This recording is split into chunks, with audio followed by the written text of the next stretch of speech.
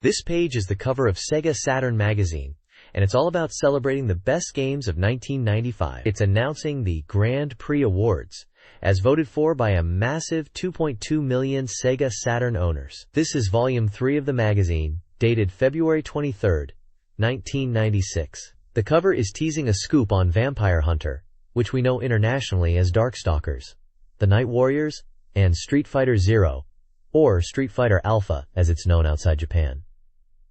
Looks like these two fighting games are going to be big features inside. We can also see mentions of Cyber Troopers Virtual On, with hidden techniques being revealed, and a special report on Gungrafon, the Eurasian conflict. Other titles getting a shout-out include Langrisser 2i, Sakura Wars, and Tenchi wo Kurao 2.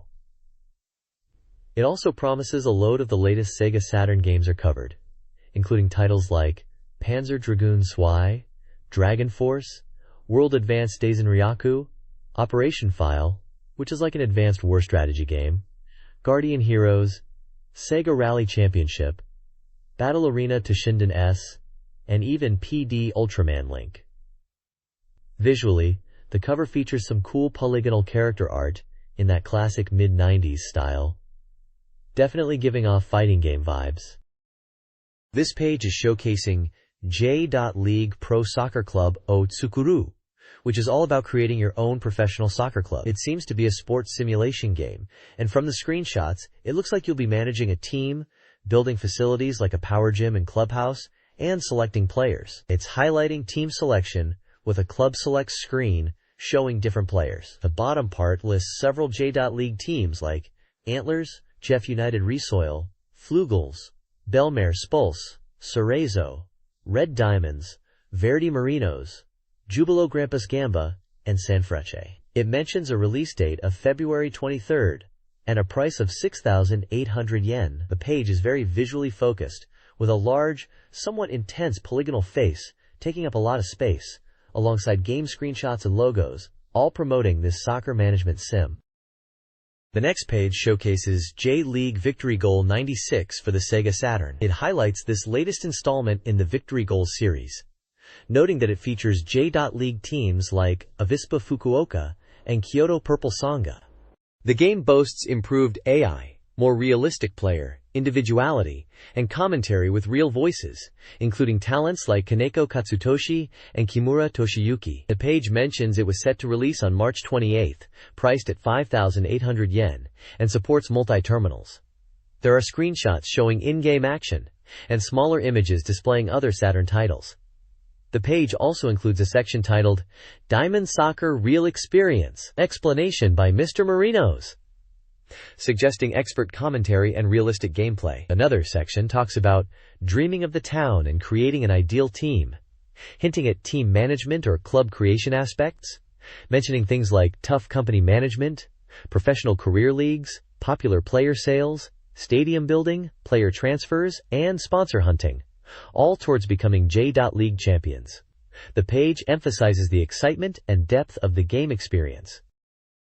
This page highlights two classic Konami titles making a comeback on the SEGA Saturn. First up is Snatcher, the cyberpunk adventure game, being advertised as a masterpiece revival that has been graded up and eagerly awaited. It's described as a grand cyberpunk adventure, and the screenshots showcase the game's distinctive visual style. It's set to release on March 29th for 5,800 yen. Then the page transitions to 96 and declares the SEGA Saturn era as the awakening of legends. Next is Gradius Deluxe Pack. Touted as another eternal shooting game masterpiece revival, this pack brings together Gradius and Gradius 2, promising gamers the excitement and wonder of these classics across time. Screenshots show intense Gradius gameplay. This is also set to release on March 29th for 5,800 yen. Finally, at the bottom, there's a Get the Soft campaign for Konami SEGA Saturn software, along with a list of Konami offices for inquiries. This page spotlights Konami's SEGA Saturn lineup for 96, continuing the theme of revivals and classics from the previous page. At the top, it's all about Tokimeki Memorial, Forever With You, a romance simulation game. It's advertised as a highly anticipated title, though the release date and price are still to be decided. Then, highlighting the 96 theme, it proclaims 96 as the year to look forward to for Konami SEGA Saturn software. Below, there are game adverts showcasing several Konami titles. These include Chibi Maruko-chan no Taiku de Suru Dama Damon, Twinbee Yahoo, Deluxe Pack, Issei Meijin, Power Pros 95, and Fantastic Parodius Deluxe Pack. Each game is priced between 5,300 and 5,800 yen. Issei Meijin is a bit cheaper, at 5,300 yen. There's a section that proudly states, "Good reviews on sale now." And at the very bottom, there's a scratch card campaign where you can win Konami SEGA Saturn software. For inquiries, there are contact details for various Konami offices across Japan. This page is all about sea bass fishing for the SEGA Saturn, a realistic sea fishing simulation game. It's touted as the real deal for anglers, letting you experience the thrill of catching sea bass right on your console. There are screenshots showcasing the gameplay, with in-game menus showing things like line depth and tension, and a fight time counter to add to the realism. They're highlighting that it's a fully 3D polygon game. What's interesting is they're releasing two versions. The simulation version is coming out first on February 23rd, priced at 6,800 yen. Then, a bit later in late March, they're releasing an action version for 5,800 yen. It seems like they're targeting both hardcore simulation fans and those who want a more action-packed experience. The game also boasts voice guidance from professional angler Masami Murakoshi, so it's like having a real fishing expert teaching you the ropes. They even mention it's easy for beginners to pick up, so you don't need to be a fishing pro to enjoy it. Daiwa, a well-known fishing gear brand, seems to be involved too, lending credibility to the simulation aspect. At the very bottom, there's a mention of another game called Mao Yugekitai Katsugeki Hen, describing it as a strange and bizarre Great Edo Bakumatsu bizarre journey. Quote, "Looks like something completely different and perhaps for a future release or different type of game altogether." This page highlights the upcoming release of Thunderhawk 2 for the SEGA Saturn, promising a super sensory battle experience. This shooting game is slated for release on February 23rd, priced at 6,800 yen. The game is set in 1999, where global conflicts persist, prompting NATO to establish a helicopter task force codenamed Firestorm to respond to various emergencies. Thunderhawk 2 boasts exhilarating battles with diverse missions, including bombing communication bases and surprise attacks. They're emphasizing a new 3D system that delivers intense and realistic combat, allowing for maneuvers like locking onto enemies from behind, using sharp turns, and approaching targets while using terrain for cover, simulating real combat flying. You can also customize your weaponry for each mission and switch viewpoints during battles. At the bottom of the page, there's a mention of a whimsical and chaotic duo returning to the Saturn, set in the Bakumatsu and Keio eras, causing chaos in Edo. This seems related to Mao Yugekitai Katsugeki Hen, mentioned on the previous page, hinting at a strange and bizarre Edo period adventure coming to the Saturn. This page showcases the epic artwork for Albert Odyssey, Legend of Eldian, a Sunsoft RPG. You can see the main hero Dean wielding his sword at the forefront, with other key characters surrounding him like the magic user girl and the archer Cecile with her bow. Leon, the dragon-like warrior, is also prominent. The artwork is dynamic, with bright beams of light adding to the adventurous feel of the game. It looks like a fantastic introduction to the world and characters of this upcoming RPG for the SEGA Saturn. This page is a vibrant advert for Albert Odyssey, Legend of Eldian, hailing it as a heaven-sent RPG. It boasts about the game's grand scale and deep storyline, calling it a massive scenario where you unravel mysteries hidden in legends. The game is structured with a two-part storyline, the first part being the Immortal Emperor, and the second part, the Eternal Queen, alongside a free quest system for sub-scenarios. The advert highlights the agility battle system, emphasizing fast-paced and enjoyable battles, rich character animations, voice acting, and flashy magic and attack animations. It mentions the release date as March 1996, and the price as 6,800 yen. There are also special promotions advertised, including a double chance, where answering a questionnaire included in the product gives you a chance to win original telecards and telecard filing cases. For a limited first run, there's a special bonus of a desk calendar and a deluxe CD case, encouraging pre-orders. Finally, it mentions the upcoming release of a special edited Albert News publication. This page is an advertisement for the game Horror Tour, a full 3D adventure game that was popular on PC and is now coming to the Sega Saturn. The tagline emphasizes the mystery of a castle that must be solved and the inescapable horror within. The advert hints at ingenious traps, eerie monsters, and alluring women players will encounter. The game is set in the ancient castle of Rod Videl, hidden in a medieval dimension, where players are guided by the Mirror of Tulkura on a journey filled with mystery and illusion, with the suggestion that there's no turning back to reality. The release date is set for March 22, 1996, and the retail price is 5,800 yen, excluding tax. The publishers mentioned are OCC and Caravan Interactive. It's presented as an interactive adventure game. This page showcases two exciting games for the Sega Saturn. On the left, it's advertising Shin Megami Tensei, Devil Summoner, a role-playing game where you explore 3D dungeons and experience immersive sound. The text teases a world of demons and shadows, hinting at intense battles and strategic gameplay. You can see screenshots of the dungeon exploration style of gameplay. On the right side, it's all about Dodonpachi, a legendary vertical scrolling shooting game, celebrated as the 95 Gamest Awards special prize winner.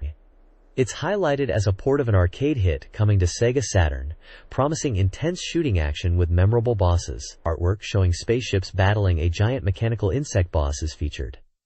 Both games are slated for Sega Saturn and priced around the same. This page is a vibrant advert showcasing three action-packed games. The main focus is on Gen War, a 3D action title for Sega Saturn. The advert boasts about its hypersuits and taking the action across the solar system, emphasizing it as a new frontier for action games. It highlights a cast of popular voice actors involved in the game. The advert also includes screenshots and character names, such as Gina, Jenner, Boxhead, Akira, Braxton, Reynolds, and Wilson, along with female and male guards.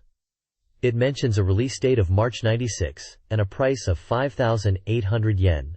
There's even a chance to win original goods, signed by voice actress Kikuko Inoue. Below Gen War are two smaller adverts. On the left is Black Fire, also for Saturn, with a fiery logo and a screenshot of a futuristic aircraft. To the right is Chaos Control, featuring the Statue of Liberty and robotic soldiers, suggesting a chaotic action experience. Both these smaller titles are promoted as 3D shooting games. This page highlights the game Shell Shock. It's advertised as a tank action game set in the near future of 1997, where players will be fighting across global conflict zones. The game emphasizes its rap music soundtrack and fast-paced 3D tank action.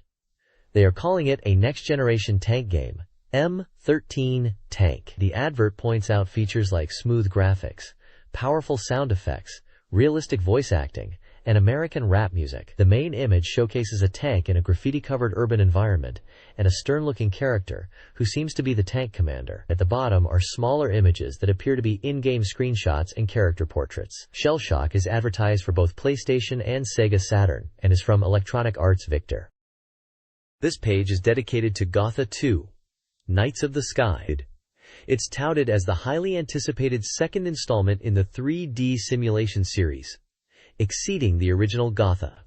The advert highlights dramatic storytelling and powerful CG visuals, promising a deeper story and system. Players will engage in hex battles across a vast world, enjoying freedom of movement, enhanced strategic elements, and new weapon systems. It also boasts multiple scenarios and endings, making it a complete, multi-scenario, multi-ending experience. The advertisement features prominent voice actors, including Issei Futamata, Akio Otsuka, Kazuhiko Inoue, Ryoko Sakakibara, Akiko Hiramatsu, Kaya Araki, and Hidenori Shibata, suggesting a strong narrative focus.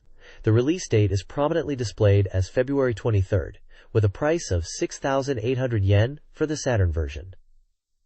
Screenshots showcase in-game action, including aerial combat and cockpit views, emphasizing the 3D simulation aspect. The overall visual style is focused on realistic mecha and detailed environments. This page introduces 7 Secret Mansions, a puzzle-adventure game for the Sega Saturn. It's promoted as a mystery-driven title, boasting beautiful 3D graphics and realistic storytelling thanks to famous voice actors. The game is penned by Naoki Prize-winning author Kageki Shimoda, adding to its prestige. The page includes a poem that hints at the game's enigmatic nature, mentioning elements like a speed queen, a king losing a ring, and a sphinx. Visually, the page features renders of various buildings, presumably representing the 7 mansions themselves. The release is scheduled for April 5th at a price of 7,800 yen. The staff credits highlight Kageki Shimoda as the original creator, Yasuhiro Miyagawa for the music, and a voice cast that includes Hikaru Midorikawa, Mariko Kuda, Yumi Touma, Yuri Amano, Akiko Takekuchi, Koichi Kitajima, and Yuko Asagami. The producer is Koki Shibusawa. This title seems to be a departure from the aerial combat focus of Gotha 2 on the previous page, instead offering a more atmospheric and mystery-focused adventure. This page seems to be an advertisement for Yoyogi Animation Gakuen, a school for aspiring creators. They are boasting a very high achievement rate of over 97% and highlighting their courses, which are quite relevant to the game industry. They offer training in areas like animation, COG for anime and games, voice acting, digital painting, manga and comics, background design, special effects, and even sound and visual direction for anime. They also have newer courses for music artists and music business. They're advertising free trial lessons and school information sessions being held all over Japan in cities like Tokyo, Osaka, Nagoya, Fukuoka, and Sendai. It looks like they are also scouting for new voice talent and other skills with free auditions. The page features a picture of a man named Tae Akira, likely someone important at the school, and a colorful anime girl character, perhaps as a mascot. Overall, it's an ad promoting a career path in animation and related fields, some of which could lead to game development roles. RoboPit for Sega Saturn is a fighting game where players build and customize their own robots. Key features include extensive customization of body parts, colors, and facial expressions. The game offers 1 to 2 player modes, including a versus mode with computer-controlled opponents, and a watch mode. Players train and simulate robot battles, earning points to upgrade and steal parts. The ranking system goes up to 100, starting robots at rank 101. Familiarity with arms boosts attack power. Players can challenge robots even with higher ranks and register up to 10 robots. Battles have 3 camera angles.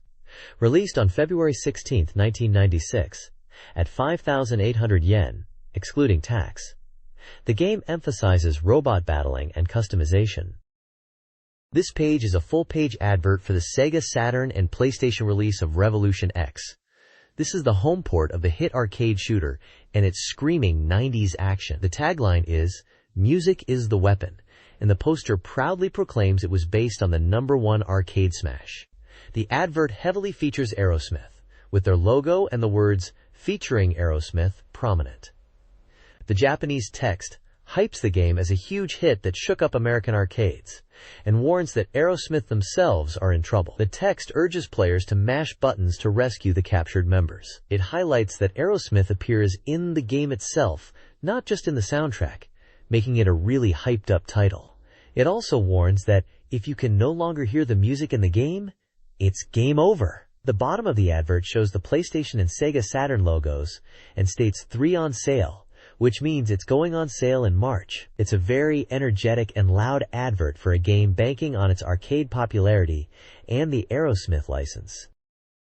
This page is an advertisement for Amusement Media Academy, a college that supports aspiring creators with the backing of Pony Canyon. They offer a range of courses focused on different creative fields. You can learn game creator skills in 2-year or 3-year courses, covering game design, scenario writing, and programming. There are also CG animation and multimedia creator courses, each lasting 2 years, teaching CG design, 3D animation, character design, and multimedia skills, including CD-ROM creation, digital sound, and internet technologies. For those interested in voice acting, there's a 2-year voice talent course covering anime voice acting, Western dubbing, and narration. Finally, they have a 2-year comic course, where you can learn to create various types of comics, like fantasy, gag, and children's comics. The ad lists contact details and phone numbers to inquire for further information or apply for the courses. It mentions eligibility for high school graduates and upcoming school information sessions in February and March.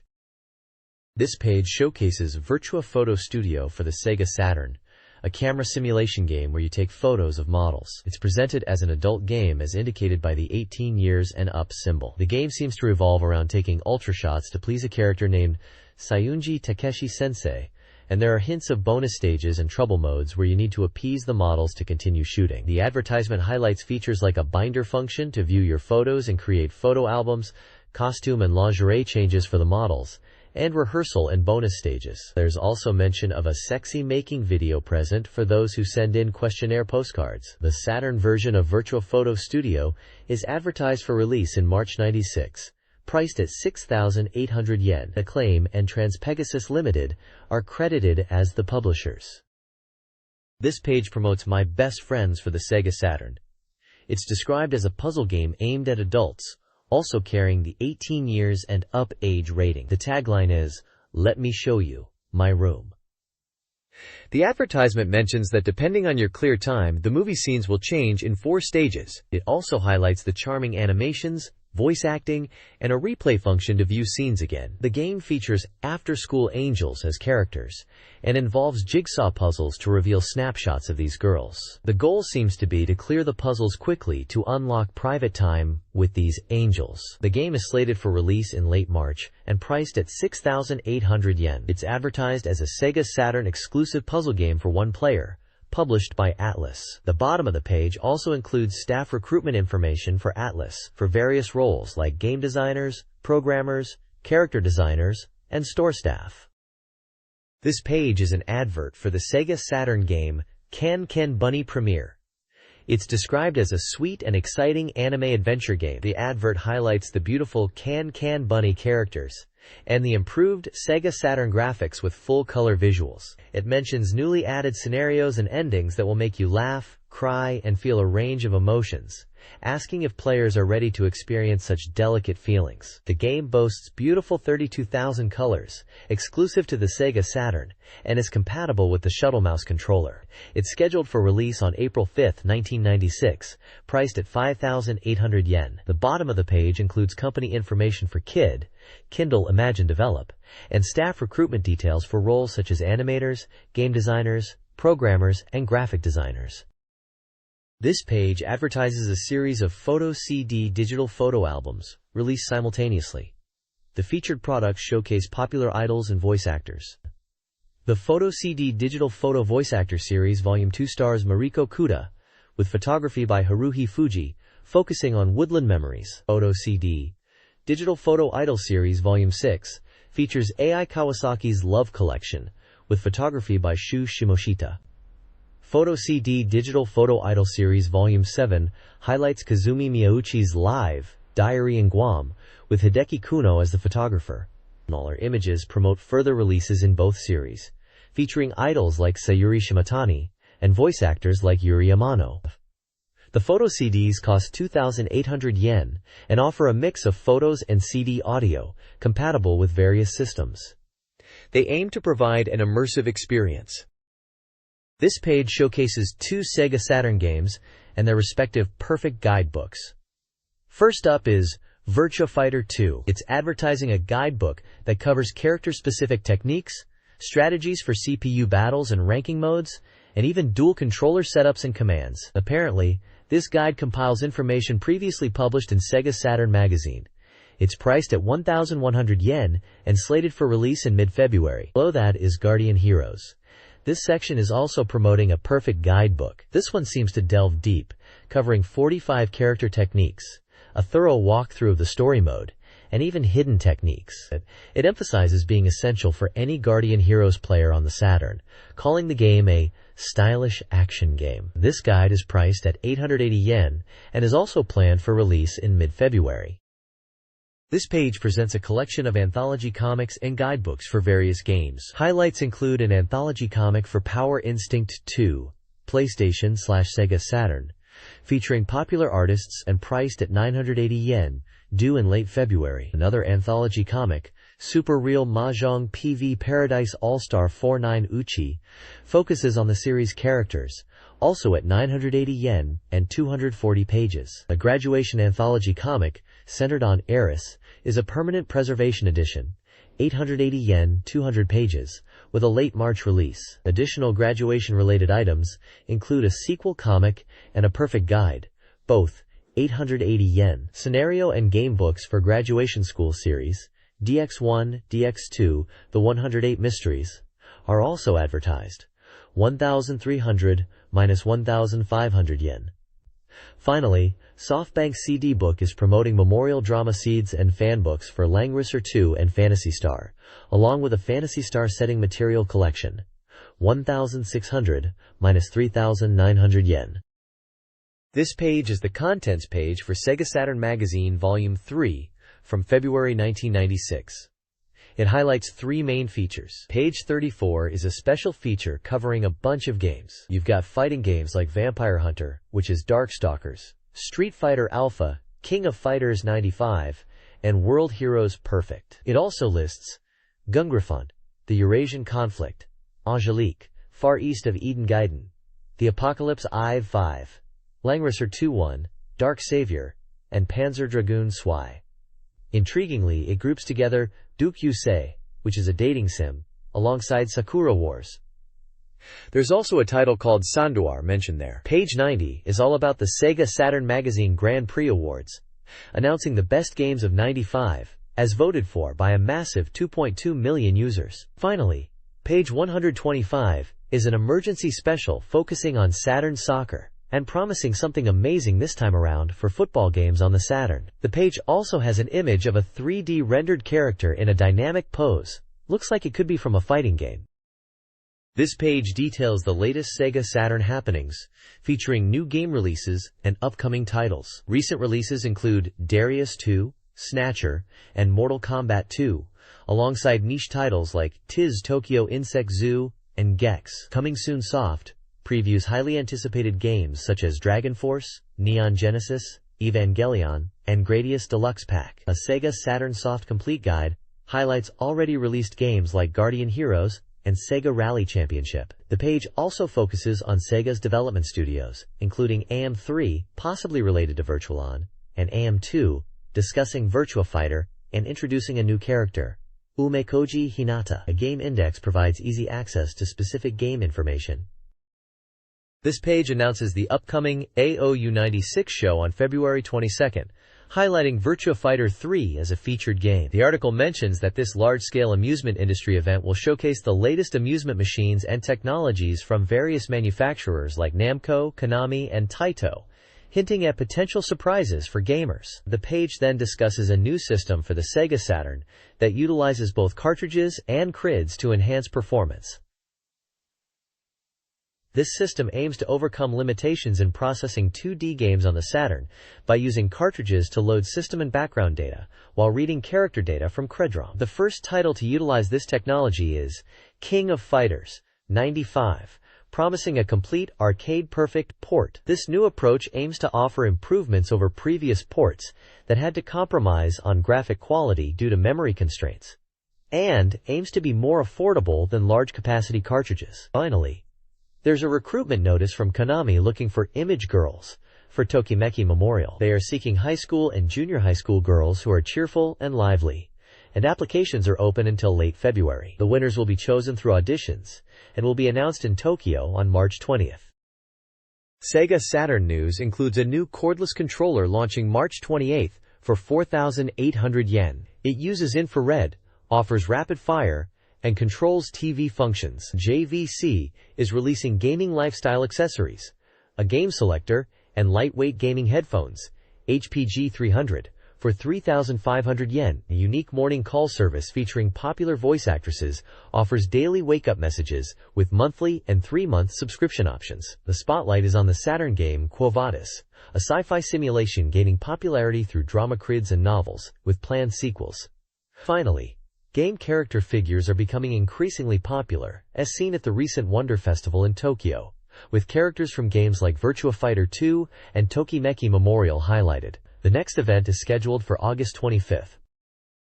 This page features a spotlight on the artist Frasco Sakiko Masano, describing her as a singer who enjoys performing in parks and highlighting her musical journey since forming the band Frasco in 1989. Moving to music releases, there's a single Thinking About You by Miho Nakayama, described as a medium ballad showcasing her mature side as an actress. Another single is Kiss in the Rain by Yamato Sawamura, promoting his radio column and solo debut with a cool Kaio style. The album Fire Dog by Kazuyoshi Saito is mentioned as a self-produced rock album with a lyrical and folksy sound. For game music, the Power Doll 2 Kogado Collection soundtrack for the Saturn game Power Dolls 2 is advertised, featuring new arrangements and a horn section, derived from the Towns and 9801 versions. Max releases Tora Tora Tora Max, seemingly a dance-pop single in the style of Amuro, from the group Max. A single called Samishikuna Iyo Ne by Aya Yamamoto is on sale. The theme song for the animal anime, Bucket de Gohan, described as a very happy and cute song. The Henry Explorer's original game soundtrack is promoted as providing a cinematic experience, perfect for turning off the lights and getting an Egyptian atmosphere in your room, for the gun-shooting game Henry Explorers. Finally, the competition SEGA Rally Championship Complete soundtrack is available, featuring original and replay music from the Saturn version and arcade versions of SEGA Rally Championship, promising a complete sound experience for fans. This page showcases the SEGA Saturn's top 10 best-selling software chart, with SEGA Rally Championship leading the pack, followed by Virtua Fighter 2 and Shin Megami Tensei, Devil Summoner, Mobile Suit Gundam, and Virtua Cop are also in the top 5. Moving to the arcade scene, the page presents the top 5 arcade video games. Cyber Troopers Virtualon is number 1, with Virtua Fighter 2, Tekken 2 Verb, Fighting Vipers, and Virtua Cop 2 following behind. The table below reiterates the arcade top 5 and lists the game developers, mainly Sega and Namco. The content suggests that games like Sega Rally and Virtua Fighter are maintaining their popularity in both the home console and arcade markets. This page reveals what Sega Saturn fans are hoping to see on their consoles, with a top 20 list of games they'd like to be converted or ported to the Saturn. Topping this wish list is the Iron Soldier series, followed by Final Fantasy and Dragon Quest. Other notable games in this conversion wish list include Ridge Racer, Virtua Cop 2, Virtua Striker, Samurai Spirits, Marvel Superheroes, and Phantasy Star. The page then shifts to highlight the top 15 most anticipated upcoming Sega Saturn titles. Leading the charge here is Vampire Hunter, followed by Denpai Sentai Vashilan, and Panzer Dragoon Zwei. The list features games like Fighting Vipers, The King of Fighters, 95, Sakura Wars, Tokimeki Memorial, Forever With You, and Dragon Force. The page also includes small congratulatory notices for Angelique Special and Rockman X3, showing progress percentages, hinting at their development status. The overall tone suggests excitement for both Dream ports and upcoming original Sega Saturn releases.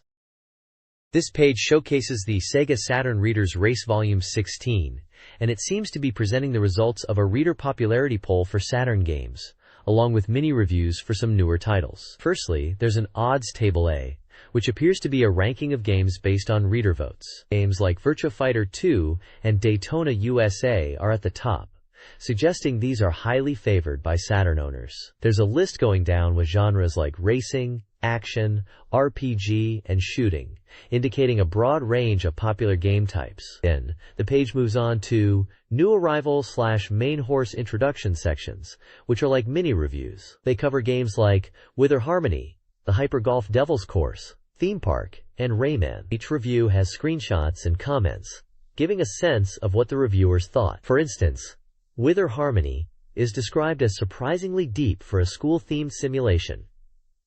Theme Park is praised for its arcade-like feel and addictive gameplay, even if the visuals are a bit rough. Rayman is noted for its graphical style and unique character control. Finally, there's a section discussing Upper Rank Sure Win, talking about how popular genres are dominating the rankings and questioning if new game types can break through. It mentions action and shooting genres are strong, but there's anticipation for games that offer deeper, more engaging experiences. This SEGA Saturn magazine page presents game reviews and reader poll updates. The odds table Saturn B section lists ranked games with scores and genres. Reviews cover DX Jinsei game, a board game praised for party play, and Chibi Maruko-chan no Oshiete Grandpa, a cute, fun arcade-like game. Quo Vadis, a story-driven adventure game, is lauded for its atmosphere despite pacing issues. Virtua Racing Saturn offers arcade-quality graphics and replays, though controls are noted as finicky. Sea Battle is fun in short bursts, but repetitive. Q10 Korogashi, a pinball simulator, is praised for realism despite control flaws. An urgent notice highlights the reader poll, with Queen of the Sea leading, and anticipation for the final rankings.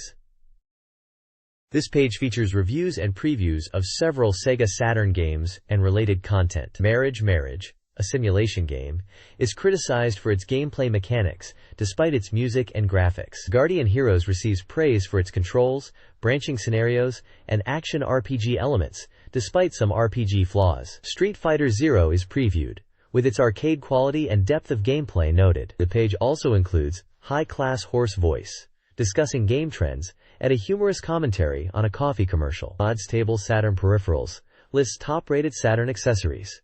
Even stronger Real VF emphasizes the real arcade VF stick. Readers are invited to participate in the SEGA Saturn Readers Race by submitting game reviews and predictions. The Dress Order Expectation Game to Wants section reveals reader predictions, with Vampire Hunter expected to win.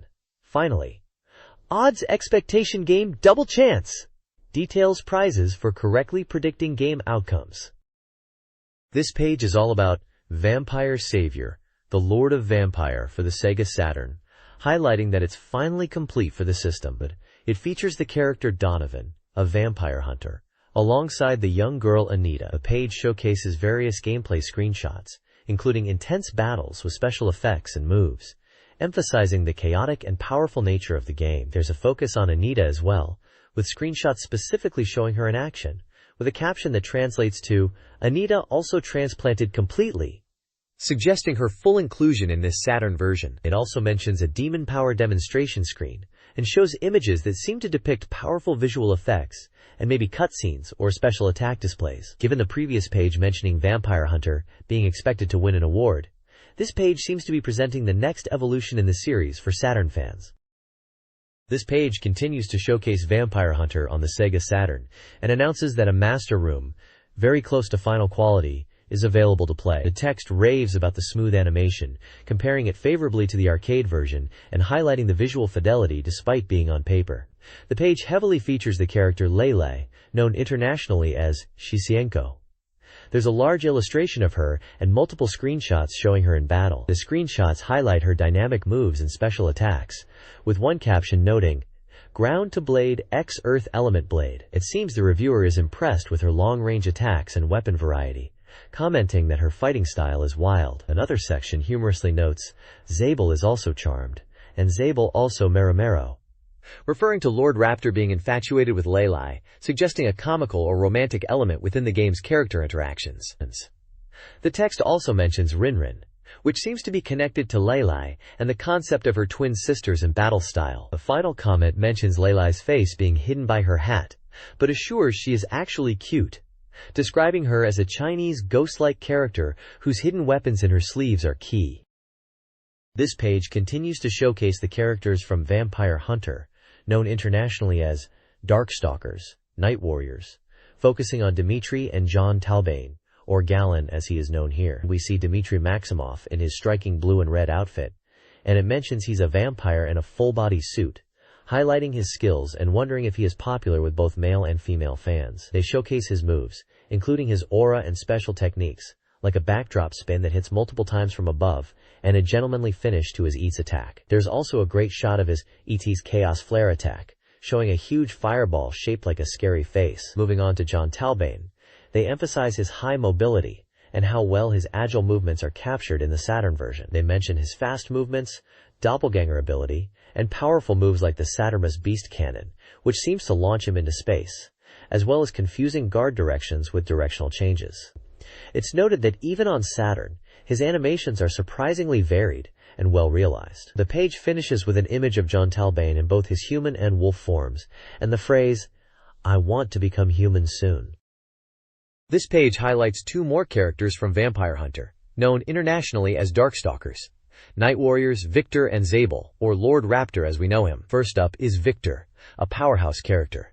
The page talks about his muscular physique and detailed animations. They specifically mention his electric attacks, emphasizing the visual spectacle of his moves. Screenshots show Victor unleashing electric attacks, highlighting the intensity of his special moves and the dynamic gameplay. Then there's Zabel, or Lord Raptor, described as a death rocker. They mention his dangerous techniques, including his command dash, hell dunks, and the fact that Lord Raptor can transform into Rumaruta, which appears to be a goal or transformation mechanic in the game. The screenshots showcase Lord Raptor in action, using his signature guitar attacks and his bizarre, undead style. There's also a separate image of Rumaruta, looking quite strange and comical.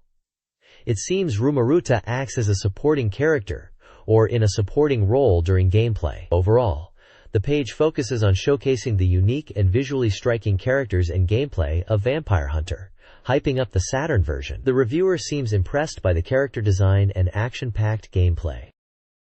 This page showcases two more characters from Vampire Hunter, which is Darkstalkers, Night Warriors internationally, specifically Anacaris and Sasquatch.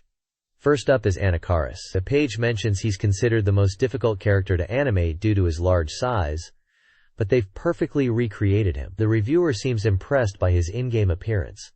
They highlight his Pharaoh magic move, noting it's faithfully reproduced and essential to see in action. Screenshots show Anacaris using his unique moves and fighting style. Next is Sasquatch, described as cute. They focus on his crouching punch, pointing out how adorable his expressions are.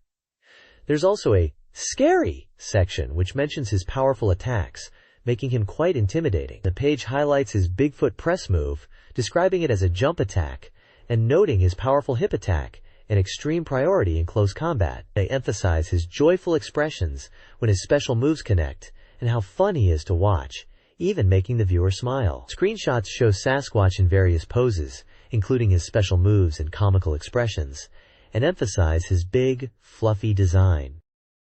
This page continues the look at Vampire Hunter, known as Darkstalkers, Night Warriors overseas, this time featuring Morrigan and Felicia. Morrigan is described as hugely popular with male fans, and the reviewer notes anticipation for her appearance in the game. They mention her winning poses are Spontan and highlight her long-distance standing kick move. Screenshots showcase Morrigan in action and some of her poses. Moving on to Felicia. She's described as a musical cat star, and they remark on her smooth, cat-like movements. The reviewer seems to find her charming and wonders if male readers are excited about her. They mention a move where she turns pink and becomes cat-like, possibly related to a special or X move. Screenshots show Felicia in various fighting stances and during gameplay, emphasizing her feline features and fighting style.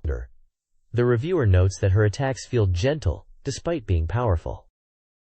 This page continues the Vampire Hunter feature, and this time introduces two more characters, Olbus and Bishaman. First up is Olbus, described as the Underwater Empire, Olbus, a merman-type character with a crustacean or shellfish appearance. The page highlights his attacks, particularly his tsunami or wave-based moves, noting they are powerful but have slow startup animation and can be guarded against. Then the page moves on to Bishaman, calling him Cursed Armor Bishaman, a warrior wielding a demon blade that thirsts for blood. He's described as having immense attack power and a frightening presence. One special move mentioned is the Screwjet, where he spins and attacks.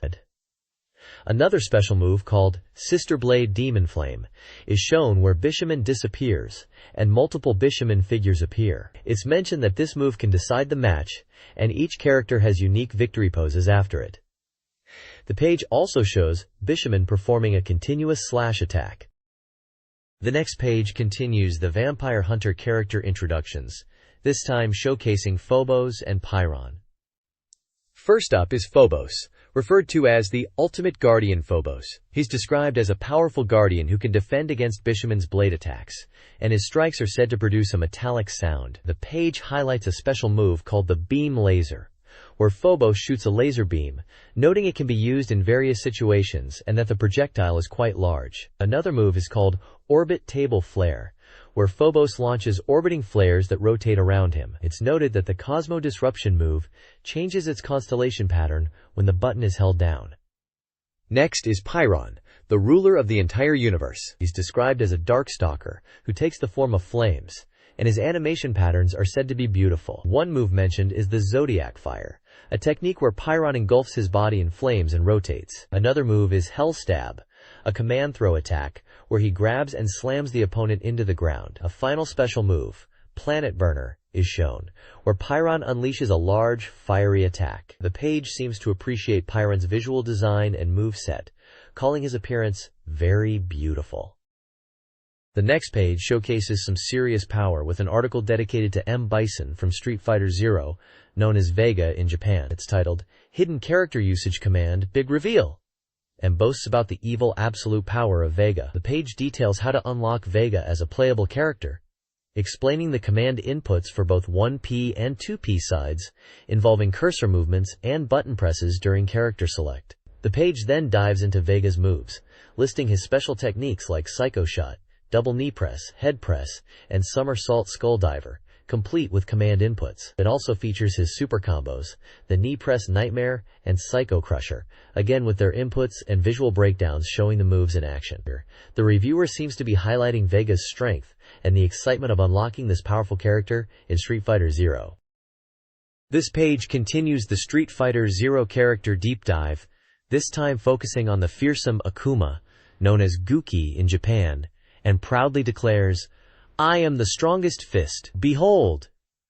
The page details how to use Akuma, revealing the command to select him, which involves specific cursor movements and button presses for both player 1 and 2. Moving on, the page lists Akuma's command moves, special techniques, and essential special moves with button combinations, including his signature moves. It also includes a section on how to make Akuma appear as a CPU opponent, detailing specific conditions in arcade mode, like using a 1P or 2P color character other than Akuma, playing on level 5 difficulty or higher, reaching the final stage without continuing, and finishing the opponent with a super combo 10 times.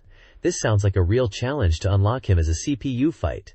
Finally, the page showcases Akuma's super combos, Masatsu Go Shoha and Tenma Guku Satsu, with visual breakdowns of the move animations in action, reinforcing Akuma's devastating power and cementing his status as a top-tier character in Street Fighter Alpha.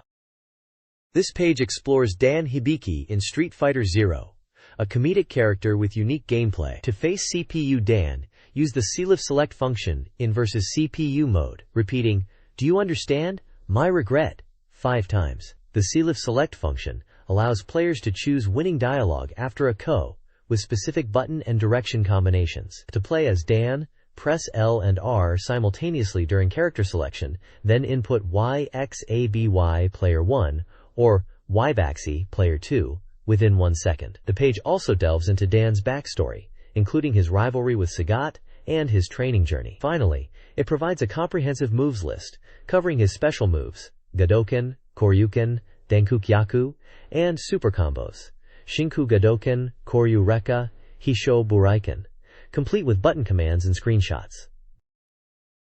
This page is an in-depth look at Ryu and Chun-Li in Street Fighter Zero, offering fighting tips for players.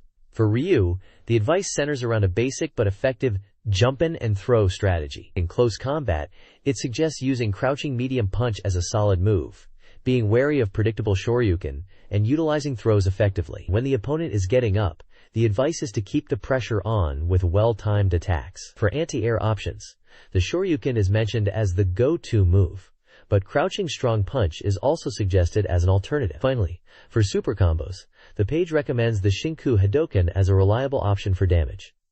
Moving on to Chun-Li, the focus shifts to leveraging her speed and footwork. The strategy emphasizes using her mobility to get in close. In close combat, the advice is to use crouching medium kick and crouching strong kick effectively, utilizing her strong standing attacks to control the pace. For opponent wake-up situations, the suggestion is to use throws and mix-ups to keep them guessing. Anti-air options mentioned are jumping strong kick and air throw for dealing with aerial attacks. For super combos, The page recommends the Huyokusen as a strong option in neutral and for punishing predictable moves. This guide focuses on 2 Street Fighter Zero characters, Nash, Charlie, and Ken.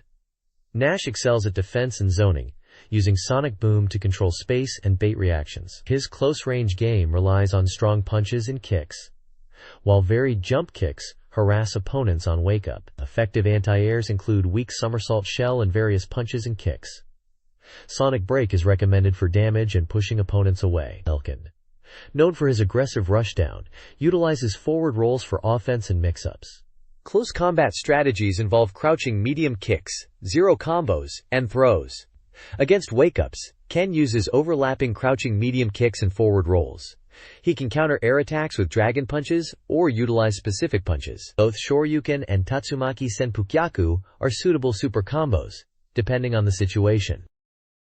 This page delves into Street Fighter Zero, offering character guides for Guy and Birdie. For Guy, the focus is on utilizing his ninja-like speed to overwhelm opponents. He's described as a fast character ideal for speedy gameplay, excelling in close combat with quick normal moves and combos.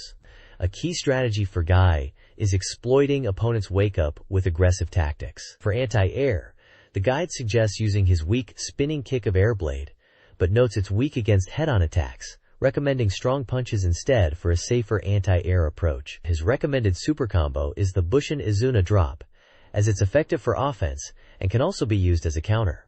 Moving on to Birdie, the guide highlights his brute strength but acknowledges his slow movement. Birdie's gameplay revolves around utilizing his power to inflict significant damage, even when pressured.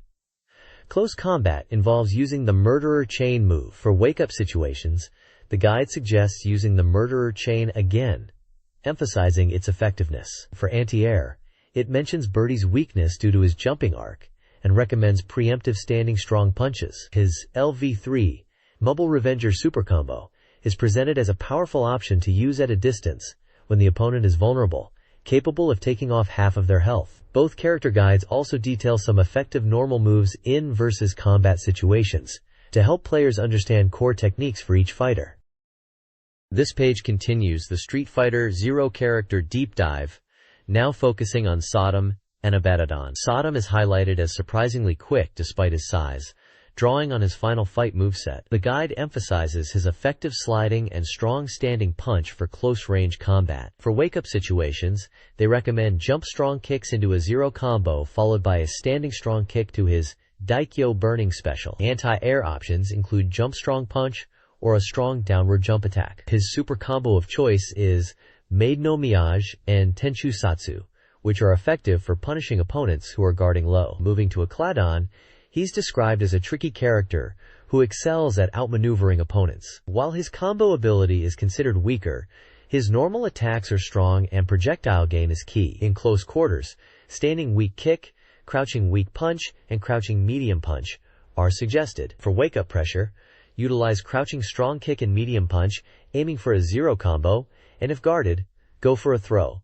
For anti-air, jump medium kick is recommended. Abaddon's super combo, Jaguar Variant Assault, is highlighted for countering projectile attacks. Both character breakdowns offer practical advice on how to use these characters effectively in versus matches, focusing on core tactics and key moves.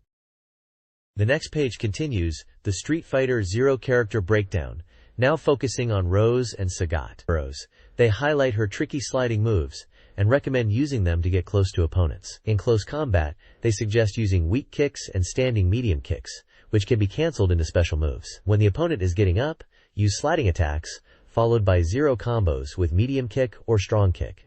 For anti-air, the Soul Spark is reliable, but you can also use a strong punch. Her level 2 super combos, Aura, Soul Spark, and Soul Illusion, are recommended, especially for wake-up situations and further offensive pressure. Moving on to Sagat, the guide notes he powers up over rounds, becoming very strong. Despite being slower, his normal attacks have good reach. In close combat, they advise using weak kicks to keep distance. When the opponent is getting up, use crouching strong kicks and medium punches for zero combos. And, if guarded, try a throw. For anti-airs, they recommend standing strong kick and using Tiger Blow predictably. His super combo, Tiger Cannon, is suggested for countering projectiles and as a versatile anti-air and projectile defense tool. Overall, the page offers practical tips for playing as Rose and Sagat, focusing on their strengths and key strategies in Street Fighter Zero. The next page showcases the King of Fighters 95 for the Sega Saturn. It's clearly highlighting the Saturn version of the game, proclaiming, "This is the Saturn version!" in bold Japanese text. There are two screenshots side by side, one labeled Saturn version and the other Neo Geo version, so you can visually compare them. The text talks about how the Saturn version is finally here, and how impressive it is, especially the new system that allows for near-perfect arcade ports. They mention that the animation patterns and data are almost identical to the Neo Geo version, but the loading times are reduced, leading to smoother gameplay on the Saturn. They pose questions like, are there any original elements, and what are the detailed differences in the graphics, promising to reveal more information in future issues. Essentially, it's an introduction to the Saturn version of King of Fighters 95, emphasizing its faithfulness to the arcade original and improvements in loading times.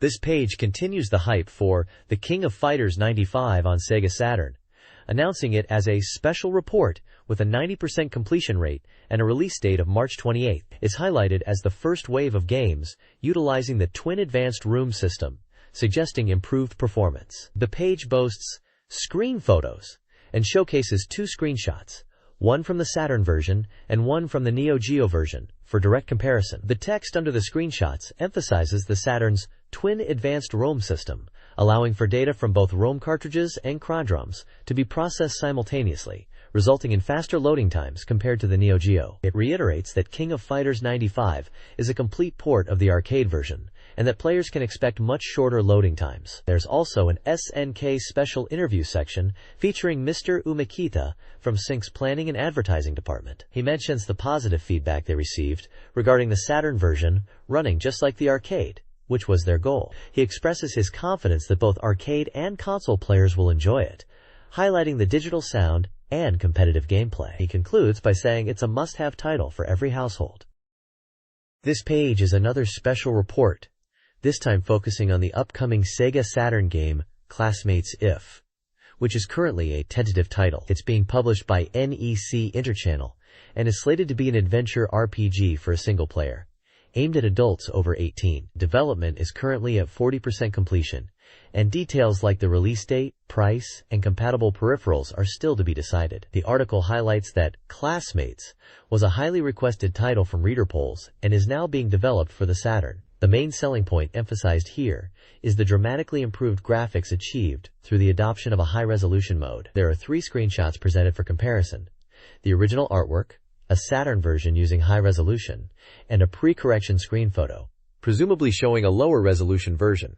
The article encourages readers to compare these images, pointing out the enhanced detail in areas like hair and backgrounds in the Saturn high-resolution version. It explains that while standard Saturn resolution is 320 by 224 dots, this title utilizes a high-resolution mode of 640 by 224 dots, effectively doubling the dot density and achieving a much cleaner and more detailed image quality, even surpassing the original artwork in visual fidelity. This page delves deeper into the time axis concept in the game Classmates If, building on the enhanced graphics mentioned previously. It explains that the game world progresses with time, impacting story progression, event occurrences, and character encounters. This time axis idea means that events and character interactions are dependent on when you visit certain locations. For example, missing a specific time slot at a place might mean missing an event or a chance to meet a character you were supposed to meet, which adds a layer of realism and consequence to your in-game actions. The article stresses that the graphic environment also changes depending on the time period depicted. The Saturn version utilizes color changes in backgrounds and characters to represent different time periods within the game. The example given mentions that even in the same scene, daytime and evening will have distinct visual differences in characters and backgrounds, adding to the immersive atmosphere. There are screenshots that demonstrate these graphical changes influenced by the in-game time, showing side-by-side comparisons of scenes at different times of day to highlight the graphic atmosphere flow and graphical fidelity.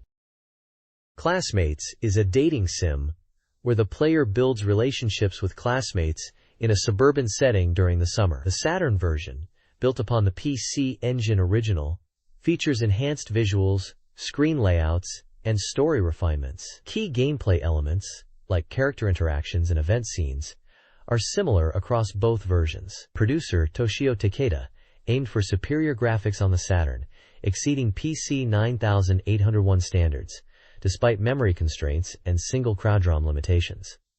To manage this, events were segmented, and data compression was utilized. While loading times are longer, in-game animations mitigate this. The Saturn version also features faster-paced in-game time. The focus is on realistic interactions and in-depth stories with each girl, avoiding tedium. This article focuses on the game Dusei, designed by Take, known for his character graphics. It highlights the game's evolution from the PC Engine version of Classmates, noting the expansion of character count to 17 on the Saturn. An interview with SEGA Saturn reveals enhancements in the Saturn version, particularly improved graphics, and a refined sense of time and event flow, making even minor characters more engaging. New characters were added to enrich the experience. The team targeted a broader audience rating, aiming for a general audience appeal. While acknowledging longer loading times on the Saturn, they compensated with improved animation. The interview discusses character design direction, emphasizing softer expressions and capturing subtle, fleeting moments. The team aims for a complete version feeling, despite similar story volume through data compression. Bonus content plans were undecided, as the release was planned for summer.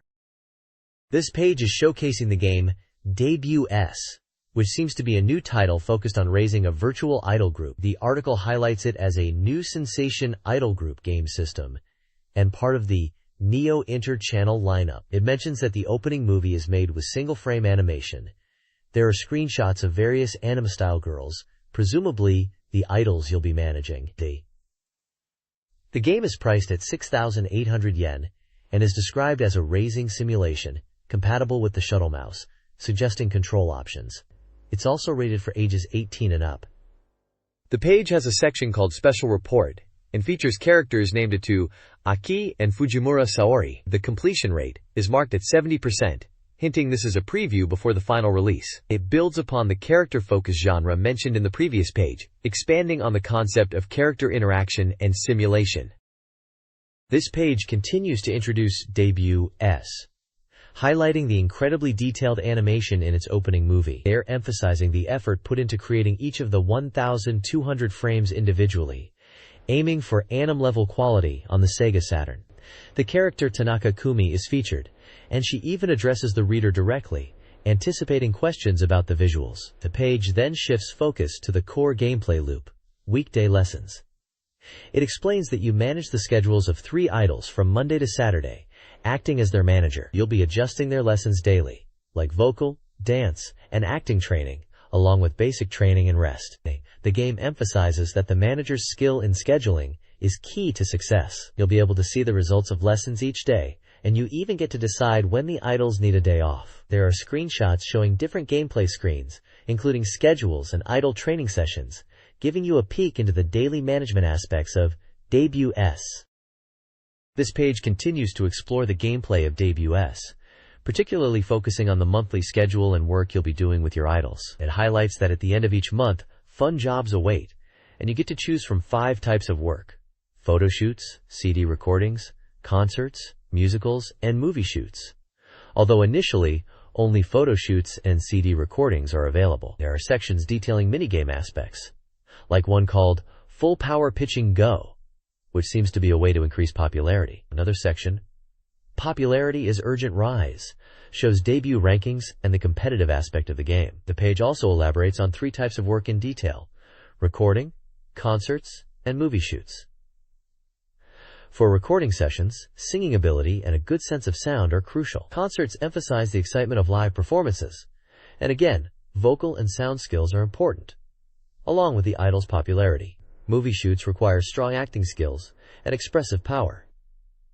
Lastly, the page presents a yearly schedule for both the first and second year in the game. In the first year, you start with smaller jobs like appearances at department stores and local events, eventually progressing to doing CM commercials. The second year schedule showcases more prestigious work like idol contests, TV dramas, and large-scale concerts, indicating the idol's career progression and increasing fame. This page highlights variety-rich events in odd-numbered months within the game debut. It mentions 2 event types: an improvisational poem contest, where idols compete in teams judged on their wit and knowledge, and department store business, featuring idol shows with singing and talking on stage to attract customers. There's also a section called Sudden Report, showing in-game scenarios with rival characters interacting with the player's idol, suggesting rivalry is a key game element. The page then moves on to Manager's Tough Job on Weekends Without Work, explaining that even on days without scheduled work, managers have responsibilities. This includes special training to improve idol abilities, communication, fan letters, etc., and handling rival data. It emphasizes strategic decision-making and careful communication with the 3 idols you're managing. The text mentions commands related to communication like praise and present, and stresses the importance of not neglecting any of the idols and guiding them correctly. Finally, it mentions special training to polish talent and 2 types of rival battles, highlighting that training is crucial for skill development, especially in areas where the idol is weak. Rival battles are presented as advantageous if won, offering a quiz-like or rhythm game-based challenge to outshine rivals and gain confidence while pushing rivals into a slump if you win. This page is a special report announcing a delay in the release of Sakura Wars. Initially planned for spring, the release has been pushed back to September to enhance the game's quality. The reason for this delay is due to a significant volume increase, leading to the game being expanded to 2 crydroms instead of 1. This move is solely for quality improvement, ensuring a better gaming experience. The page features screenshots showcasing in-game scenes and character dialogues. We see what appears to be Sakura in a thoughtful mood, with another character remarking that it's unlike her. Another screenshot shows a character, likely Sumire, concerned about stage practice. We also see Ichiro Ogami introducing himself as a lieutenant junior grade of the Imperial Navy, and another character, possibly Kana, mentioning being hungry and wondering if they can fight on an empty stomach. Overall, the page emphasizes the developer's commitment to quality, even if it means delaying the release to provide a more substantial and polished Sakura Wars experience. This page is showcasing the adventure story scenes for the upcoming Sakura Wars game, emphasizing the importance of story and character interaction. It highlights that communication with the female characters and building trust will influence battle parameters. The page then presents a section called "This is the latest character screen," featuring the newest in-game screenshots. We get a closer look at several female characters, including Sakura Shinguji in a theater scene with dialogue options, Sumire Kanzaki laughing in front of a grand building, Maria Tachibana looking serious in a forest setting, Iris Chateaubriand holding a teddy bear in a city scene, Kana Kirishima looking fierce in what seems like a dojo, and Ayame Fujieda with a stern expression in a Japanese pastyle room. The article points out the improvements in character visuals, noting more detailed faces and richer hair colors that make the characters appear more mature. It also mentions that new stage costumes and battle costumes are being implemented in the game. This page visually reinforces the enhanced quality and content that led to the game's release delay, focusing on the richer storytelling and character development aspects. This page continues to showcase Sakura Wars, diving deeper into the gameplay flow, which moves from adventure story segments to simulation battles. It highlights how the game transitions between these modes. There's a section showing off light combat action patterns, which seems to be demonstrating the combat moves of the Orkubu mecha in action with sequential screenshots. The page also features a special commemorative section titled Red Western City Grand Strategy, which is an interview with Nagata Taishi from the development team, who is the CG director and in charge of CG. The interview discusses how he got into CG work and his design philosophy. He mentions being inspired by American trends and technologies in CG and striving for high-quality visuals in Sakura Wars. He also talks about the balance between detail and performance in game development, noting the challenge of creating compelling CG within technical limitations. The interview gives some insight into the CG production process and design considerations for the game. The page concludes with a large image of a pink kubu, emphasizing the mecha design aspect of Sakura Wars. The next page continues the Sakura Wars coverage, highlighting light combat action patterns. It looks like a breakdown of the Kubu mecha combat moves, using sequential screenshots to demonstrate attacks and actions in the game. We can see the unit moving, attacking with a sword, and using special attacks.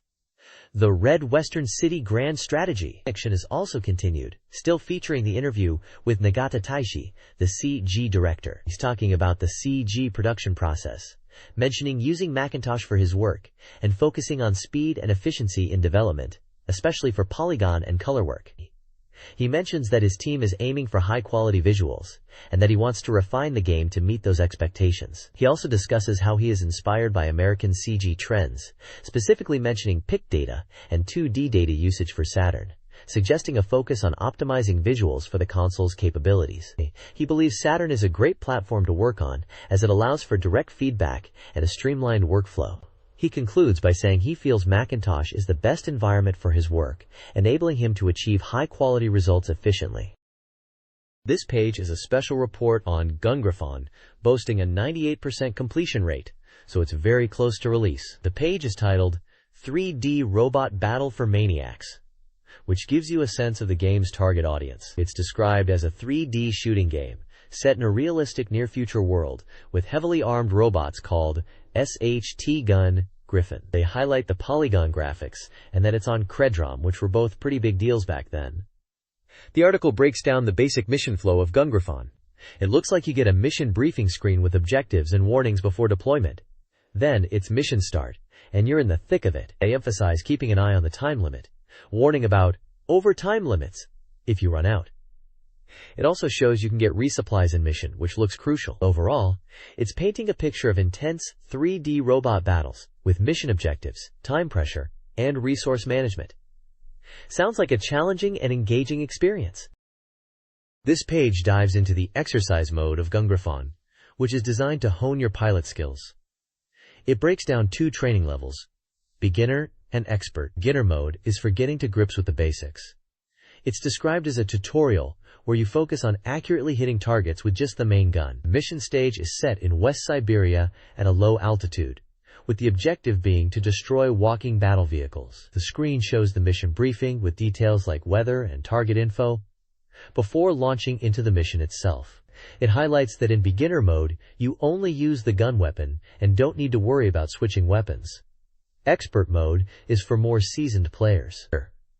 Here you get to use all 4 weapon types, encouraging you to learn weapon switching and strategic combat. The stage is set in Russia, Southern Region, Ukraine Republic, and Kharkov, with the same vehicle targets. Again, a mission briefing screen is shown, followed by in-game action, with multiple targets and weapon selection being emphasized. Both modes ultimately aim for the same goal: destroy all targets and reach the goal point. The page shows mission success screens and gameplay tips, emphasizing that in expert mode, you need to use all weapon types effectively.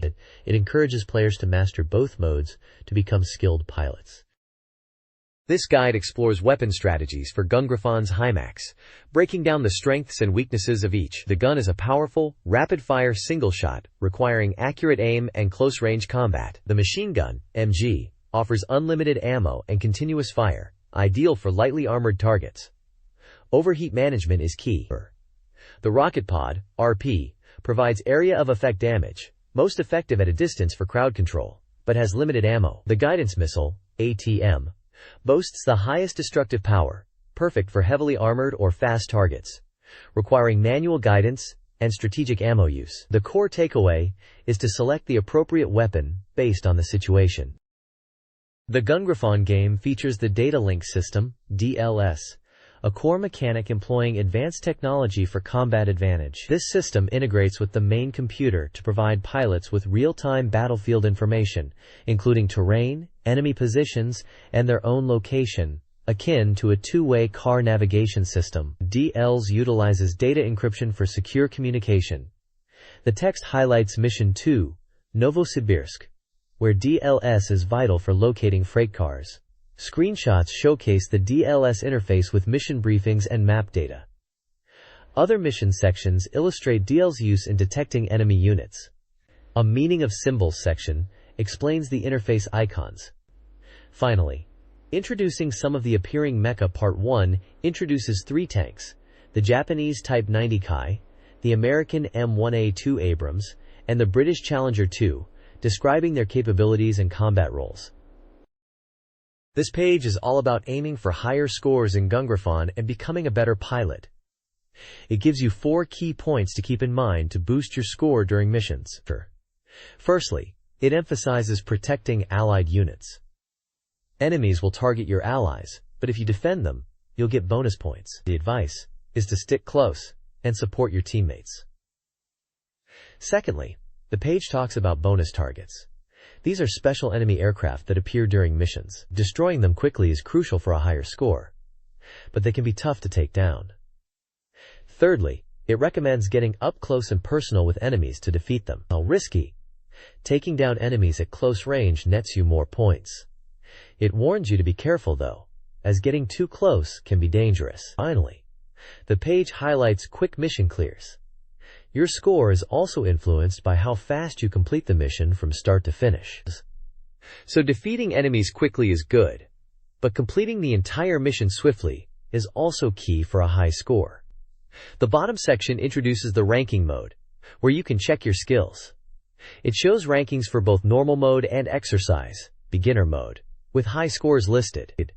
It mentions you can save your best scores in these modes, and encourages players to use the exercise mode to practice and improve their skills for better rankings in the main game.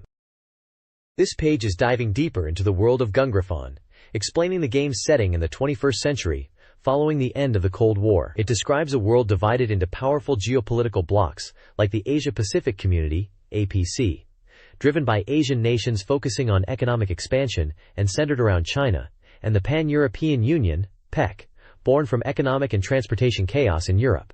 There's also mention of the American Free Trade Area, AFTA, which seems to be a powerful economic zone, led by the U.S. The page then introduces some of the main mecha, called Armored Walking Gun System, or AWGS, that you'll encounter in the game. We get a look at the Autruche from France, a mass-produced, cost-effective model. Then there's the American M15 Landcrab, a heavily armored type. Japan's contribution is the Type 2, a space armor-equipped model using composite armor. And finally, the German Tiger, a 4-legged machine focusing on heavy firepower and defense. There's also a section discussing the missions in Gungraphon, pointing out that by clearing 4 missions, 2 new ones become available. The page highlights in-game screenshots, showing the heads-up display during gameplay, and a mission briefing screen, giving you a feel for the action and objectives. It seems the reviewer is encouraging players to immerse themselves in the game's world and story through these missions and visuals.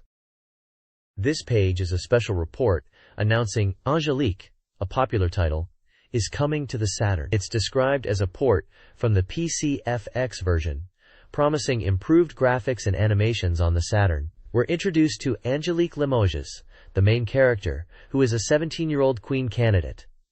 The game revolves around her journey to become queen, competing with another candidate, Zalia de Talal. The gameplay involves building structures with the help of guardian saints to prove her worthiness. The page details the game progression, stating it begins with the current queen selecting 2 candidates for the next queen, one of whom is Angelique. These candidates compete by developing continents and gaining the support of guardian saints. The goal is to build structures and cultivate relationships with these saints. The game seems to focus on strategy and relationship building, with the ultimate aim of becoming queen. It highlights that the guardian saints are important figures in the game, and that developing close relationships with them is key to success and perhaps even romance. The page emphasizes that this is the real heart of the game, building bonds with the guardian saints. The game is listed as a simulation game and will be priced at 7,800 yen. It's designed for 1 player and is suitable for all ages. This page introduces us to the charming guardian saints from Angelique, who were mentioned in the previous page as key figures in the game. It seems this is a special feature to showcase these characters that players will be interacting with. We get a look at 9 of these handsome guardian saints, each with their own unique style and personality. First up is Julius, who's all smiles and looking noble. Then there's Clavis, giving off a cool and slightly lonely vibe. Randy is presented as cheerful and cool, and even has a cute little animal friend. Lumiale is portrayed as gentle and serene, holding a harp, while Oscar is the gallant knight type on horseback. For the more youthful appeal, there's Marcel, who's described as simply cute, and Zephyr, who might have a bit of a bad boy edge despite his looks. Olivia is presented as enchanting and flamboyant, and lastly, there's Luva, who makes you wonder if he's truly the romantic type. Each character gets a little profile box, with details like their age, height, constellation, blood type, and occupation, and some even mention their voice actors. The page overall is clearly designed to highlight the appeal of these characters, which is emphasized as a core part of the Angelique experience, building relationships with these guardian saints to become queen. It's a character spotlight, hyping up the romantic and relationship-building elements of the game. Koei's upcoming adventure game, 7 Mysteries Mansion, is a mystery-solving title where players, as Heihachi Hiraba, must solve 7 mansion mysteries to find hidden treasure. He's joined by heroine Rinne Shiraishi. The game, currently 28% complete, features a mix of Japanese and Western-style environments, filled with puzzles, traps, and enemies. The game stars Hikaru Midorikawa as Heihachi, Mari Mariko Kokufu as Rin, and Yuri Amano as a young girl. Key creators include Keita Zida as the scenario writer, and Yasushi Miyagawa as the composer. Zida expressed confidence in the story and puzzle design. Scheduled for release on April 5th at 7,800 yen, 7 Mysteries Mansion promises an intriguing adventure with a focus on family history and legacy. This page is a special report diving into Far East of Eden Gaiden, the 4th installment in the series. It's revealing main character details and showing off work-in-progress CG and wireframe models. The article expresses excitement about seeing how the characters will look in-game and encourages fans to keep checking for updates. The progress is stated as 65% complete, and the game is listed as being developed by Hudson Soft. For RPG genre, release date, and price are still to be determined. We get a look at some character design sketches in the Character Setting Collection section. There's Raiden, who inherited the blood of fire from the eastern land of Zepang, and apparently dislikes being treated like a child. Yumi, described as Raiden's childhood friend, and having a quiet personality. Ace is presented as a double personality character, normally a timid security guard who transforms into a violent madman.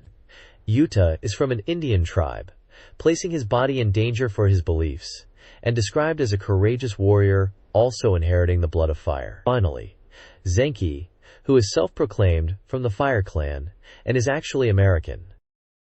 This page is a special report introducing World Heroes Perfect, the newest game in the World Heroes series coming to SEGA Saturn. It's announced as being 30% complete and emphasizes the large roster of characters available.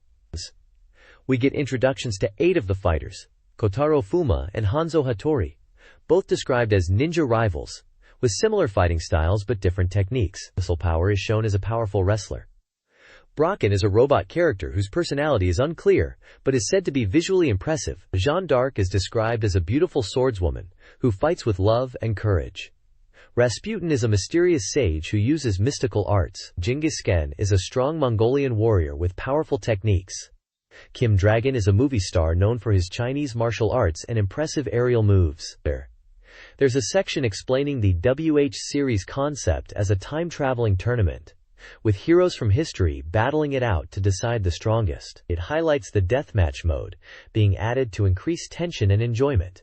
There's also a developer comment from Soichi Taguchi of ADK, who mentions that deathmatch mode will be added to the series for the first time, and that character individuality is being emphasized, promising Jan will be the strongest. Finally, at the bottom, a large group of other characters who will be featured in the game are teased, with the phrase, "Next, it's our turn," implying even more heroes are to come.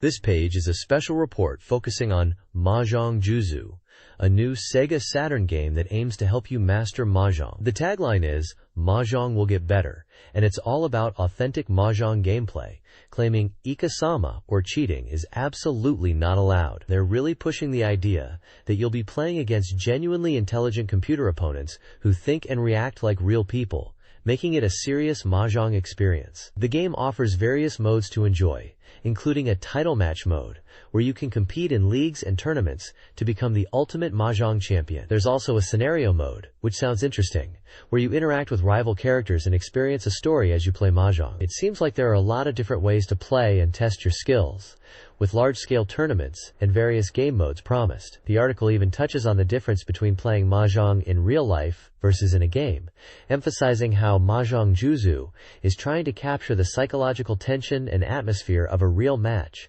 which is something they feel other games often miss. It's slated for release in April, and it's definitely a table game, perfect for those who want to improve their mahjong strategy. You can see screenshots of the game interface, and some of the characters you'll encounter in the article too.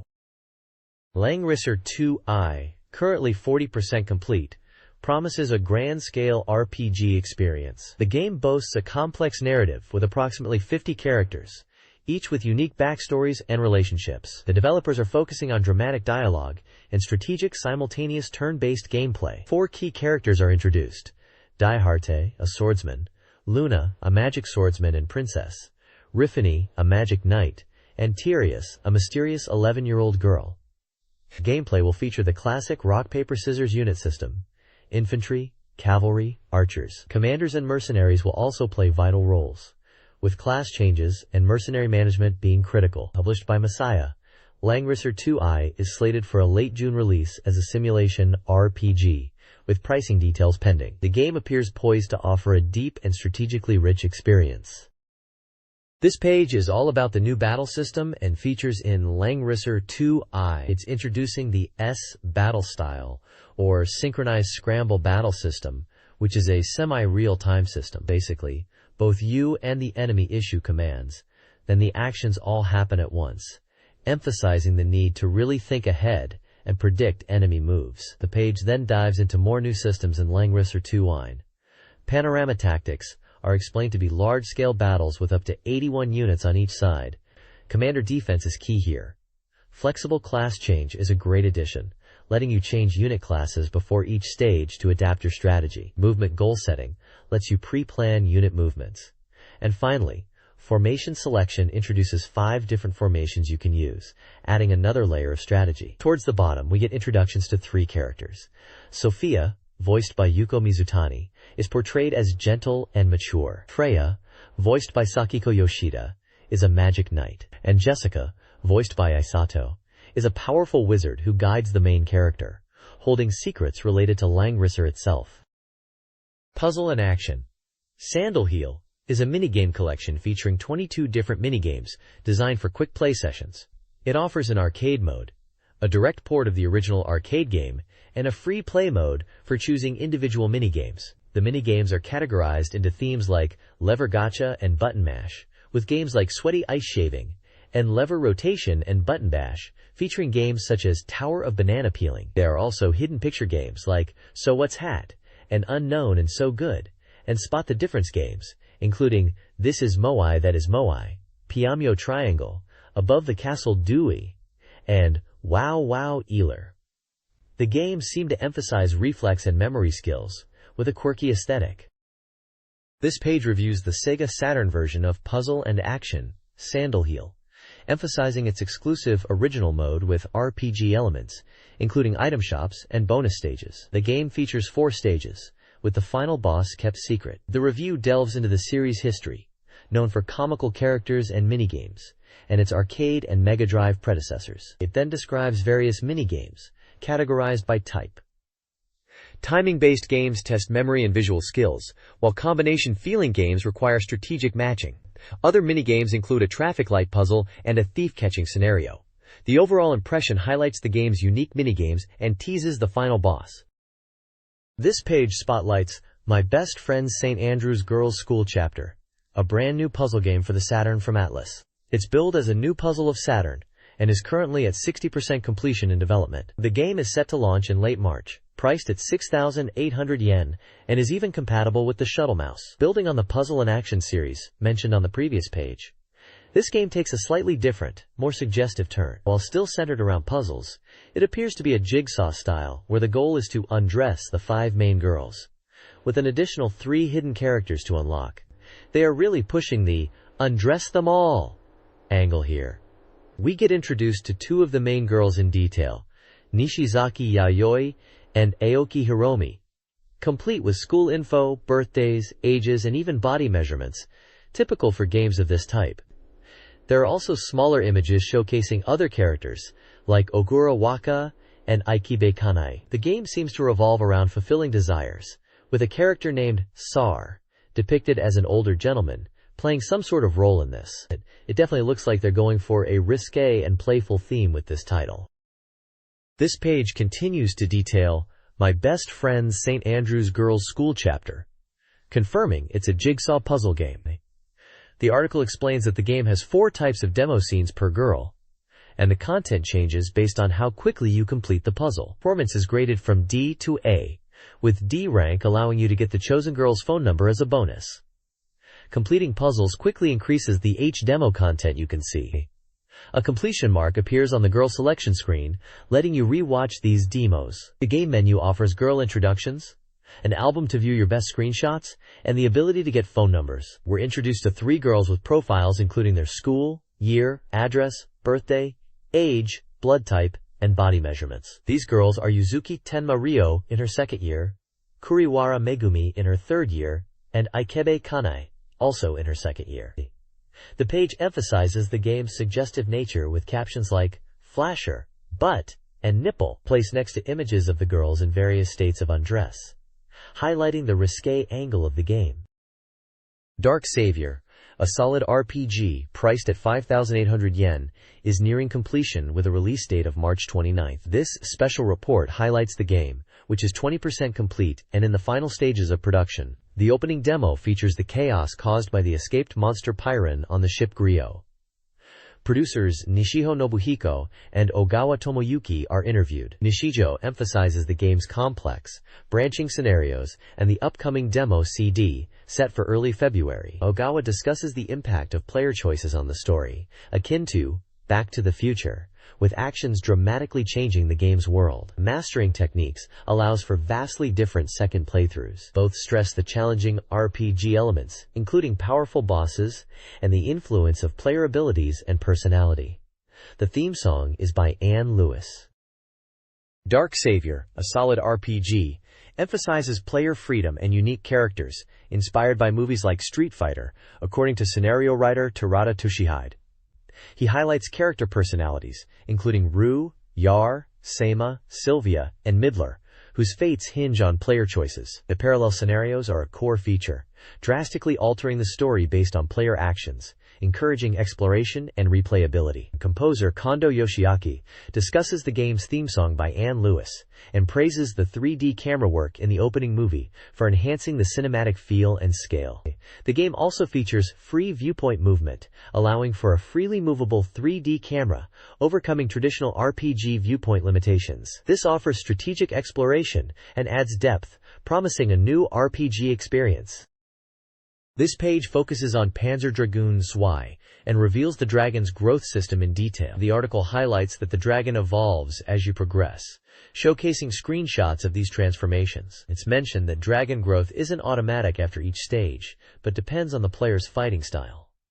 The check section details what changes with the dragon's growth. Visually, the tail, wings, and overall shape of the dragon alter significantly.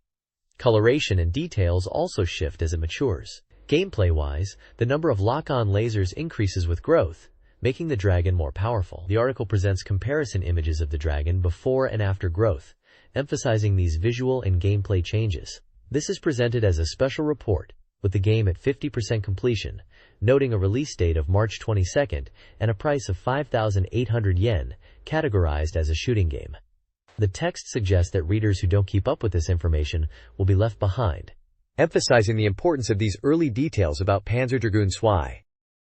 This page continues with Panzer Dragoon Zwei and focuses on the opening stage of the game, set in a village. It reveals the storyline of the opening, mentioning that players will experience battles in this village setting. The article highlights the story progression, explaining that prior stages were presented individually, but now the game is showing how the stages connect narratively. Episode 1 takes place in Landy's village, which is the opening stage.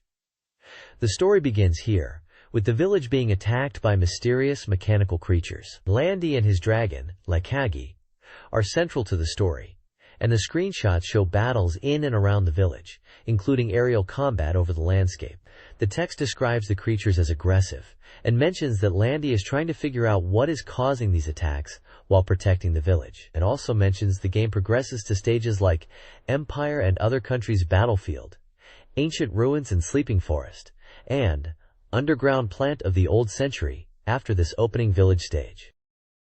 The next page delves deeper into Panzer Dragoon Zwei and highlights Episode 3, which is described as a mid-boss fortress siege battle. The text explains that in this stage, numerous enemies will appear as mid-bosses, positioned along the route and within the fortress. It mentions the Stronghold Dragon as an enemy that appears in this stage, different in appearance from those encountered in the forest stages. The page then shifts focus to Episode 2, Empire and Other Countries Battlefield, positioned as the second stage of the game.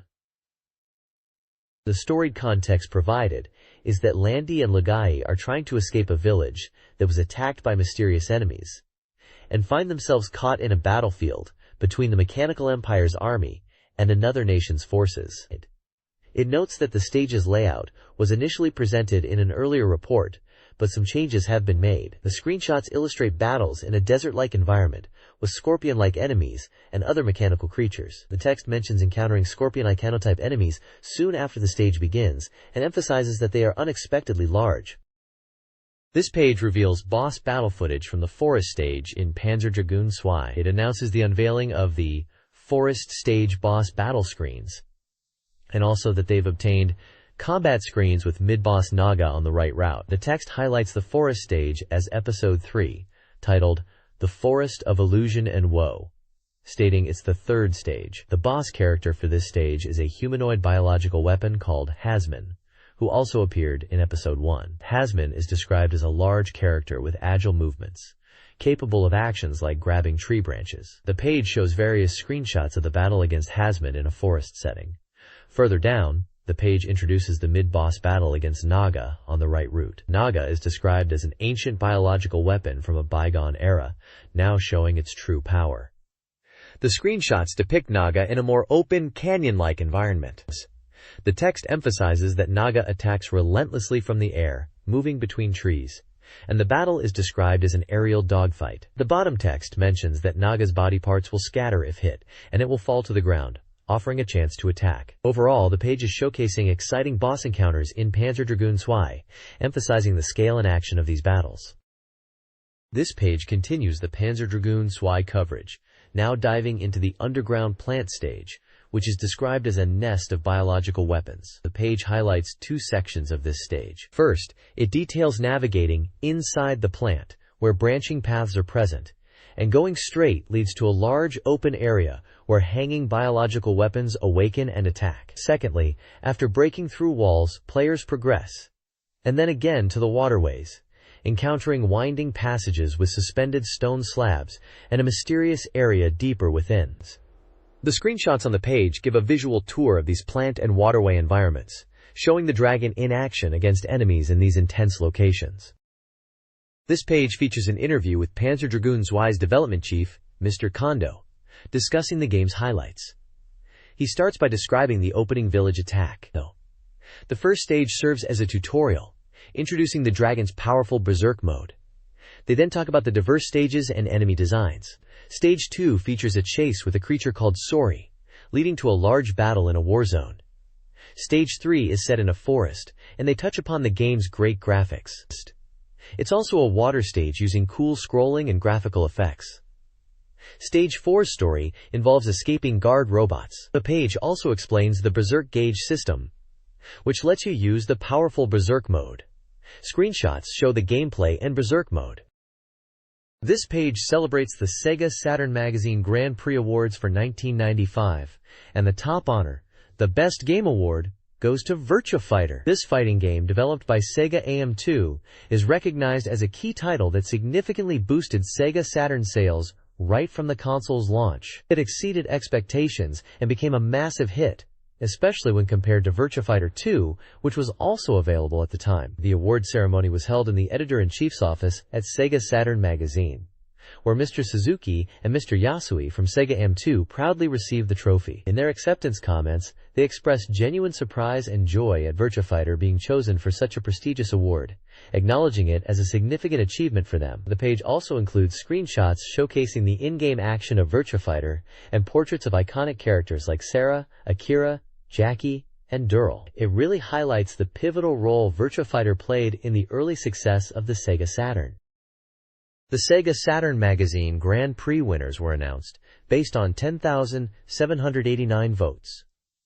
Virtua Fighter took first place. Virtua Fighter Remix came in second, with the developers expressing gratitude for fan support, especially considering its arcade origins and VF2-like upgrades. This version was a limited edition on the Saturn. Panzer Dragoon secured third place, and its developers acknowledged positive feedback and their commitment to improving future shooting games. The top 20 games were listed, with SEGA titles dominating the awards, holding 7 of the top slots. Notable titles beyond the top 3 included World Advanced War Ironclad Front, Magic Knight Ray Earth, Daytona USA, Virtua Cop, and more. The article suggests Sega's dominance was due to their hardware's market presence and anticipates increased competition from third-party developers in the future. This page details the SEGA Saturn Magazine Grand Prix Awards for shooting and action games. Panzer Dragoon secured the top spot in the shooting category, praised for its all-around system and immersive gameplay. The developers expressed gratitude for the award and noted its appeal was different from traditional shooting games. Other notable shooting games in the rankings included Layer Section in second place and Virtua Cop in third. The review mentions Layer Section's impressive sound and system and Virtua Cop's arcade-like experience and training mode. The page also briefly touches upon the trend of reviving classic shooting games on the Saturn.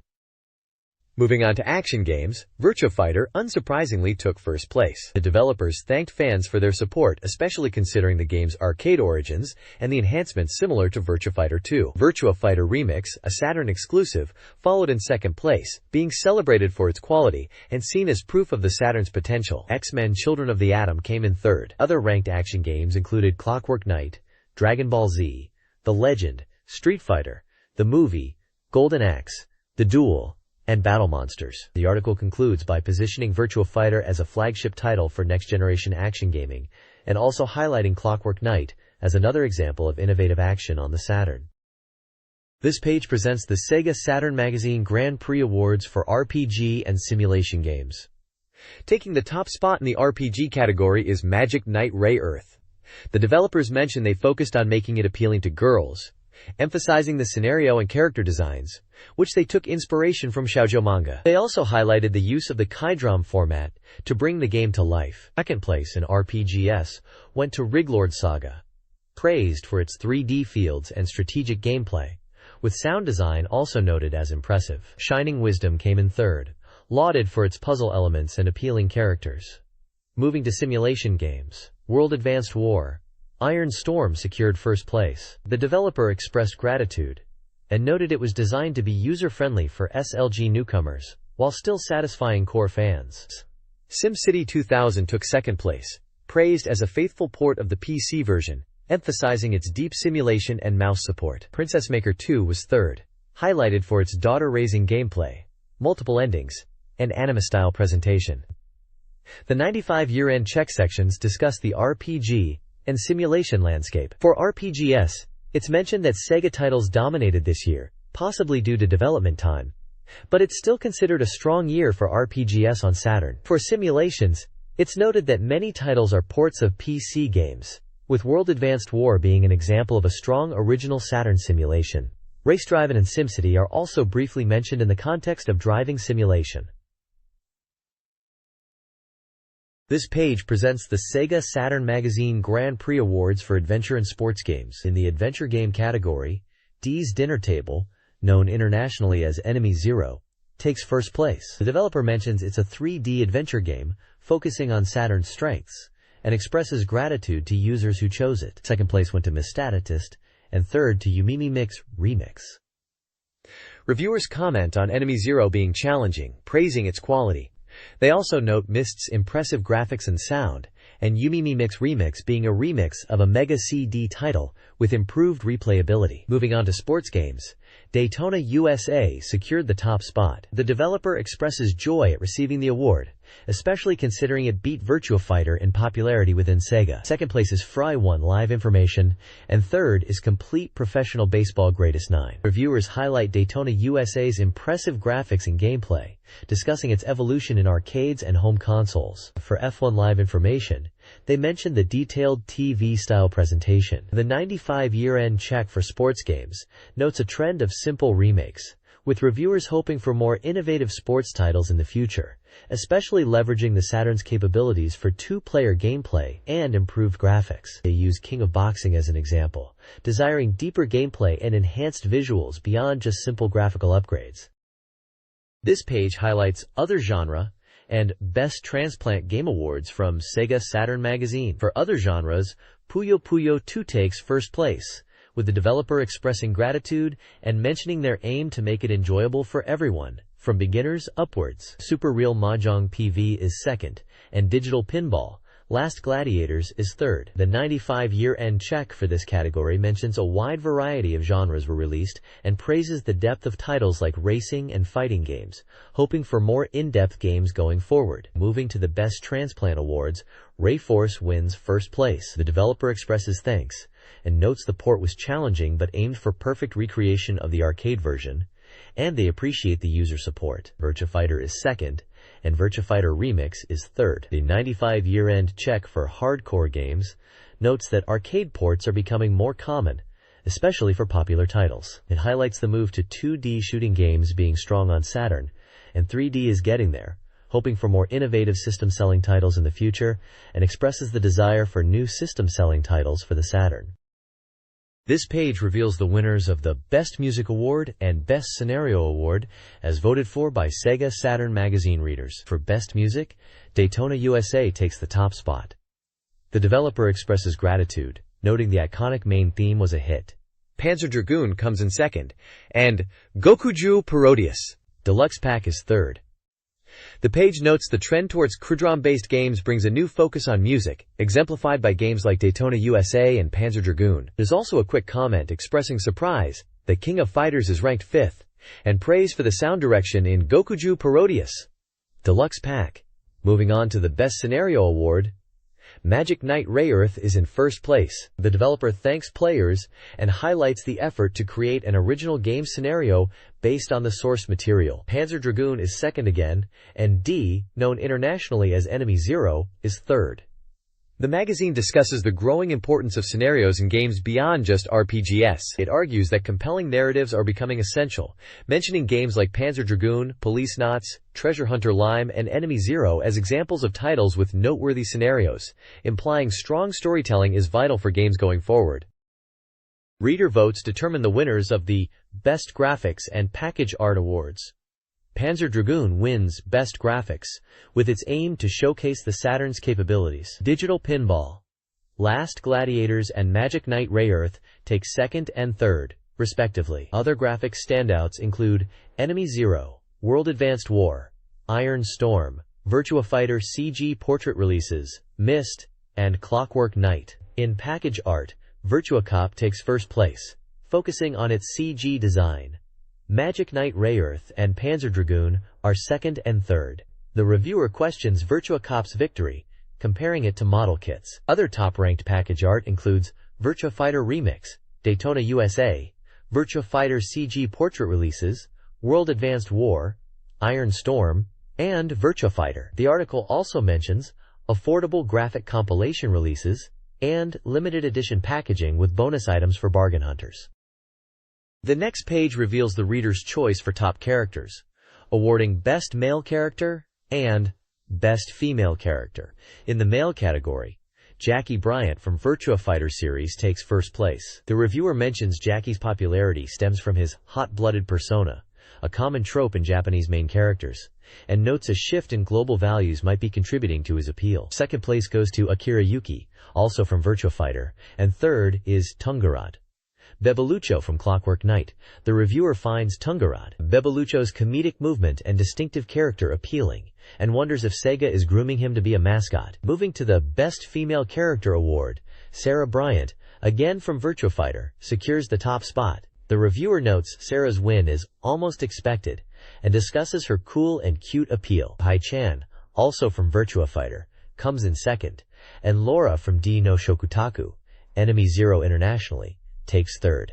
The reviewer for the female category section comments on the trend of CG girls dominating the rankings, mentioning how 2D characters used to be the focus of cute character design. They note that CG characters have reached the top 3 this time, pushing aside other appealing girl characters. Finally, there's a section titled 95 Annual Check, discussing Daytona USA, highlighting its impressive visual impact and comparing it to the VF character's polygon evolution. The article humorously questions if the Daytona horse is also a polygon, suggesting a possible trend of polygonal character design in general.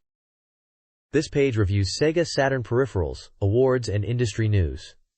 The Power Memory cartridge wins the Peripheral Device Award for its convenient save data storage. The Sega Girl Award goes to SNK and Cross License, praising the Saturn's ability to host SNK games like King of Fighters 95, which will perfectly port Neo Geo games to the Saturn. The article lists the top 10 peripherals, with Power Memory at number 1. It also discusses the racing controller and control pad. 95 Annual Check highlights product shortages and the popularity of items like the Barcode Battler and Power Memory. The impact of 18+ rated software on the Saturn is also acknowledged. Finally, the article celebrates the Saturn reaching 1 million units sold, and the Virtua Fighter Remix bundle reaching 100,000 sales. Top news includes the SNK license, console price reductions, and the release of adult-rated games.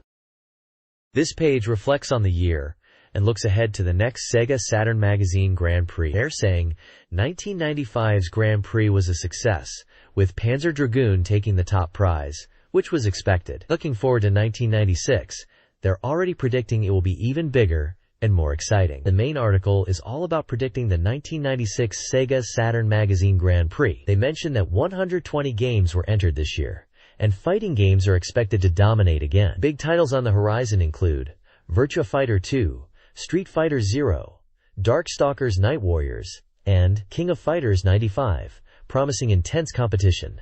They also point out strong titles in other genres, like Gradius and Sega Rally Championship, being contenders, and are interested to see what new RPGs and developers will bring to the table. The reviewer is hyped for the second year of original Saturn titles, expecting around 40 new games between late 95 and early 96. There's also a section announcing the winners of some prizes, including analog mission sticks, Virtua sticks, Power Memory cartridges, photo CD players, and good Saturn software. Finally, there's a little box with reviewer comments, seemingly excited about the predictions and the upcoming Grand Prix announcement, which is previewed at the bottom, stating the results will be in the next issue, around late November or early December.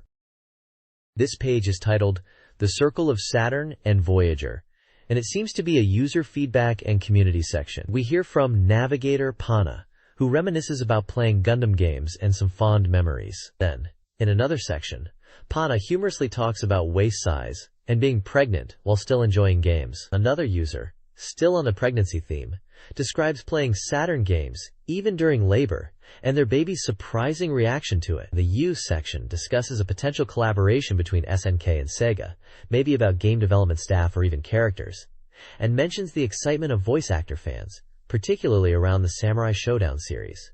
In the P section, a user apologizes for being late with their feedback and mentions buying a Saturn thanks to a cashback campaign, then offers their opinion on game quality based on magazine questionnaire scores. The section marked with a musical note discusses the initial difficulties in getting a Saturn console and the common frustrations of setting up two-player battles in Virtua Fighter 2. Lastly, the section marked with A shares a funny anecdote about unexpectedly finding a Virtua gun controller in the freezer. Overall, it's a collection of light-hearted and relatable user experiences centered around the Sega Saturn and their interactions with the magazine.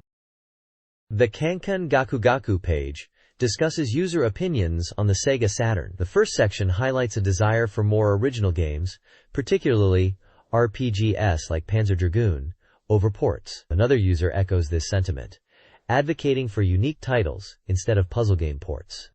A subsequent discussion focuses on game difficulty, arguing for adjustable skill levels to cater to both casual and hardcore players.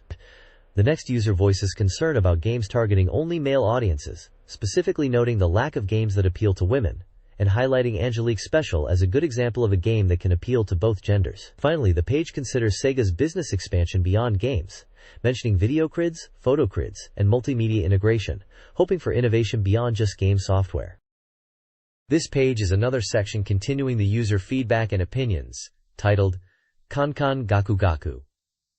It features several short segments from readers. One segment is called Saturn Sen Ryu, showcasing humorous short poems about the Sega Saturn. One poem talks about the anticipation of game release dates being prolonged. Another poem humorously describes someone always being short on money, implying it's because of buying Saturn games. A third Senryu mentions being glued to the TV in front of the Saturn console, unable to move. Finally, there's a poem about Saturn users being poor. Another section is, "Nice pose, isn't it?" which appears to feature user-submitted fan art or illustrations. There is a small image here titled, "Dimitri Cannibalism Drawing," likely a humorous fan-made illustration related to the fighting game Darkstalkers, featuring the character Dimitri. The final segment is, "My Saturn, Back to Saturn." This section seems to be about user experiences and humorous observations related to the Saturn. One comment jokingly suggests that "Back to Saturn" generally refers to Virtualoids from the game Virtualon, and declares this as the catchphrase. Another satirical comment humorously proposes a feature for the Saturn that would automatically censor nipples and other sensitive content, making all software suitable for all ages. This page is titled Gallery of Saturn, and it's showcasing user-submitted content, likely fan art, and humorous contributions. There's a piece from Aomori Prefecture referencing Chrono Trigger with the text, "Guardia." Hokkaido Prefecture brings us artwork based on fighting vipers and the character Honey. From Ibaraki Prefecture, there's an interesting Panzer Dragoon Zwei submission featuring a woman and a dragon. Gifu Prefecture presents Troubled Children, a funny caricature. Kanagawa Prefecture has a section called Pet Bottle 100 Questions, which looks like a humorous comic strip. Osaka Prefecture contributes Fighter's Waiting Room, with comic panels depicting scenes from boys' and girls' waiting rooms, presumably for fighting game characters. Hyogo Prefecture has a Heroes piece, clearly fan art for Guardian Heroes, with many characters depicted. Kyoto Prefecture features Vampire Hunter, likely a Darkstalkers reference with a cat in a hat. Another submission from Kyoto Prefecture talks about frustration and glasses, alongside an image of a person wearing glasses in a humorous context. Lastly, Hyogo Prefecture showcases Yuraban, with a character in a long coat, possibly another fan art piece. Overall, it's a page filled with creative and humorous fan contributions, focused on SEGA Saturn games and related themes. This page features user-submitted content celebrating the SEGA Saturn. The Troubled Kids Special Edition section showcases funny gaming experiences, including stories about Virtua Fighter 2 and how it captivated a gamer's wife and cat. Game Wisdom in Life shares a humorous anecdote about gaming influence. A Word from Earthlings contains brief, witty reader comments on various gaming topics. The page also outlines submission categories for future content. Ring of Saturn People for daily stories, Nice Pose Yes for in-game screenshots, My Saturn for setup showcases, Saturn Gallery for artwork, Saturn Senryu for poems, Frank and Fearless Opinion for game opinions, and Saturn Maxim for wise sayings. Instructions for submitting content to the magazine are also provided, highlighting the community's dedication to the console. This guide provides a difficult map-perfect strategy for the Stalingrad attack scenario in the game World Advanced Wars, specifically from the German perspective in September-October 1942. The core strategy revolves around utilizing 150mm field artillery to the fullest. Players should weaken Soviet forces, especially command vehicles, before advancing with tanks, while keeping artillery behind the river. Victory conditions range from destroying all enemy command vehicles within 15 turns for a great victory, down to just destroying key Soviet command units to achieve victory, with defeat if the player's command vehicles are eliminated. Unit profiles for the 150mm field gun, long range, high attack, and the Stug-2 IG, armored fighting vehicle, are included. The guide also warns players to beware of powerful Soviet units, like the Il-2 Sturmovik and 152mm howitzer. This page focuses on user-submitted content and fan feedback for World Advanced Wars.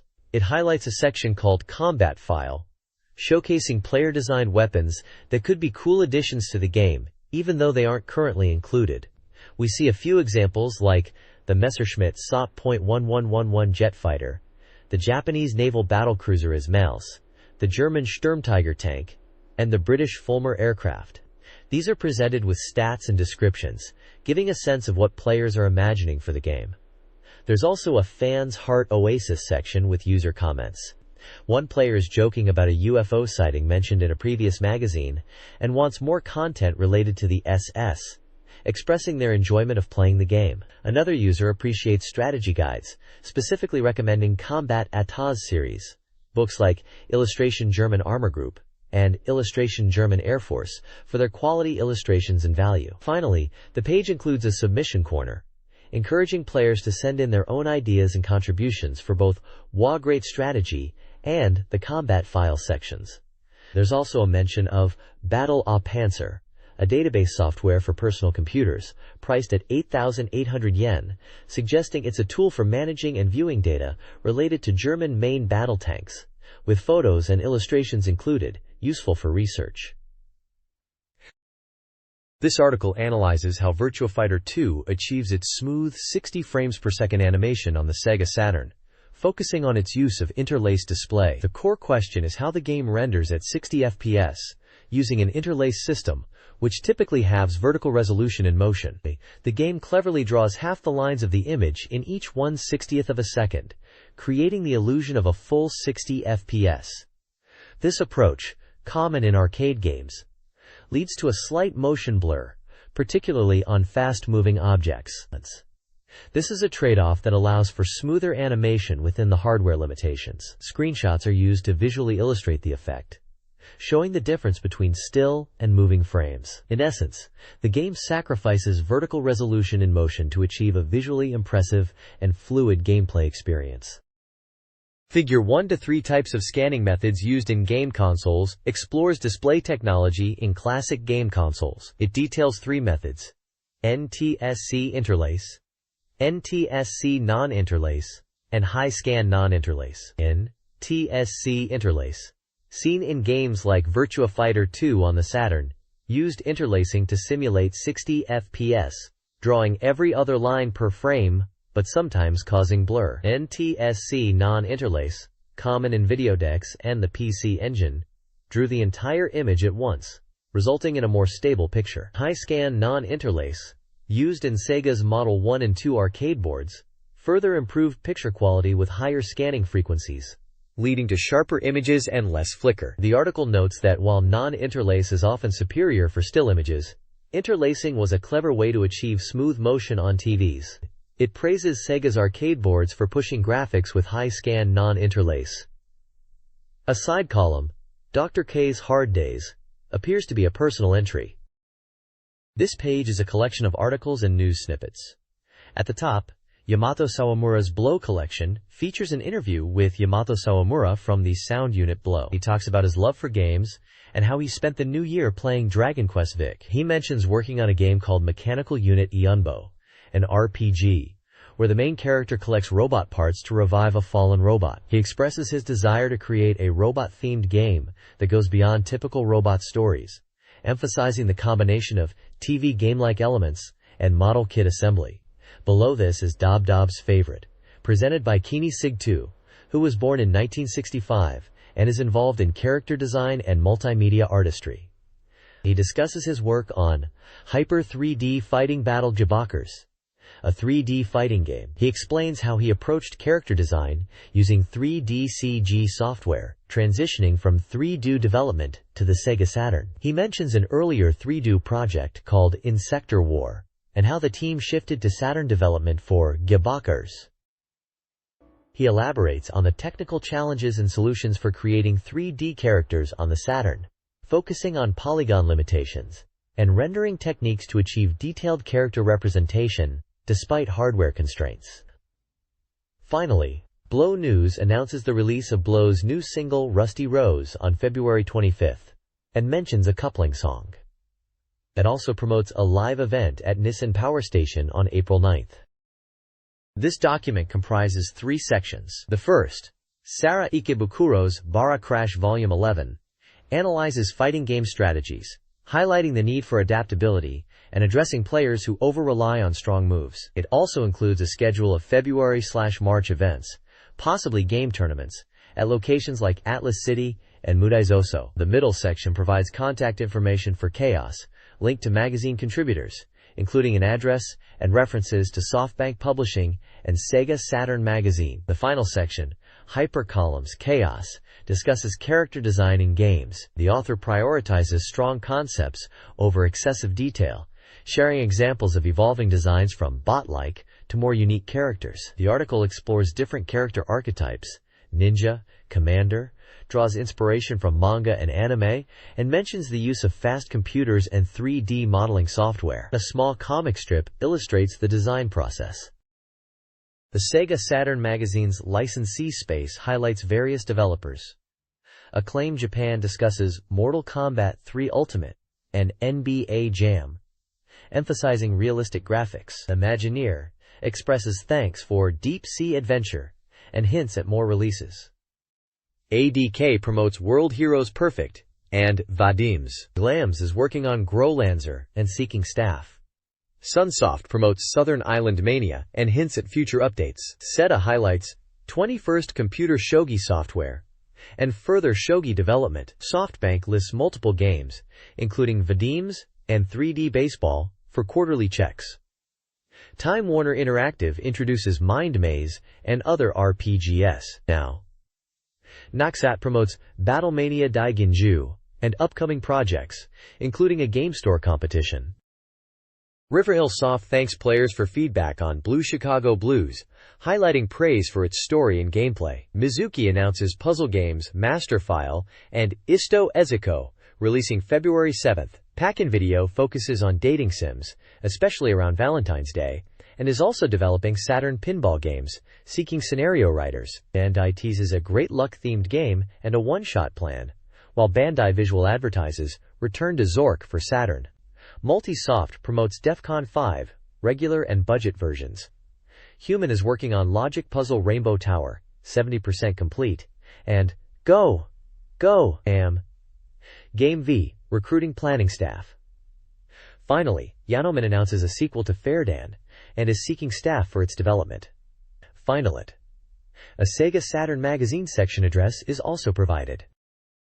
This page is all about SNK games in SEGA Saturn magazine. It kicks off with news about the latest Neo Geo game, Art of Fighting 3, The Path of the Warrior, announcing a tournament and event at Neo Geo World on February 24th and 25th. There's also info on SNK, launching a website and online service for game info and updates. More Neo Geo news covers the release of Real Bout Fatal Fury on CD for Neo Geo on February 23rd and confirms Art of Fighting 3 is also coming to Neo Geo on February 24th and 25th, with events planned at Neo Geo World. Player feedback is featured, with readers talking about Real Bout Fatal Fury and praising the idea of SNK porting older games like Fatal Fury Special to the Mega Drive, noting how fun Mega System games can be. Finally, there's a prize giveaway for readers, including a Mei Shiranui hand towel and a Real Bout poster, and the address to send in letters to the magazine. Characters like Ryo Sakazaki, King,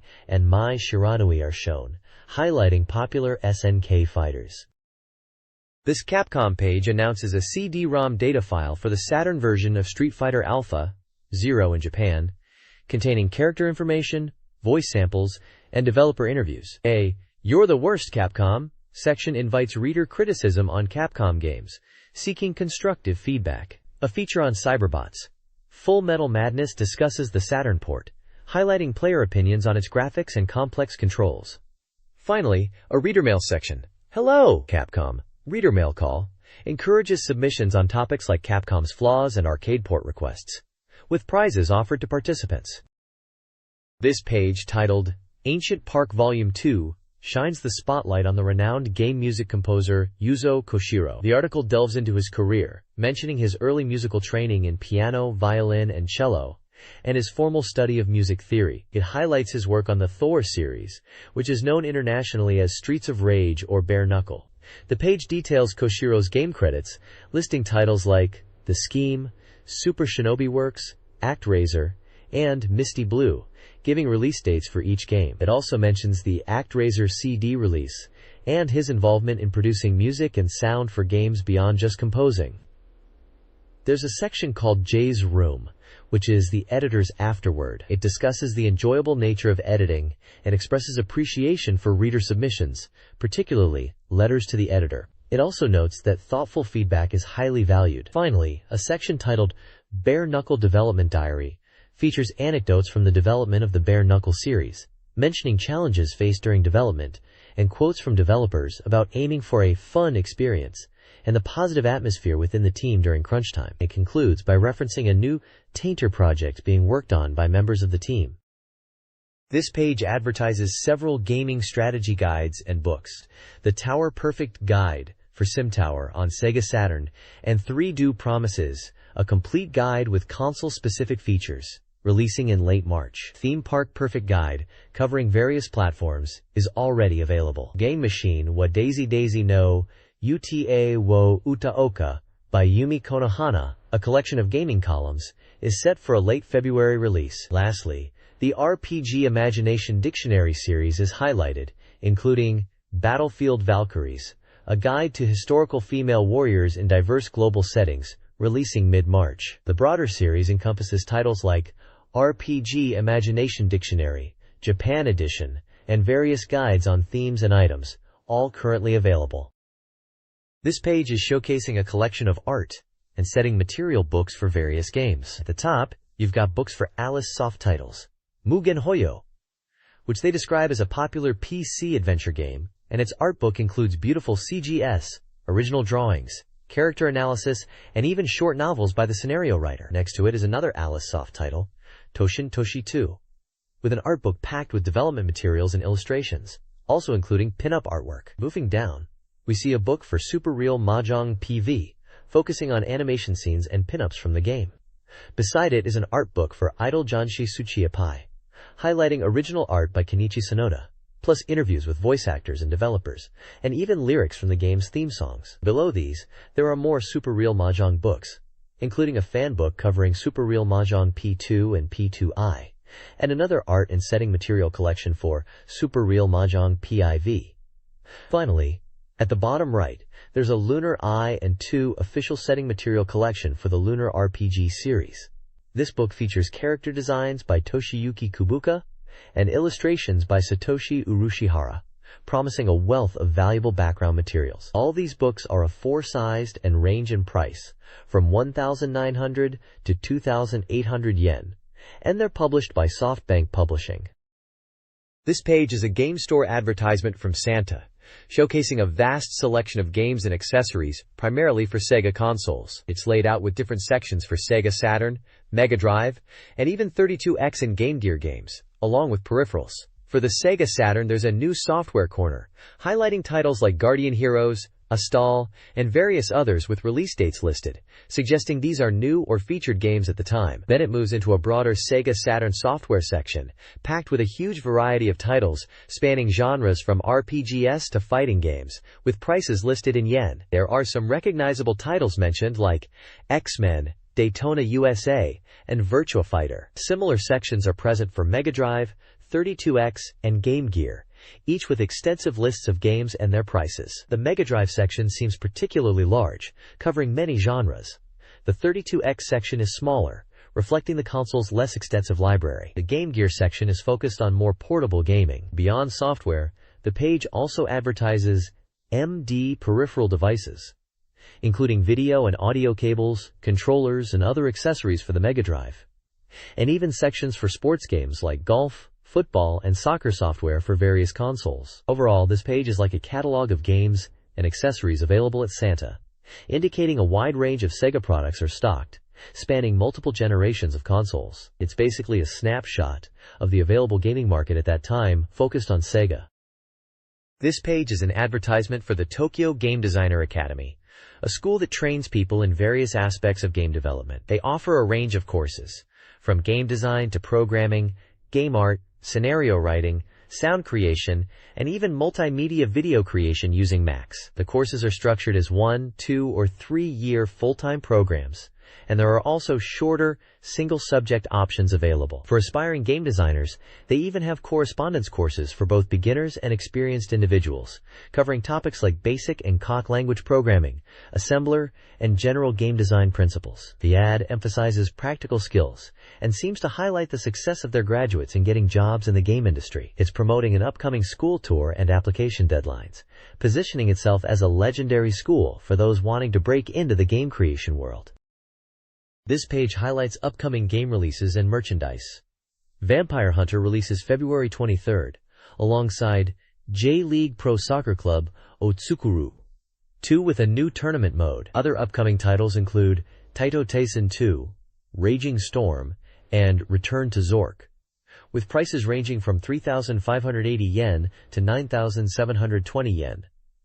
Gearbox has a value campaign. The Tower, a building management simulation game, also arrives on February 23rd. Neon Genesis Evangelion, a multimedia project emphasizing story, launches March 1st. Additionally, a CG portrait featuring Shadow and Jeff Lee is coming March 1st. GameSoul merchandise is advertised, including apparel featuring Sonic and Virtua Fighter characters. Finally, SEGA Saturn parts and hardware, including consoles, games like Star Wars Arcade and Doom, and accessories are available. This page showcases the new software schedule for the SEGA Saturn, essentially a release calendar of upcoming games. It details games scheduled for release in March, April, and those with undecided dates. For March, notable titles include FIFA Soccer 96, Street Fighter Movie, Brain Battle, and Gungriffon, the Eurasian Conflict. There's also Zork 1, Titan Wars, and DEFCON 5. Later in March, Panzer Dragoon Zwei is listed, alongside My Best Friend's St. Andrew Girls' School Chapter, Horror Tour, Winning Post 2, Air Management 96, and Aquatic War Story Storming Again. Towards the end of March, Code Lestat, King of Fighters 95, Dragon Force, Victory Goal 96, and Dark Savior are mentioned, along with Three Kingdoms Hero Story, Honorable Legacy Returns, and Gradius Deluxe Pack. Snatcher, World Cup Golf, and Lupin III, The Master File, are also on the schedule. April releases feature games like Kyan Kyan Bunny Premier L, Iron Soldier 2, True Pinball, 7 Sacred Treasures, and Isato Doctor's Mahjong 2. Gameware, 3x3 Eyes, and Great Empire of the St. Elmos are also listed for April. Games with undecided release dates include Head Bomber Don Pachi, Rockman X3, Johnny Bazooka, and Bursting Hunter, amongst many others like Cubic Gallery, Heaven and Earth 2, Cobra 2, The Arcade, Fide, Make You No Emblem, and Idol Mahjong Final Romance R. The schedule also provides prices, game makers, genres, and compatibility information, like controller types and multiplayer support, for all listed titles. This page continues the new software schedule, moving on to games coming out from May onwards and those with undecided release dates. For May, titles like Lifescape 2 to 4 Billion Year Journey, Mahjong Jodan Gumi 2, and Big Bass Fishing University Museum are listed. Also in May are Desolate Retsuden, Storming Metropolis Escape Arc, Metal Black, and Cyberdoll. June highlights include Wizardry Vi and V2 Complete Set, Clockwork Knight 2, Langrisser 2i, Overdrive Engine DX, Cube Battler, Super Real Mahjong P7, and Rescue. July has Phantasy Star Collection listed. September is showing Sakura Wars. November features Earthworm Jim 2 Super Gigantic Technique Challenge. Then the schedule moves into broader time frames like 96 Summer with Alien Trilogy and Corpse Killer. 96 Autumn lists Lagrange Point Stage, tentative title, and 96 Winter has Tomb Raiders, Tomb Raider Riders. Finally, 97 schedule mentions Guardian Force. There's a section called Satamaga Editorial Department Check, where the editors are excited about the upcoming SEGA Saturn lineup. They mention a strong showing of new titles both domestically and internationally, especially RPGs, which they believe will enrich the Saturn's library. They specifically point out the arcade game-related titles and express anticipation for Virtua Charo and Virtua Cop official lecture events. They suggest readers keep an eye on future issues for more details on these exciting games. This magazine features a reader survey to gather feedback. The survey, formatted as a postcard questionnaire, asks readers for demographic information like age, gender, and occupation. It probes their interest in SEGA Saturn hardware and software, including what they own and plan to purchase. The survey includes lists. Table 1 details the articles in the current issue. Table 2, the hard list, lists Saturn consoles and peripherals. Table 3, the soft list, provides a comprehensive, alphabetized list of Saturn games, representing a wide variety of genres. The survey aims to gauge reader opinions on the magazine's content and understand their preferences regarding games and hardware. This SEGA Saturn page hails the console as the pinnacle of family soccer gaming, spotlighting Victory Goal 96 and J-League Pro Soccer Club Otsukuru. SEGA Professional Soccer Club. Victory Goal 96, a significant evolution from the Victory Goal series, boasts fully polygonal players and stadiums with motion-captured movements, aiming for ultimate realism. SEGA producer Hiroji Kobayashi details the series' progression from the Mega Drive era to this new iteration. The game's development is traced through several stages, emphasizing the use of polygon technology. The page also features J-League Pro Soccer Club Otsukuru, a club management simulation. Screenshots showcase the visual advancements in Victory Goal games. Victory Goal 96 is slated for a March 29, 1996, release at 5,800 yen. The page's tone celebrates the visual and gameplay enhancements brought by polygon graphics and motion capture, marking a leap forward for soccer gaming on the Saturn. This page continues to showcase Victory Goal 96, highlighting the cutting-edge technology used to create the ultimate soccer gaming experience. The focus is on real-time motion capture, explaining how sensors are attached to a person's body to record movements and bring realistic animation into the game. They even show images of this motion capture process, with real soccer players participating. The article boasts about the game's completed game screens, emphasizing the cocktail light effect for shadows and the dynamic camera angles and weather changes. It highlights how the polygonal graphics and real-time rendering make these features possible for the first time in a home console soccer game. The page also mentions that the game is easy for beginners, but offers depth for advanced players. It emphasizes the simple controls allow anyone to enjoy the game, while skilled players can master more technical play. It reiterates the March 29, 1996 release date and the 5,800 yen price tag for Victory Goal 96.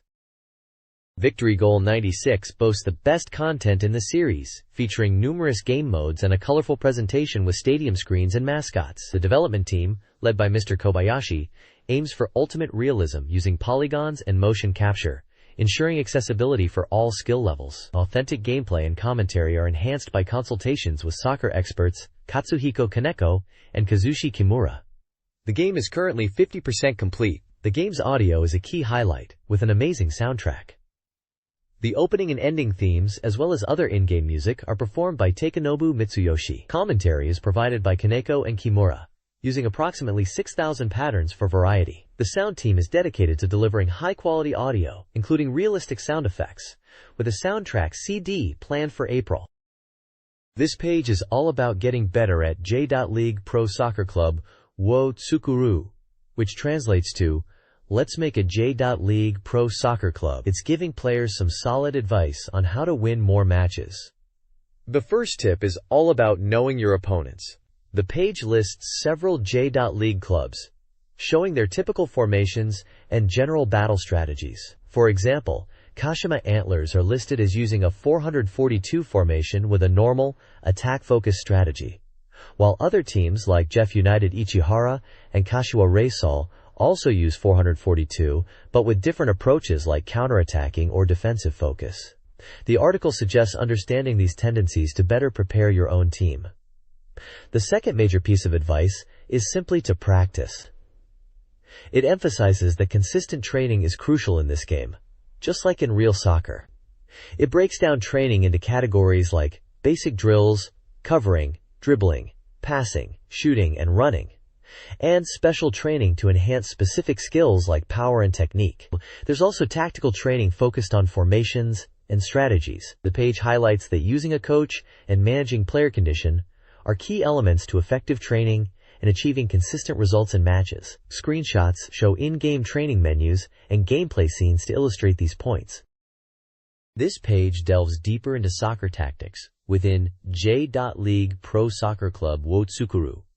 It's all about understanding formations and strategies to outsmart your opponents. The page explains various formations like 451, 352, 442, 433, and 343, each with its own strengths and weaknesses. It links these formations to different tactical approaches, like normal, defense focus, attack focus, zone press, and counterattack, giving you visual representations of how these tactics play out on the pitch. It advises you to choose your tactics based on the opponent and situation, and to be aware that trying complex tactics might lead to more mistakes if your team isn't well drilled.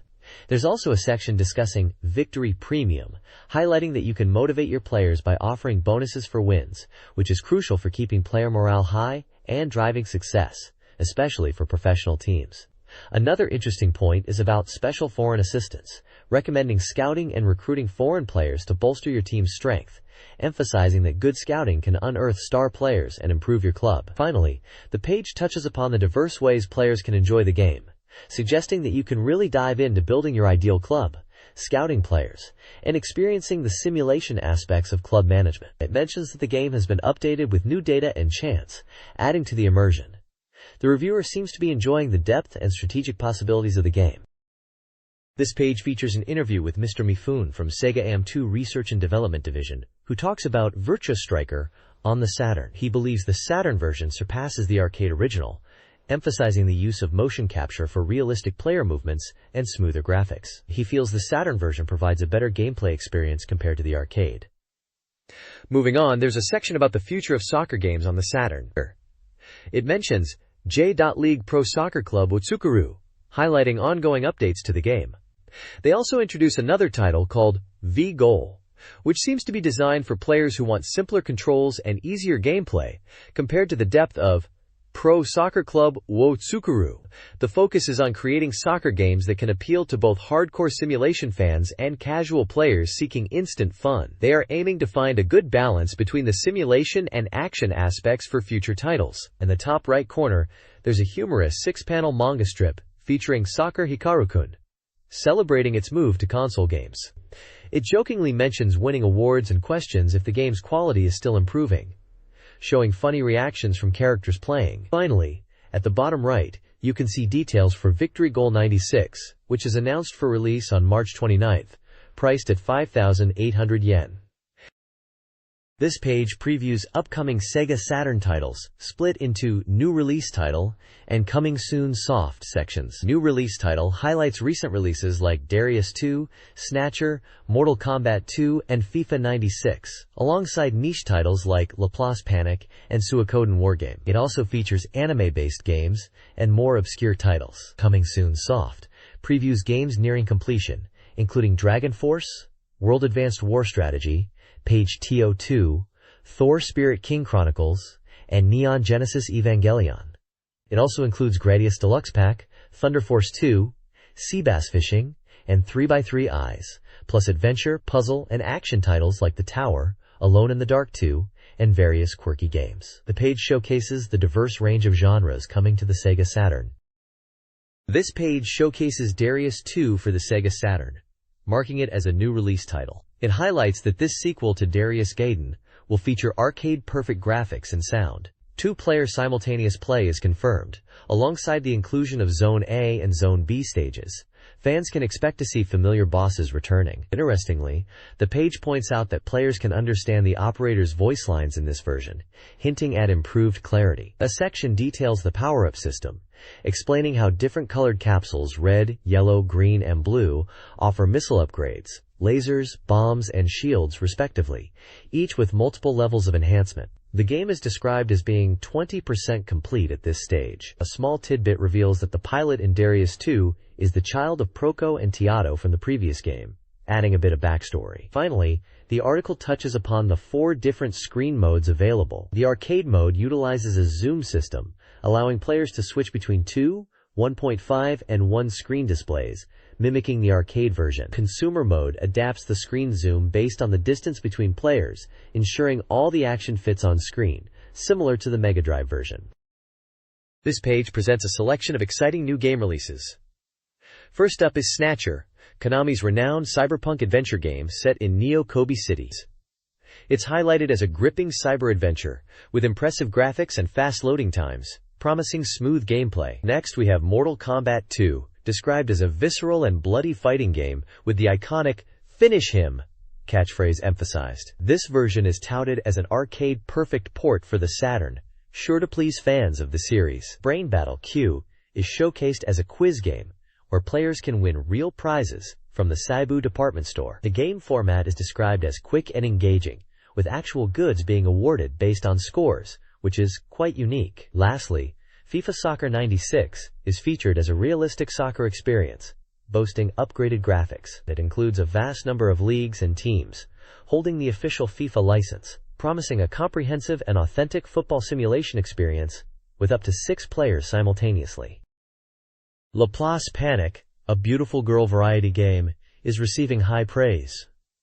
Players compete against various girls in a game-only mode, with a story mode spanning 4 worlds. Beating the girls unlocks fan service rewards, like swimsuit and bunny outfit changes. The game features a diverse cast of characters, each voiced by notable actresses. These characters, including Wanchan, Rouge, and Sipcat, are introduced with their ages, measurements, personalities, and the games they play, such as blackjack and poker. Each character appears in a unique world, with its own distinct challenge. Laplace Panic is a collection of minigames centered around attractive female characters and skilled voice acting, emphasizing its variety genre focus. 4 new games are reviewed. Suikoden Enbu Funsai Ki, a fighting game, earns an 80% with a new system, beginner-friendly features, and new characters. Daibuken, St. Elmo's no Kiseki, a simulation RPG with a seafaring theme, receives 85%, focusing on a boy's adventure at sea with naval battles and trading. Wizardry Vice and V2 Complete, a role-playing game combining 2 installments, scores 50% with accessibility improvements and multi-ending storylines. Lastly, Gex, an action game starring a gecko, receives a 90%. Gex, pulled into a TV, explores 5 worlds using his abilities. The reviewer is particularly excited about the gecko protagonist. This page reviews 4 new games. First up is Sorcerer Hunters, scoring 70%. This adventure game, based on the anime and manga, features character illustrations and a slot battle system for sorcerer battles, promising thrilling action. Characters like Terra, Chocolat, and Doctor are highlighted. Next, Twinkle Brothers Mahjong also gets a 70%. This Mahjong game offers 4-player matches with a cast of quirky characters, including the Twinkle Brothers, Rival Brothers, and Maids. It boasts story and free battle modes, appealing to Mahjong fans. Gulliver Boy receives a high score of 95%. This role-playing game focuses on an adventure with 3 companions and magic gloves, with a story about rescuing the Gulliver world. The screenshots show scenes with characters like Misty and Moonlight.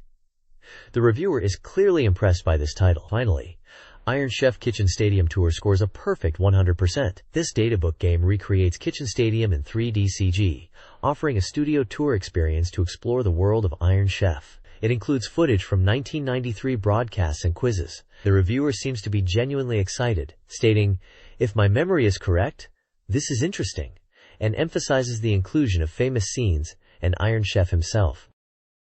This page features 3 new game reviews. First up is Sonic Wings Special, a shooting game and a compilation of the popular arcade series, scoring 60%. It's described as a volume-up version, bringing together stages from Sonic Wings 1, 2, and 3, and boasting 12 playable characters. It's a shooting game with a lot of content for fans of the series. Next, NFL Quarterback Club, 96 scores a high 90%. This American football game promises a realistic and immersive experience. Using the latest player data, it features a simulation mode where you can recreate historical matches and experiment with different team formations. You can even save your game progress to continue your pursuit of victory. The reviewer highlights the TV camera viewpoint and the depth of strategic gameplay. Finally, there's Winning Talent Battle Data Stable, a horse racing simulation and data game, achieving an 80% score.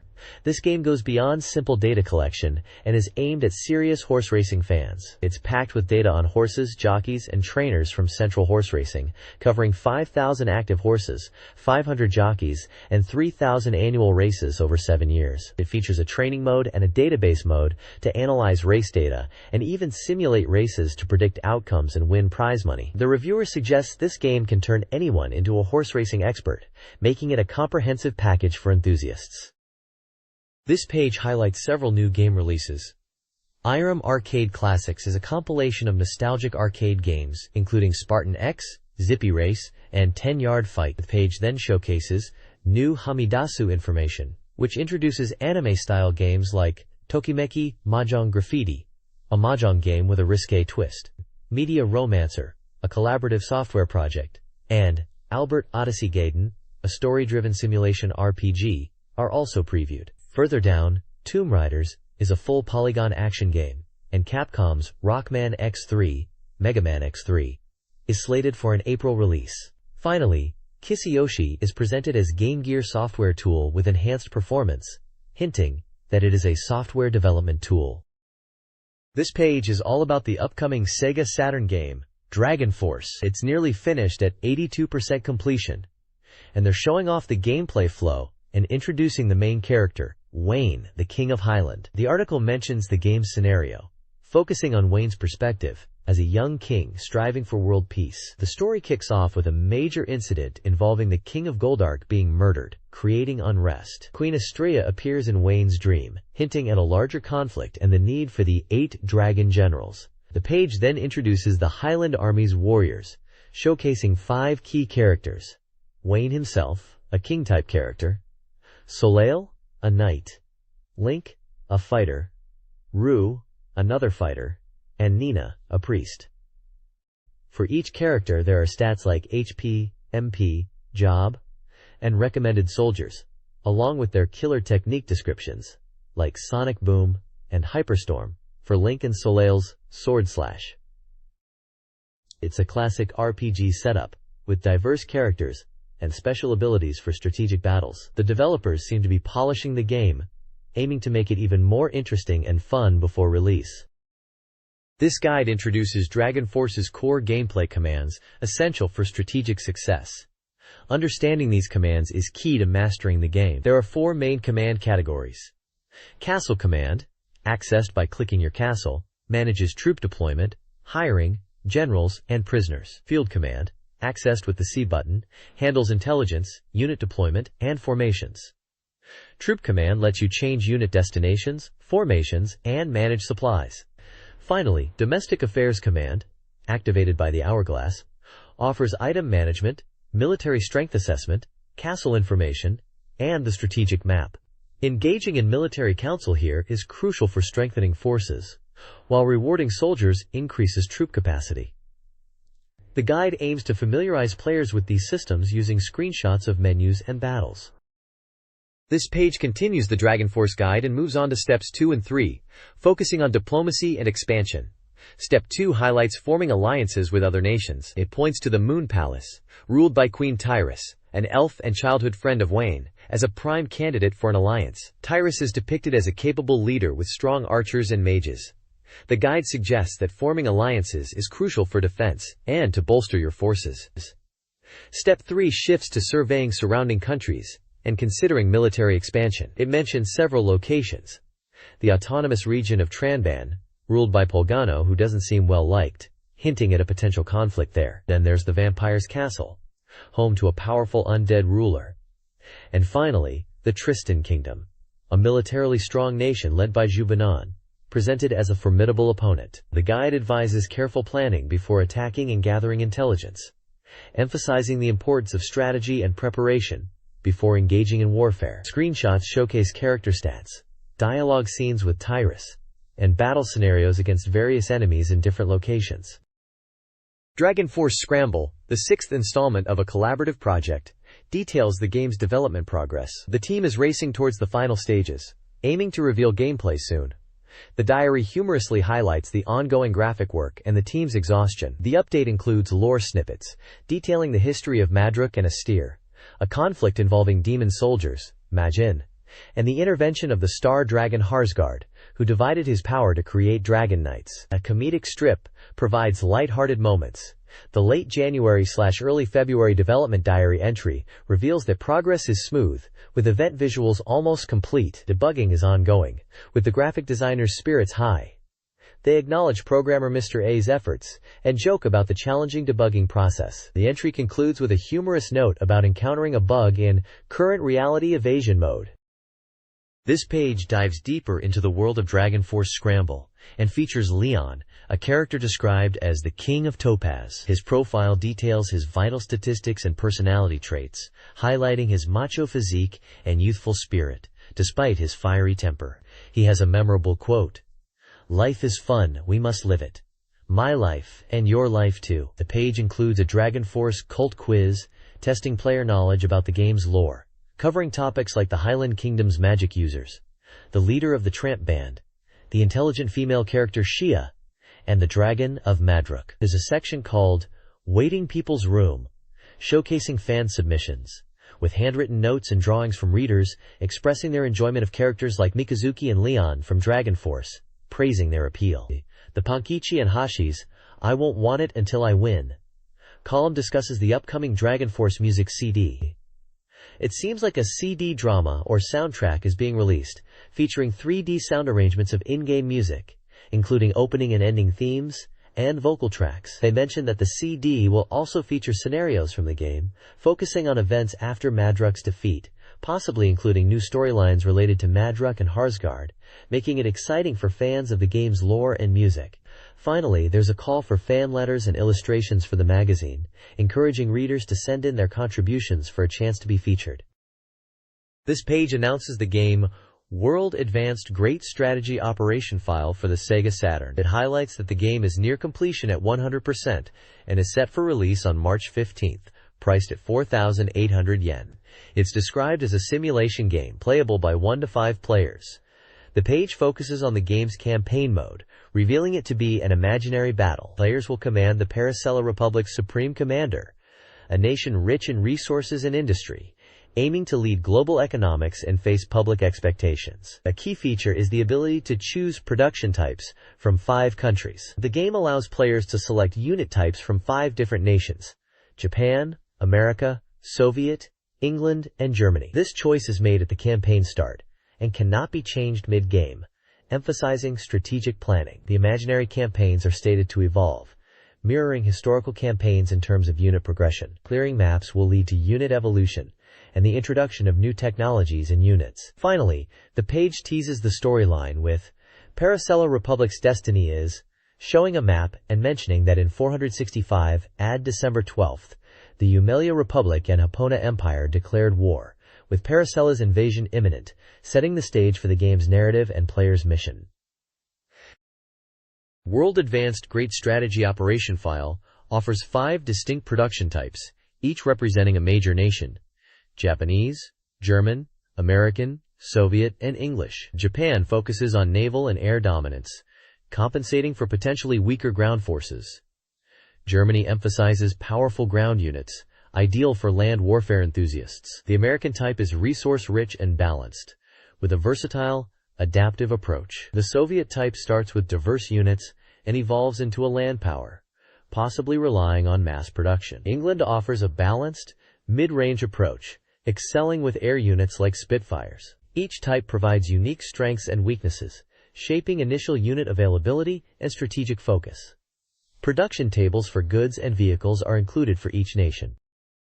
This page reveals the start map for the upcoming World Advanced Great Strategy Operation file. It details a hypothetical campaign's first stage, where players, choosing a production type, Aim to conquer the enemy HQ on a map divided by mountains. The enemies are described as Habona and Omera, representing Japanese and American production types respectively, as mentioned in the previous page. The page suggests that attacking from the south is initially easier due to weaker enemy naval defenses. It emphasizes utilizing air power and ground units strategically to overcome enemy forces and achieve victory within 15 turns. There's also a mention of peace destruction, possibly referring to the game's scenario setup. Further down, it discusses branching paths in the Homeland Defense section, indicating that player choices will influence the game's progression. The difficulty is presented as flexible, adaptable, based on the player's chosen routes and production types, promising high replayability. Finally, the page highlights the full polygon nice opening, showcasing the game's use of polygon graphics in its opening cinematic. Screenshots are included, showing off the 3D models of ships and planes. The page also features an interview section with Masahiro Hinata from SEGA CS Research and Development Division 2, the main staff member behind Operation File and the WA Great Strategy series. This page is showcasing the map selection for the upcoming World Advanced Great Strategy Operation File, boasting a total of 32 standard maps to keep you playing all night long. There are two categories: beginners maps and expert maps. For beginners, you've got a selection of 13 maps. Some are classics from previous games in the series, denoted as quote. Some are standard system soft maps marked as quote, and a couple are brand new, labeled quote. Beginner maps include scenarios like Island Campaign, a balanced and easy-to-play classic, New Guinea, Minsk, Moscow, Caucasus, and Battle of Britain, focusing on air combat between Britain and Germany. Other beginner maps are Over Mountains and Through Forests, which is a new map, Forest Peninsula, Red Cross, small island playable with ground forces only, The Island Closest to Heaven, and Try 1 and Try 2, likely training or tutorial maps. Moving on to the expert maps. There are 8 challenging scenarios. These also include maps from previous games like Kiev, Berlin, Smolensk, Los Angeles, Newfoundland, and Winter War, which depicts the conflict between the snowy Soviets and Finland. 2 new maps for expert players are Market Garden Operation, focusing on a massive Allied airborne assault where heavy anti-aircraft fire and enemy attacks are expected, and Red Bear. The page essentially teases the variety of maps available in the game, catering to both newcomers and experienced strategy players with a mix of familiar and brand new scenarios. This preview page from SEGA Saturn Magazine highlights the action RPG Torque, Quest for the Spirit King. Japanese title Torque, Seirei ou Kiroku. Players must master action techniques, command inputs, and spirit handling to navigate dungeons filled with traps and enemies. The page showcases weapon usage, including the short sword for close to mid-range combat with the blast forward move, and the bow and arrow for ranged attacks found in treasure chests. A reviewer praises the game's mysteries and encourages exploration to find the true Spirit King, emphasizing player ingenuity. Screenshots illustrate gameplay, showing Leon battling enemies and exploring dungeons, offering a visual preview of the game's action and environments. The next page delves deeper into Torque, Quest for the Spirit King, focusing on mastering spirits. It explains that spirits are key to progressing and are obtained by defeating bosses. The first spirit you get is a water spirit called Undine, or Diet as she is known in the game. The page details how to use spirits, mentioning you summon them by using spirit balls and button presses. It then showcases the water spirit Diet's abilities. These include the bubble shotgun, a projectile attack, the heal field, which is a healing ability, and magic storm, a powerful magic attack. Command inputs are shown as a button presses. The page also reveals there are 6 types of spirits in total, and briefly mentions fire and shadow spirits alongside Diet, suggesting they will each have unique abilities that will be crucial for your adventure in becoming the Spirit King. Screenshots show Diet's powers in action, giving a visual idea of how they work in gameplay. This page continues to explore Torque, Quest for the Spirit King, And this time, it's all about the traps in the water shrine. The page highlights different gameplay mechanics you'll need to use to navigate these tricky areas. It explains how you can push rocks to create footbridges, allowing you to cross gaps and reach new areas. Interestingly, it points out that you can even use things like pillars as platforms if you're brave enough to jump on them. Moving on, the page introduces bow and arrow puzzles, showing how you can use arrows to hit switches from a distance, which opens up new pathways. Finally, it details how to effectively use the water spirit Diet's powers in this environment. It shows that Diet's bubble jet gun can be used to extinguish flames, and another power allows you to freeze water pillars, turning them into platforms you can jump on. The page uses screenshots to really demonstrate these puzzle elements and how Diet's abilities come into play. It seems like the game is really emphasizing environmental puzzles that require you to think creatively using both your items and spirit powers. This page is advertising Gusun Oyoyo S for the Sega Saturn, a puzzle game where water is chasing you. It's presented as a sequel to the well-received Gusun Oyoyo, now on Saturn with enhanced graphics and new visuals. The game boasts a massive number of stages, 72 in total, combining 40 from the arcade version and 32 new stages exclusive to the Saturn. The page then dives into the basic gameplay rules, explaining that blocks fall from above and players must move Gusun to guide them.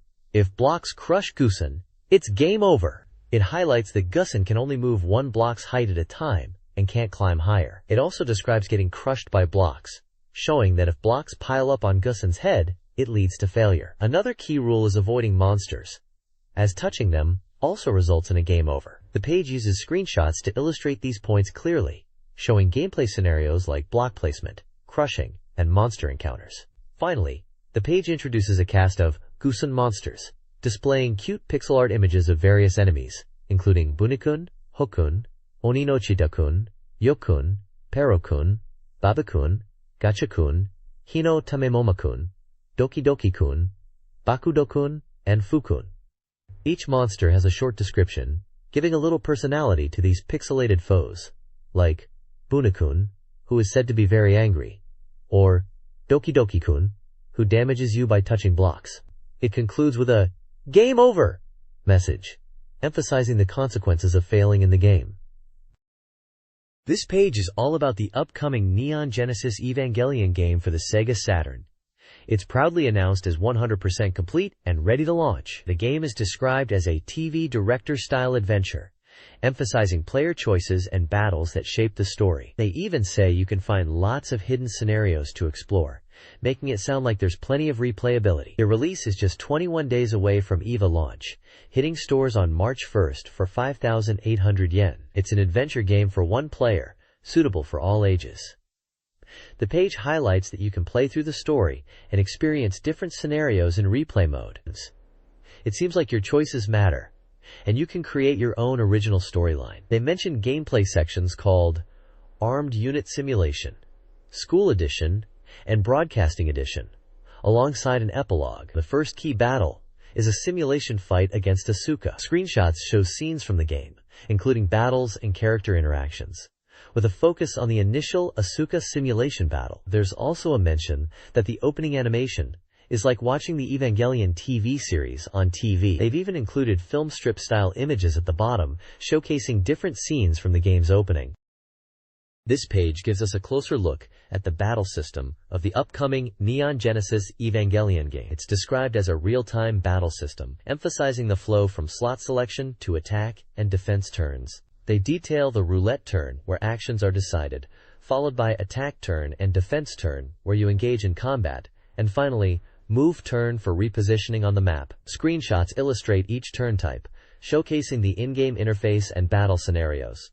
The roulette appears to determine attack and defense choices. There's a section called Forecast that seems to be teasing the game's replayability and varied scenarios, hinting at hidden elements to discover. Another section, Next Time, mentions the setting is in the year 2015 and suggests ongoing story developments and battles. They also mention options and extras being available to find. Lastly, there's a section discussing the Human Instrumentality Project, which is clearly central to the game's storyline, and information about game saves. Overall, the page is laying out the core gameplay loop and hinting at the depth of the story and game experience. This page highlights the upcoming Sega Saturn game, Omakase Taimagyo Savers, which translates roughly to "Leave it to us," Exorcism Business Savers. It's advertised as a tokusatsu pretty girl warrior adventure game. Think magical girl style. And it's even compared to shows like Chukana Pai Pai and Poitrine, if you remember those. Apparently the game stars a group of 3 girls, savers, who are idol group members from Feel, and the game is structured like a 4-episode TV series adventure. The page focuses on the first episode. First transformation. Life without cake is unthinkable? Whew! Hinting at a quirky storyline where cake is somehow crucial. The story kicks off with travel souvenirs and a possessed doll, leading to supernatural incidents. Gameplay looks to be a mix of exploration, dialogue, and battles, with the girls transforming to fight enemies. They're showcasing scenes of investigation in town, talking to people for clues, and strategic map movements. It mentions a flashy transformation sequence that players can look forward to. The game is already complete at 100% and is set to release on February 23rd. Priced at 6,800 yen. It's a single-player adventure for all ages. The developers playfully describe the target audience as people who love girls more than food, occasionally dream of transformation, and are maybe not the best at their exorcism jobs. Pretty funny self-deprecation there. Looks like a lighthearted and fun adventure title for the Saturn. This page is also focused on the upcoming game Saver's Birth Story, Why You Turned to Stone, which seems to be part of the Omakase Taimagyo Savers project. It introduces the idol group Feel and profiles its members. 17-year-old Rika Ida, 16-year-old Kawai-chan, and 18-year-old Sayako Chiba, who are the main characters of the game, the Savers. The story is about a possessed doll brought back as a souvenir causing chaos, with people turning to stone. As Savers, the girls are on the case. Gameplay screenshots show typical adventure game elements, like dialogue scenes, map movement, and RPG-style battles after the girls transform. There's a monster reaction lamp that lights up red when monsters are near. We see the girls strategizing in a secret garden strategy meeting, and then jumping into Exorcism Power Explosion, Battle Start. The battle system is shown with 4 attack types, each with descriptions like Slight MP Consumption, Powerful, and Sure Kill. The game also has quirky elements like Cake Mud Pot and Monster Tea Ceremony, hinting at the humorous side of the game. This page is all about the upcoming release of Gradius Deluxe Pack on SEGA Saturn, and it's shaping up nicely with an 80% completion rate. The developers mentioned that they are in the final stages, polishing every last detail. They even boast about perfectly recreating the famous startup BGM of the Bubble System arcade board, aiming for complete arcade accuracy, which is great news for Gradius fans. It's slated for release on March 29th, and will be a shooting game priced at 5,800 yen, supporting 2-player mode, and is recommended for all ages. The reviewer shares their personal thoughts, triggered by watching a volcanic eruption, which reminded them of the intensity and challenge of Gradius. They recall playing Gradius games intensely in their youth, mastering strategies, and feeling a sense of accomplishment. They highlight how Gradius is not just about shooting, but also about strategic power-up management and recognizing enemy patterns, making it deeply engaging. They reminisce about the beautiful graphics and sound, mentioning the option for arranged music. They also touch upon the addictive nature of the game and the satisfaction of clearing stages, even after many tries. The screenshots showcase impressive CG movie scenes, gameplay from Gradius and Gradius 2, and the iconic Moai enemies. It seems like this deluxe pack is aiming to be a truly definitive version for Saturn fans. This page is all about Thunderhawk 2, or Sanderhawk 2 as it's known here, coming soon to SEGA Saturn. It's highlighted as an analog mission stick compatible title, so you can expect some serious control options. This looks like a 3D helicopter shooting game, described as an upgrade from a previous version released on Mega CD, promising even better gameplay on the Saturn. The page emphasizes the analog mission stick and shows different grip positions for it: reel position, lever position, and plate position, detailing how to hold it for optimal control. It also talks about customizing your loadout, letting you choose your preferred weapons before missions. We can see a selection of weapons like the AGM-214 Firestorm missiles, RCS-233 anti-runaway bombs, 10.24 FFAR rocket pods, Mk-3 Penguin anti-ship missiles, Mk-88 cluster bombs, and the powerful Mk-84,500 pounds bombs. There's a little review box saying the game is 100% complete and features some excited comments about finding tanks and explosions. Looks like a pretty explosive action title. It's being released by Victor Entertainment on February 23rd, priced at 6,800 yen, and supports 3D shooting for one player, with that all-important analog mission stick compatibility. This guide offers gameplay strategies for Thunderhawk 2. Key controls involve the analog mission stick, with two primary attack methods: circling attack for ground targets, approach from the side, use up plus attack, and aerial target attack, direct approach, adjust altitude. The passing attack maneuver, left plus rotation plus attack, is explained for ground targets, firing and circling to avoid fire. The guide previews the South America missions. Mission 1, radar-based destruction. Mission 2, counterattack on a command post. Mission 3, pursuit of retreating enemy forces. And Mission 4, narcotic plant factory strike. Missions emphasize strategic elements, including enemy defenses, real-time enemy movement, and clearing surrounding enemies before attacking key targets. The guide indicates the reviewer's positive impression of the game. This page details more missions for Thunderhawk 2, continuing from the South America stage to the Panama Canal. Under the South America 2 Stealth Down section, it mentions missions are set at night and are more complex than the previous South America missions. The first mission is Transport Unit Pursuit, set in Stella's ruins, where you have to intercept and destroy enemy trucks carrying important cargo. Then there's Train Destruction, where you need to destroy a weapon-carrying train heading from the mountains. Lastly, for South America, you have Bomber Interception, tasking you with taking down an enemy bomber and its escort that's launching from Lima Airport.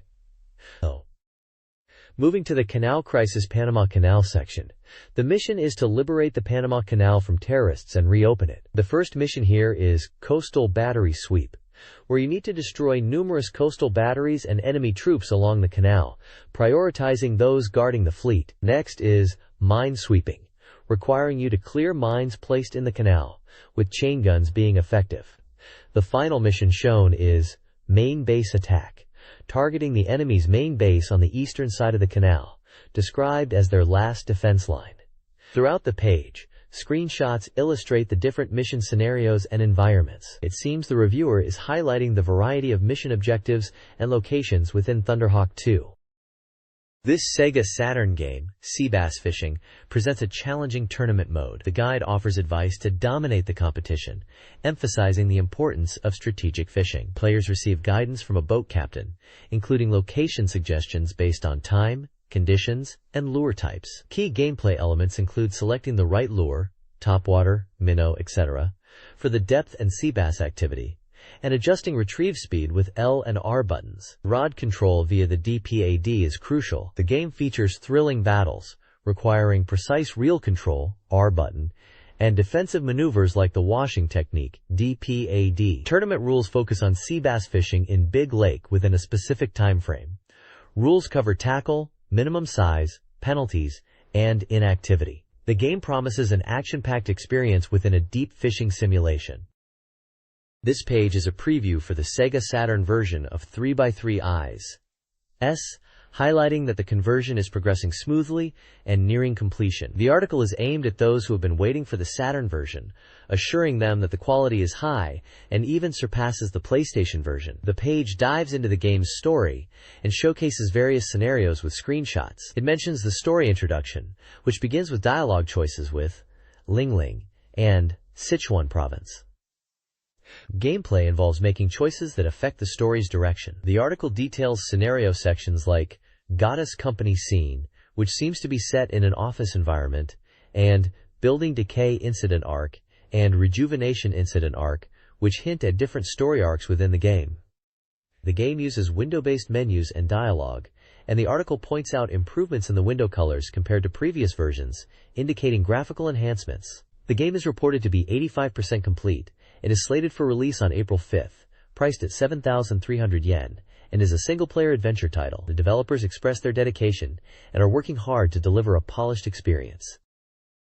This page continues the preview for the Saturn version of 3x3 Eyes, focusing specifically on the game's original opening sequence. It emphasizes that the opening movie is complete and of high quality, comparable to original video animation, and even better than the PlayStation version's quality, which is quite a boast. The article mentions the opening theme song, Dream, and Towards the Other Shore, describing it as a cool tune that sets the mood. The preview highlights the animation, stating it uses digital cell animation to achieve a high level of quality, claiming it's the highest quality animation seen on the Saturn at that point. It mentions that the opening will be around 2 minutes long and will showcase scenes from the first volume of the manga and introduce key characters like Pai and Yakumo. The developers are enthusiastic about the opening and encourage players to experience the passion they poured into it. The page is filled with screenshots showing scenes from the opening movie, including shots of Pai and Yakumo, the dragon form of Pai, and other characters and scenes from the game. It also lists some of the staff involved, including the director, animation director, sound director and effects, music, scenario, and program. The overall tone is very positive and promotes the visual quality and cinematic feel of the Saturn version's opening movie.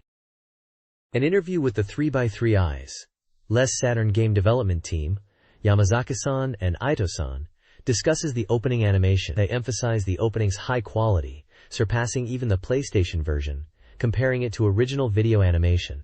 The team meticulously crafted the opening to reflect the manga's essence while navigating production limitations. They selected key manga scenes, aiming for a visually engaging introduction. The animation, digitally cell animated, was divided into ranks for detailed refinement. Screenshots highlight Pai, Yakumo, and action scenes. The goal was to convey core themes and deliver a high-quality visual experience within the Saturn's capabilities. They aimed for a cinematic feel, promising a polished opening movie, including scenes like Sucking Princess, to depict character complexities. This page unveils the gameplay system for PTO2, Pacific Theater of Operations 2, a deep dive into naval strategy. It breaks down the game's flow, starting with the meeting phase, where you, as the Admiral, attend strategic conferences to set objectives, manage resources, and decide on war policies. Following this is the formation and departure phase, crucial for organizing your fleets and transport ships, ensuring they're well supplied with fuel and resources before heading out. Next, you move into the search phase, where reconnaissance is key to finding enemy fleets and bases. The page highlights the importance of scouting to avoid ambushes. Once the enemy is located, you enter the before the enemy stage, leading to combat. This combat stage is further divided into air raid, bombardment, and landing. First, you soften up enemy defenses with aerial attacks, then naval bombardments, before finally landing troops to occupy territory. The occupation phase involves securing captured bases, reinforcing them, and preparing for the next strategic move. The page uses a flowchart to illustrate this game cycle, along with screenshots showing in-game interfaces and combat scenes, like aerial battles and naval engagements. It emphasizes the strategic depth of the game, covering everything from resource management and fleet composition to tactical combat maneuvers and territorial control. It seems like PTO2 is aiming to deliver a comprehensive and engaging World War II naval strategy experience. Proto 2's meeting system is central to gameplay. As the Admiral, you attend monthly meetings to make crucial strategic decisions alongside key advisors. These decisions cover diplomacy, war objectives, budget allocation, resource management, and troop deployment. Careful resource management is emphasized. Influential figures, represented by character portraits, use cards to sway decisions. The number of cards each person has reflects their light moon evaluation. The game features 13 playable scenarios spanning the Pacific War, from November 1941 to December 1945. These scenarios include historical events like the attack on Pearl Harbor and the Battle of Midway, as well as later war campaigns and hypothetical late war situations, providing a comprehensive Pacific War experience. This page is all about Gotha 2, Knights of the Sky, a real-time strategy simulation game that's being touted as a full-fledged simulation and is coming soon soft. The page emphasizes that it's a sequel, arriving about a year after the original Gotha, retaining the worldview and basic systems, but significantly enhancing the graphics and strategic depth. The big news is the focus on evolved battle elements. Firstly, unit movement is now 360 degrees free, allowing for much greater tactical positioning and flanking maneuvers. This freedom of movement is balanced by units' stamina consumption with movement and attacks. Secondly, weapons now have detailed parameters that can be customized, and units can equip multiple weapons. This adds a layer of depth to weapon selection, considering factors like range, accuracy, and power. You can tailor your unit loadouts based on mission objectives and enemy types. Thirdly, the game introduces different battle formations to choose from, each with its own characteristics and effectiveness in different combat situations. These formations are designed for various combat styles and terrain. The page highlights that choosing the right formation and understanding its strengths and weaknesses is key to victory. Screenshots illustrate these new features, showing gameplay in Operation Mode and Normal Mode, and also parameter customization screens. The overall tone is very enthusiastic about the enhanced strategic depth and customization options in Gotha 2. This page dives deeper into Gotha 2, Knights of the Sky, by showcasing 3 scenarios that exemplify the game's strategic depths. Scenario 1, titled Outbreak, Attack is the Greatest Defense, emphasizes aggressive tactics. It's about swiftly eliminating small enemy groups, suggesting players need to master unit deployment, movement, and attack methods early on. The reviewer notes the importance of considering movement costs in the 3D view. Scenario 2, To Eternity. First, join forces with allies. Focuses on tactical formations and cooperation. Players are encouraged to utilize the formation command to group units and execute coordinated attacks. The text stresses the importance of strategic positioning, especially when facing enemies head-on, and mentions the new battle formation system called Gotha 2 Formation. Scenario 3, Bottom of the Sky. Rapid fleet movement is key. Highlights fast-paced fleet actions and resource protection. Here, you are limited to 3 units, demanding careful command and resource management, especially protecting water supply ships from enemy attacks. The objective involves defending water transport ships from enemy attacks, emphasizing strategic defense. The page also touches on unit durability, showing what happens when a unit is destroyed and options to reload or end the turn. Finally, it highlights the game's enhanced visuals, mentioning beautiful in-game CG movies that enhance the story and provide immersive cinematic scenes. The reviewer seems impressed with the visual upgrades and storytelling aspect. This article features an interview with Kyoko Togawa, a fan of The Tower, a building simulation game for Macintosh and Sega Saturn. Kyoko is deeply engrossed in the game, finding it addictive and intuitive, even without reading the manual.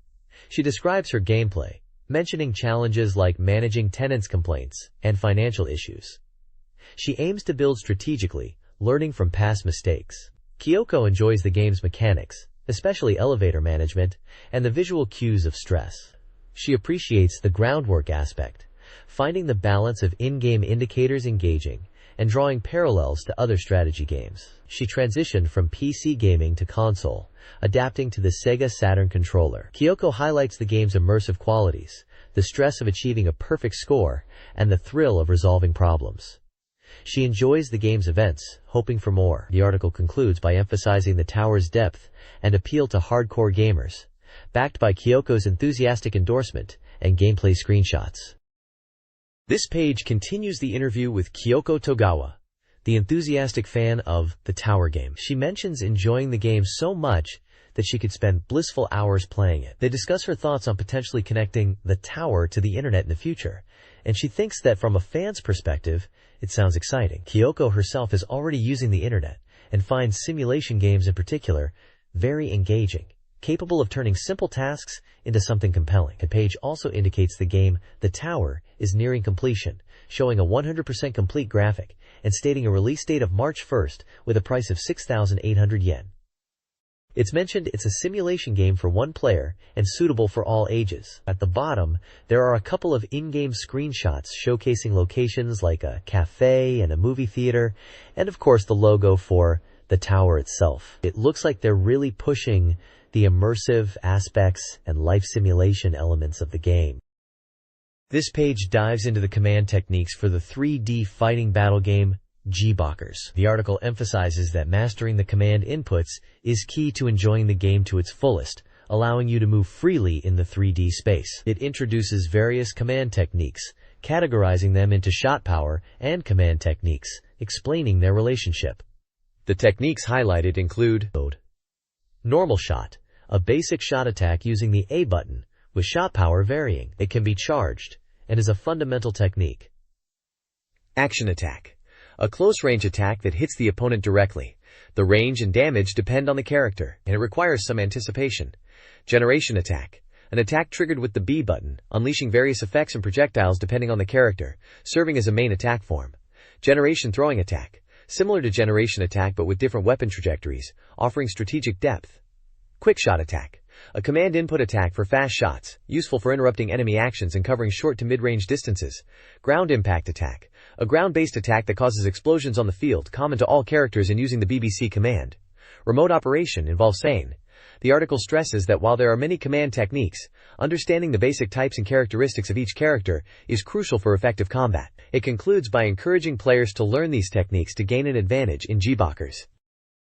This page continues from the previous page, focusing on the command techniques in G-Bockers. It's a detailed breakdown of each playable character's moves and their corresponding button inputs. The page is organized by character, each getting their own section outlining their normal shot 1 and 2, action attack, generation attack, quick shot attack, ground impact attack, and remote operation techniques. We can see 8 characters featured: Pal, Fisher, Donchin, Mugen, Ray, Ein, Kid, and Kathy. For each character, the table lists the move name in Japanese alongside the button combination required to execute it, using the SEGA Saturn controller. This acts as a comprehensive move list guide, allowing players to understand the specific inputs needed for each character's arsenal of attacks in G-Bockers. It emphasizes that mastering these commands is crucial to effectively utilizing each character's unique fighting style in the game. This page announces the release of the SEGA Saturn game, Tenchi Muyo. It's finally out today. The article highlights that this is a multi-ending game and reveals the routes up to the mid-game point, starting from the Aroma Star Grassland to the Hot Springs. Route 1 is called the Ginseng Field Course and takes you from the grassland to the forest. It mentions lots of events and anime scenes to enjoy along this route. Route 2, the Rocky Area Course, starts similarly in the forest, but takes a different path towards the rocky area and lake, promising trouble and swimsuit scenes if you choose this route. The page shows flowcharts for both routes, detailing the path from grassland to forest, then either to the right or left, then south to the lake, and finally to the hot springs. There's also a box claiming 100% completion, and a message from the manufacturer indicating the game is an adventure simulation, and is for ages 18 and up. It also lists the release date as February 9th, and the price as 8,500 yen for a 2-disc set. This guide for Tenchi Muyo details 2 new courses: Route 3, rafting, and Route 4, fishing. Route 3 involves rafting downstream, with a potentially suggestive scene for those interested. Route 4, fishing themed, warns of giant fish and jungle exploration. Both routes feature flowcharts outlining paths to various locations, including hot springs and hidden areas. The guide then covers endgame battles against monsters, emphasizing teamwork and strategic commands. It clarifies that jungle routes do not lead to the true ending, with the right side of the flowchart leading to a normal ending. However, branching paths from that ending offer exploration of secret areas and potentially better endings. The page concludes with encouragement for players to reach the game's conclusion. This page for Alone in the Dark 2 on SEGA Saturn dives into the Hell's Kitchen section of the game. It sets the scene, explaining how the story begins, with paranormal investigator Edward Carnby getting a kidnapping case, leading him to the spooky Hell's Kitchen location. The page then walks through the very beginning of the game, detailing the starting sequence where you arrive by taxi and immediately have to blow up a gate using a bomb you brought with you to get inside. The article emphasizes the importance of melee combat at the start, saying you'll mostly be using your fists initially and to conserve ammo for later, tougher enemies. It seems like ammo will be scarce. They highlight the strategic element of the game, suggesting to use punches as much as possible. The page is broken down into sections that appear to be a mini walkthrough of the early areas of the game, mentioning locations like the front yard, gate, street corner, tool shed, and back door. Screenshots throughout show gameplay in these areas, including encounters with zombies, and hints at puzzle elements like needing to find keys and using items strategically to progress. It sounds like a classic survival horror experience, where careful resource management and understanding enemy behavior are key to survival. Alone in the Dark 2's gameplay shifts from a garden maze with fast zombies and diamond panel clues to the interior of Hell's Kitchen. The garden forces players to rely on kicks, guns, and knives to survive. Entering the basement strips you of weapons, making fists the primary attack. The area is supported by memo pieces. Inside, a Santa Claus zombie requires trap usage and Coke bottles as weapons. The kitchen and children's room are key locations. The children's room demands evasion and orb manipulation to obtain items. The children's room gives access to previously found items, like the rewind wine, that may give clues for the next challenge. The door requires an organ to open, connecting it to the kitchen. This page showcases the upcoming SEGA Saturn title FIDA Remake, which is nearing completion at 95% and slated for a March release. This simulation RPG is designed for single-player and is intended to be a proper remake, not just a simple port, aiming for a high-quality finish. The article details the game's system, breaking it down into 3 key areas: the movement map, camp, and battle map. The movement map is a large-scale view of the world, with story events and town locations marked. The camp system allows players to manage their party, changing equipment, and preparing for battles. Finally, the battle map uses a tactical, grid-based system where characters engage in combat, with actions like standard attacks and special moves consuming MP. The game is designed to progress through scenarios, with the party size increasing as the story unfolds. Players will manage and customize their characters based on their strengths and level them up. The narrative seems to involve escaping a continent. The opening movie is highlighted as being computer-generated, while the main gameplay graphics are described as hand-drawn and pixel art style, with added touches for the remake.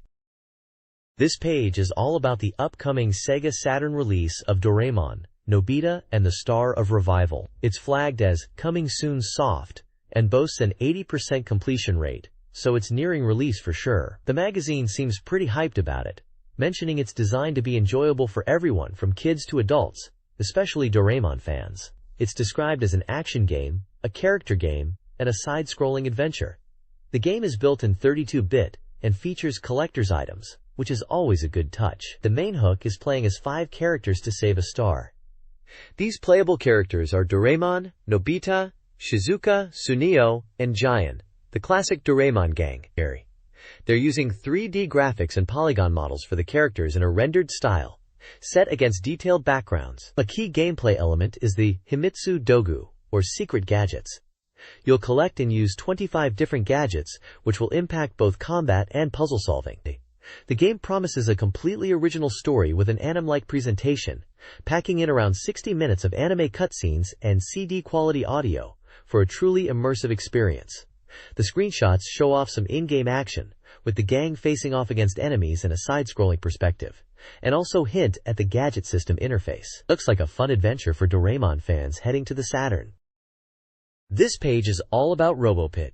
It's flagged as coming soon soft and boasts 100% completion, so it's definitely hitting shelves soon. The magazine seems excited, mentioning it's finally about to be released. The page highlights how you can build your own robot and battle against 100 other robots to become rank number 1. That's the main goal of the game. They're even giving some tips on how to win. There's a section on fun robot making, showing you how to customize your robot. You can choose a body emphasizing defense or power, pick eyes, which are like the robot's face, and select legs, which are important for movement. Weapons are also customizable, and you can choose from various types. The page details training is important to get stronger, and then introduces 3 robot types: the basic all-purpose type, which is balanced and easy to use; the high mobility dexterity type, which is agile but weaker defensively; and the heavy armor one-shot type, which is slow but packs a powerful punch. The screenshots show off the robot battles and the robot customization screens. It looks like a fun robot fighting game, with lots of options to build your perfect fighting machine. This page is about the upcoming SEGA Saturn title, Sword and Sorcery, a game that looks to be around 50% complete according to the magazine. The developers mentioned they are working hard to get it out by spring, and voice recording is already done, which is a good sign it's progressing nicely. The magazine is highlighting the game's key features, like its 3D feeling stages. They're really pushing the fact that the game uses 3D polygon graphics to create realistic environments, promising a step up from typical RPGs of the time, and boasting that the Saturn version will look especially good. They also talk about human-like dialogue scenes, emphasizing the expressive conversations thanks to a window-based system, kind of like a comic book.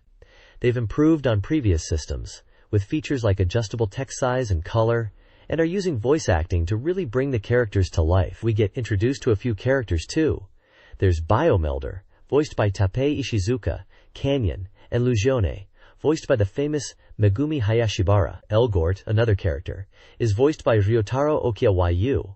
And then there's Miminga, whose voice actor is still to be announced. It sounds like they're really focusing on strong voice acting to enhance the characters. Overall, the magazine seems pretty excited about Sword and Sorcery, especially the 3D environments and the focus on character dialogue. It looks like they're aiming to create a really immersive and engaging RPG experience. The next page showcases Horror Tour, a game posing the question, can you escape from this demon's castle? It highlights that the game is currently 80% complete. The text next to the completion rate boasts about Horror Tour, being Japan's first full-fledged horror adventure game. The developers mentioned they spent years on development to ensure SEGA Saturn magazine readers will be satisfied with the immersive quality. They even recommend dimming the room lights for the best experience, joking that once you enter the game's world, you may never return to reality. It also mentions a release date of March 22nd and a price of 5,800 yen, noting it's an adventure game and supports the shuttle mouse. The bottom section, titled Opening Story, gives a glimpse into the game's narrative. It sets the scene in Rotweiss-Ritterberg, a cursed castle, and describes the game as a fashionable horror adventure. We get a look at several screenshots showing off the game's visuals, including the imposing castle exterior, eerie interiors with stained glass windows, and even a rather unsettling skeleton character. It seems the game is aiming for a stylish and spooky atmosphere. Horror Tour plunges players into the foreboding Rotweiss-Ritterberg castle. Exploration is key, with a complex layout featuring hidden areas and dungeons. Escape requires solving mysteries through careful observation and interacting with potentially hostile characters. Puzzle solving is central, demanding players solve riddles, disarm traps, and strategically utilize acquired items. Failure results in a game over. The castle is filled with booby traps and dangerous monsters. Some monsters can be defeated, while others are invincible, requiring strategic avoidance. Screenshots showcase the castle's environment, puzzles, and character encounters, highlighting the horror adventure and puzzle-solving gameplay. The next page introduces Game no Tatsujin 2, a SEGA Saturn title boasting a collection of 7 different types of tabletop games, perfect for beginners to advanced players. The tagline emphasizes sharpening your mind from a young age. The page highlights that the game is 100% complete and scheduled for release in March, priced at 8,900 yen. It's a 12-player game suitable for all ages. The page details 2 game modes: Versus Mode, where you can play against CPU opponents of varying strengths, and Free Battle Mode, allowing customizable rules. 7 game types are showcased with screenshots and descriptions: Go, Shogi, Japanese chess; Renju, Connect 5, chess, checkers, backgammon, and mahjong. For each game, there's a brief explanation of the rules and unique features within the game. For example, in Go, it mentions capturing stones and aiming for territory, while Shogi emphasizes capturing the king. Renju highlights the goal of lining up 5 stones in a row, and chess mentions the familiar movement of pieces. Checkers is described as simple yet deep. Backgammon is introduced as possibly unfamiliar but with simple rules and dice-based movement. Finally, mahjong is for one player in versus mode against 3 other players. Overall, the page presents Game no Tatsujin 2 as a comprehensive collection of classic board games for the SEGA Saturn. This page introduces Cubic Gallery, a coming soon soft title for the SEGA Saturn, and is currently 80% complete. This game is all about art and offers a variety of modes to explore. In Story Mode, you become a detective with characters Eddie and Dissy, venturing into the world of art to solve mysteries, possibly linked to the Mona Lisa's smile. Direct Mode is designed to teach you about art, exploring techniques and styles. The Date Gallery acts as an art encyclopedia, providing details on artists, their famous works, and art history. For puzzle lovers, there's a Puzzle Mode featuring jigsaw puzzles based on famous paintings. Simulation Art Mode lets you get hands-on, allowing you to adjust elements within paintings, like colors and lighting. Lastly, Tough the Art is presented as a spot the difference style game, challenging your observation skills within artworks. The page includes screenshots showcasing each mode and highlights the game's blend of education and entertainment. A comment from Chihoko notes, the game is nearing completion and expresses anticipation for its release. This page showcases the action puzzle game Kururin Pa, marked as 100% complete and ready for release. The game is described as an action puzzle with a versus battle element, where players strategically place fuse blocks to ignite explosion blocks and clear snow blocks. The page details 2 game modes. Story mode, where you play as a hero rescuing a princess by defeating 8 unique opponents, and versus mode, allowing play against the computer or a second player. A highlight of Kururin Pa is its cast of 8 unique characters, ranging from a high school girl to a robot, a queen, and even an old woman, each with their own distinct personality and abilities. The characters featured are Ruby Jeanette, Gabriel X, Mihailed, Schudenberg Rain Leonard, Burning Kid, Nocturne, Jimmy and Jumbo, and Chiriona. Finally, the page announces a snowman contest associated with the game, where players can submit their scores for a chance to win prizes. The next page is all about Cyberdoll. For the SEGA Saturn, it's advertised as a cyberpunk RPG. It's clearly highlighting the parts change system as a key feature. The page explains that you can customize your character by changing various body parts, like the brain, eyes, ribs, legs, arms, heart, and even the spinal nerve. They show illustrations of these parts and briefly describe their functions and how they impact gameplay. It looks like you can really fine-tune your character's abilities by swapping out these components. The game boasts a massive 12 categories of parts and 40 different types to mix and match for your cyborg. They've also mentioned the game is 50% complete and targeting a May release, so it was still in development at the time of this magazine. The screenshots show a gritty, futuristic setting and some combat action, which fits the cyberpunk theme. This page is all about Mahjong Hyperreaction R for the SEGA Saturn. It looks like they are showing off the latest version, which is 95% complete, and features a new main character named Yuka Inoue. The article mentions that the game is an arcade port, but with new Saturn-exclusive characters, specifically Yuka. They're highlighting the free battle mode, where you can play against 3 girls, including Yuka. You choose your opponent, and it sounds like if you win against them, you get to see pictures of them in an album, hinting at some kind of reward system. The page also shows off the options menu, which they describe as cute, and features animal icons. It seems you can adjust difficulty, sound test, and voice test. They also mention you can't change the rules, but the sound and difficulty settings are customizable. There's a section dedicated to Yuka herself, describing her as a high school student who's a bit boyish, but actually quite mature. They emphasize her appearance in various scenes, including some slightly suggestive images labeled Yuka's album. It seems like winning in the game unlocks these images in the album. Overall, the page is focused on showcasing the new character Yuka and the extra content related to her in Mahjong Hyperreaction R. This page is introducing Logic Puzzle Rainbow Town for the SEGA Saturn, a new oikaki logic puzzle game from Human. It boasts 7 color puzzles, moving beyond the standard black and white format. The game offers 3 modes: monochrome, which is your classic black and white puzzle, color mode, using multiple colors, and rainbow mode, which uses blue, red, and yellow. There's also an edit mode where you can create your own puzzles, and an option mode to customize controls for easier play. The game is packed with content, featuring over 700 puzzles in total, 60 in monochrome, 458 in color, and 219 in rainbow mode. It's scheduled for release on February 23rd at a price of 5,800 yen, and is presented as a definitive logic puzzle experience for all ages. This page is a SEGA Saturn Soft Complete Guide, a software guide for the SEGA Saturn console.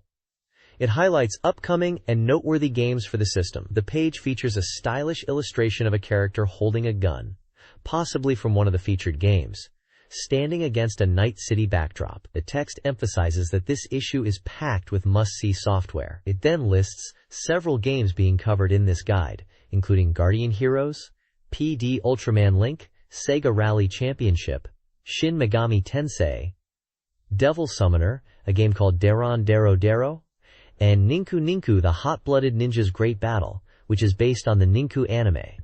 The copyright mentions Atlas, hinting that the character in the image might be related to one of their games, like Devil Summoner. This guide to Guardian Heroes Go vs mode recommends character picks based on player skill level. For level 50 players, it suggests powerful God-type characters, akin to final bosses. Level 60 players are advised to use balanced, normal-type characters to master core techniques and enjoy strategic battles, with parameter editing offered to mitigate weaknesses. Level 70 players should utilize Zako-type with guard enemies, focusing on strategy with limited techniques. Finally, level 80 players are encouraged to use Zako-type, no guard, enemies, for a challenging and chaotic experience. The guide also emphasizes character matchups and environmental interactions. It highlights that even seemingly weak characters can excel based on the arena. The page encourages experimentation with team compositions and matchups, suggesting players try unconventional pairings to uncover hidden strategies and fully experience the versus mode's depth. This page delves deeper into Guardian Heroes, revealing mini techniques or hidden features. It focuses on a deep switch feature and a trick to get 98 continues, even on the hard difficulty setting. The deep switch is described as adding new items to the options menu after completing story mode once on any route and difficulty. These new options are enemy level disp and next express disp. Enemy level disp, when turned on, will display enemy levels, while next express disp shows experience points needed for the next level up. The page mentions this is useful for understanding enemy strength and character development. The article highlights a 98 continue trick, even on hard difficulty. Normally in story mode, easy difficulty offers 99 continues, normal 9, and hard only 3. However, by setting the difficulty to easy first, starting story mode with any character, then resetting the console with A, B, C, and start buttons, changing the deep switch difficulty to hard in the options, and then loading a save from the title screen, players can effectively play on hard difficulty with 98 continues. It's noted that continuing in story mode mid-stage will save the continue count, allowing for consistent continue counts even when changing difficulties later. The page features screenshots of the option menu, showcasing the deep switch settings and gameplay scenes that visually support the explanation of the new features and tricks. The reviewer seems to be excited about these hidden features enhancing the gameplay experience.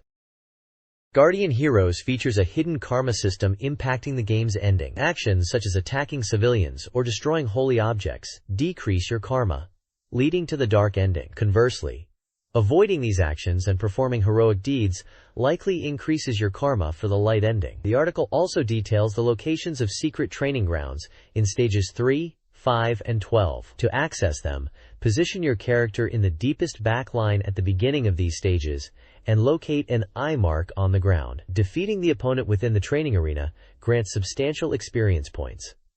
While these grounds are ideal for leveling, be mindful of continued usage costs. The enemies become stronger as your character levels up. This page is all about mastering PD Ultraman Link to win against both the computer and human opponents. It's a guide focusing on parts stacking lessons to improve your gameplay. Lesson 1 emphasizes not relying on complicated combos, suggesting that even beginners can win by simply sending parts to the opponent. It mentions focusing on all clears as a key tactic. Lesson 2 teaches the basics of creating 2 chains, which are essential for consistent wins. It suggests practicing in training mode to master this fundamental skill. Lesson 3 is about counter-clearing, advising players to strategically use falling enemy parts to their advantage by clearing them immediately and sending them back to the opponent for a counterattack. Lesson 4 explains how to utilize character-specific skills, mentioning that these are powerful tools in battles. It highlights 3 types of skills: barrier, down elimination, and movement stop, and their strategic uses in offense and defense. Lesson 5 is about creating rainbow clears, considered a very strong technique when the blocks are stacked high. It advises how to set up a rainbow clear by leaving a 1-column gap on the side and then dropping rainbow parts to trigger a large clear, which sends a significant amount of garbage blocks to the opponent. The page uses screenshots from the game to illustrate each lesson, showcasing gameplay scenarios and strategies. It aims to provide practical tips for players to become more proficient at PD Ultraman Link. This guide offers character-specific strategies for PD Ultraman Link. Ultraman benefits from quick counters and down elimination. Ultra 7 excels at disrupting opponents with all clears. Jack mirrors Ultraman's balanced style. Ace boasts diverse skills and strong attacks, while Taro focuses on defense and color changes. For Kaiju, Kanegon accumulates points by eating parts, though this isn't always effective. King specializes in counterattacks, and King Joe uses barriers and light beams. Zeton employs a unique ability to blacken opponents' parts. Baltan focuses on aggressive play with barriers and freezing attacks. The guide also includes graduation exercises to test skills, allowing players to track progress and potentially enter a prize draw. The ultimate goal is to achieve the Ultraman title, signifying mastery of the game. This page delves into SEGA Rally Championship, exploring how to achieve faster lap times and overcome challenging corners. The article kicks off by asking if using the accelerator pedal is actually detrimental for speed in time trials. It seems players sent in videos of their gameplay, and the developers are now analyzing these to understand how to improve racing lines and cornering techniques across different courses. For beginners struggling with the desert course's final corner, the advice is to approach it from the outside, aiming for a smooth cornering line while maintaining speed, even suggesting downshifting to third gear. A simple question is raised about the performance differences between the Toyota Celica and Lancia Delta cars. The developers explain that while both cars have similar stats, subtle differences exist in handling, particularly in cornering performance and traction control, impacting driving feel. The page highlights a special time attack contest, where developers are scrutinizing user gameplay videos to pinpoint faster driving techniques. There are interviews with CS development staff members Atsuhiko Nakamura and Osamu Hori, who discuss player feedback and observations from the time attack submissions. They mention that many players struggle with cornering and optimal lines, especially on gravel sections after tunnels. They also touch upon the difficulty of mastering manual transmission compared to automatic, noting that manual offers faster times if mastered. Overall, they seem impressed with the level of play and are looking at how to further improve strategies for the game. This page dives deeper into SEGA Rally Championship strategies, now focusing on specific course types. For the forest course, the advice is to prioritize car speed and grip, especially after the tunnel sections with gravel. They observed many players overdrift, losing speed. Moving on to the mountain course, it's all about grip driving from the first hairpin onwards. The top players in the time trials seem to master grip driving for stable and fast runs, avoiding big slides. There's a question about blow-off valves. These are explained as devices that improve accelerator response and engine longevity by releasing excess pressure, essentially making the car sound cool and perform better without impacting handling in the game. The lakeside course is highlighted as being all about racing lines. Incorrect lines will severely impact your time. Top players maintain stable driving by anticipating corners and sticking to the perfect line. Booting out is mentioned as a fundamental technique, aiming to avoid unnecessary drifting and maintain speed. The developers, Nakamura and Hori, discuss player feedback from the time attack. Players are using auto-transmission and brake techniques in different ways. One developer mentions using 6,500 revolutions per minute for rocket starts. They also comment on how some players are surprised they don't use brakes as much, focusing on throttle and steering control instead, especially in drift setups. Overall, they are impressed with the player submissions and continue to analyze them for further insights into optimal gameplay. The SEGA Rally Championship Time Attack contest is underway, with a February 23 deadline for video replay submissions. Participants compete in two categories: Normal Time Attack and Stratus Division, and SEGA Saturn Original Nakamura Cup Division. The former allows Toyota Celica GT4, Lancia Delta, or Stratus on 4 courses: desert, forest, mountain, lakeside, with free settings. The Nakamura Cup uses only normal Celica on the same courses for fastest lap times. Racing controllers are prohibited. Midterm results reveal strong performances, notably by players with the surname Habu. The page also unveils secret techniques. The first is hairpin collapse, involving reverse entry into spectators at hairpin turns, possibly an exploit. The second is car performance change in championship mode, activating expert mode by holding X and pressing C, enhancing acceleration and creating oversteer. Prizes include trophies, trainer jackets, signed stickers, and SEGA Rally merchandise for course winners. This page is dedicated to providing a strategy guide for the notoriously complex dungeon Chinatown in Shin Megami Tensei: Devil Summoner, acknowledging player struggles with the game's challenging maps, Especially in the later stages, the magazine presents a detailed map of the dungeon. Chinatown is described as a massive and intricate maze filled with misleading warp points, designed to disorient players. The guide humorously remarks on the scale of the dungeon and the headaches it induces. To navigate this labyrinth, the guide suggests using the alphabet to find the shortest route between warp points marked a through F on the map. A section titled Words from a Devil offers cryptic advice. Those who control the warps control Chinatown. It highlights the importance of Point E and a return trip to a certain location as key to conquering the dungeon. A photograph of a person making a hand gesture accompanies this advice. This strategy guide details navigating the Chinatown dungeon in Shin Megami Tensei, Devil Summoner. It covers B1F and 1F, emphasizing their unexpected complexity despite initially appearing simple.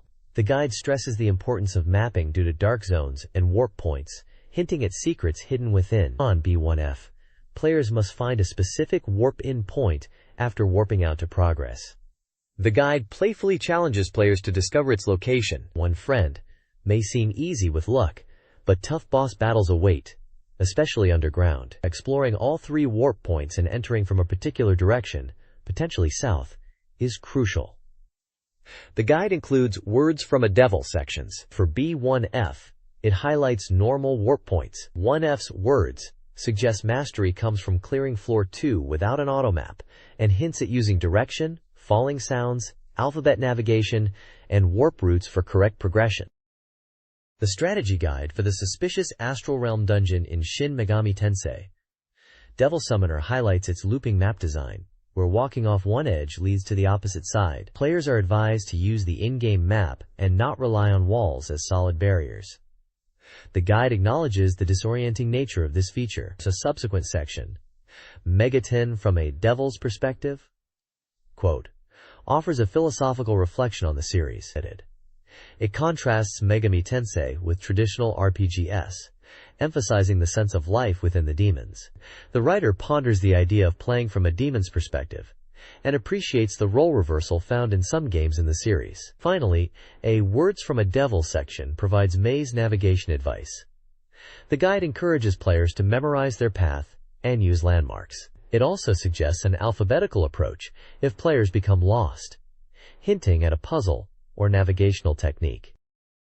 This strategy guide provides tips for excelling in Dero Dero Champion across 4 difficulty modes: Easy, Normal, Difficult, and Super Difficult. Easy mode focuses on basic combo practice, while Normal introduces chain clearing. Difficult mode emphasizes strategic block placement, and Super Difficult challenges experts with Ojama blocks for screen clearing combos. The guide stresses the importance of fast clear times and high chain counts, aiming for over 10 links, to score well and fill the opponent's field. Visual examples illustrate good and bad chain setups. A Satamaga Cup contest for Dero Dero Champion Time Attack is announced, offering special prizes for the top 5 players. To enter, players must submit a video of their best playthrough, clearly showing time and game mode.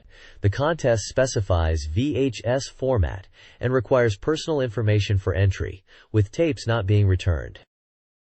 This page is all about the fighting game Ninku. It's hyping up the visual and combo attacks in the game, saying that players are likely already exploring these since the game has been out for a bit. It's giving a rundown of some basic and powerful combo techniques for different characters. We get profiles for several characters, including Futoshi, who has moves like the Weak Punch and 12 Heavenly Windstorm. Ranto has the Crouch Weak Punch and Aerial Sky-Piercing Break. Toji uses Weak Punch and Strong Snake Strike. Akirai's moves are Weak Punch, Strong Punch, and Skyflare Dragon. Then there are some of the larger characters. Coach uses the Arrogant Government Forced Bow and Dash Strong Punch. Makira has the Spinning Ribbon X2 and Karaoke SP Gauge Accumulation. Kosuke's moves are Crouch Weak Punch, Crouch Strong Punch, and Flowing Rise Kick. Finally, Ajirata has Standing Weak Punch and Crouch Kick. The page stresses that just using gag moves isn't enough, and you need to master powerful combos to really excel. It advises players to learn basic combos, and highlights that while large characters might seem powerful, they can be at a disadvantage. This page is a scoop from SEGA AM3 Research diving into the popular game Virtual On and revealing secret techniques. It focuses on uncovering the hidden potential of 3 Barthoroid machines. The main highlight is a secret move for VR Temjin called Gliding Ram.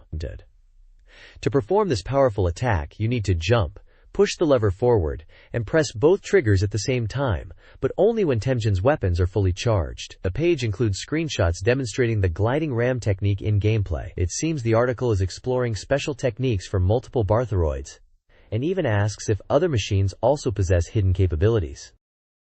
This page continues the deep dive into Virtual On basic battle techniques and secret moves from SEGA AM3 Research. It highlights key tactics for combat, starting with understanding how to down an opponent and use the down state to your advantage. It explains guarding mechanics and how to properly aim and use different weapon types effectively. Expanding on secret techniques, it reveals special moves for 2 more virtual robots. For Viper 2, it introduces the SLC dive, an attack where Viper 2 spreads its wings and charges forward, activated by jumping and pressing forward, and both triggers simultaneously at the peak of the jump. For Dolkas, it unveils the Mega Spin Hammer, a powerful spinning hammer attack executed by moving the lever upwards, then quickly inputting a clockwise circle and pressing both triggers simultaneously. The page includes gameplay screenshots showcasing these techniques for Viper 2 and Dolkas.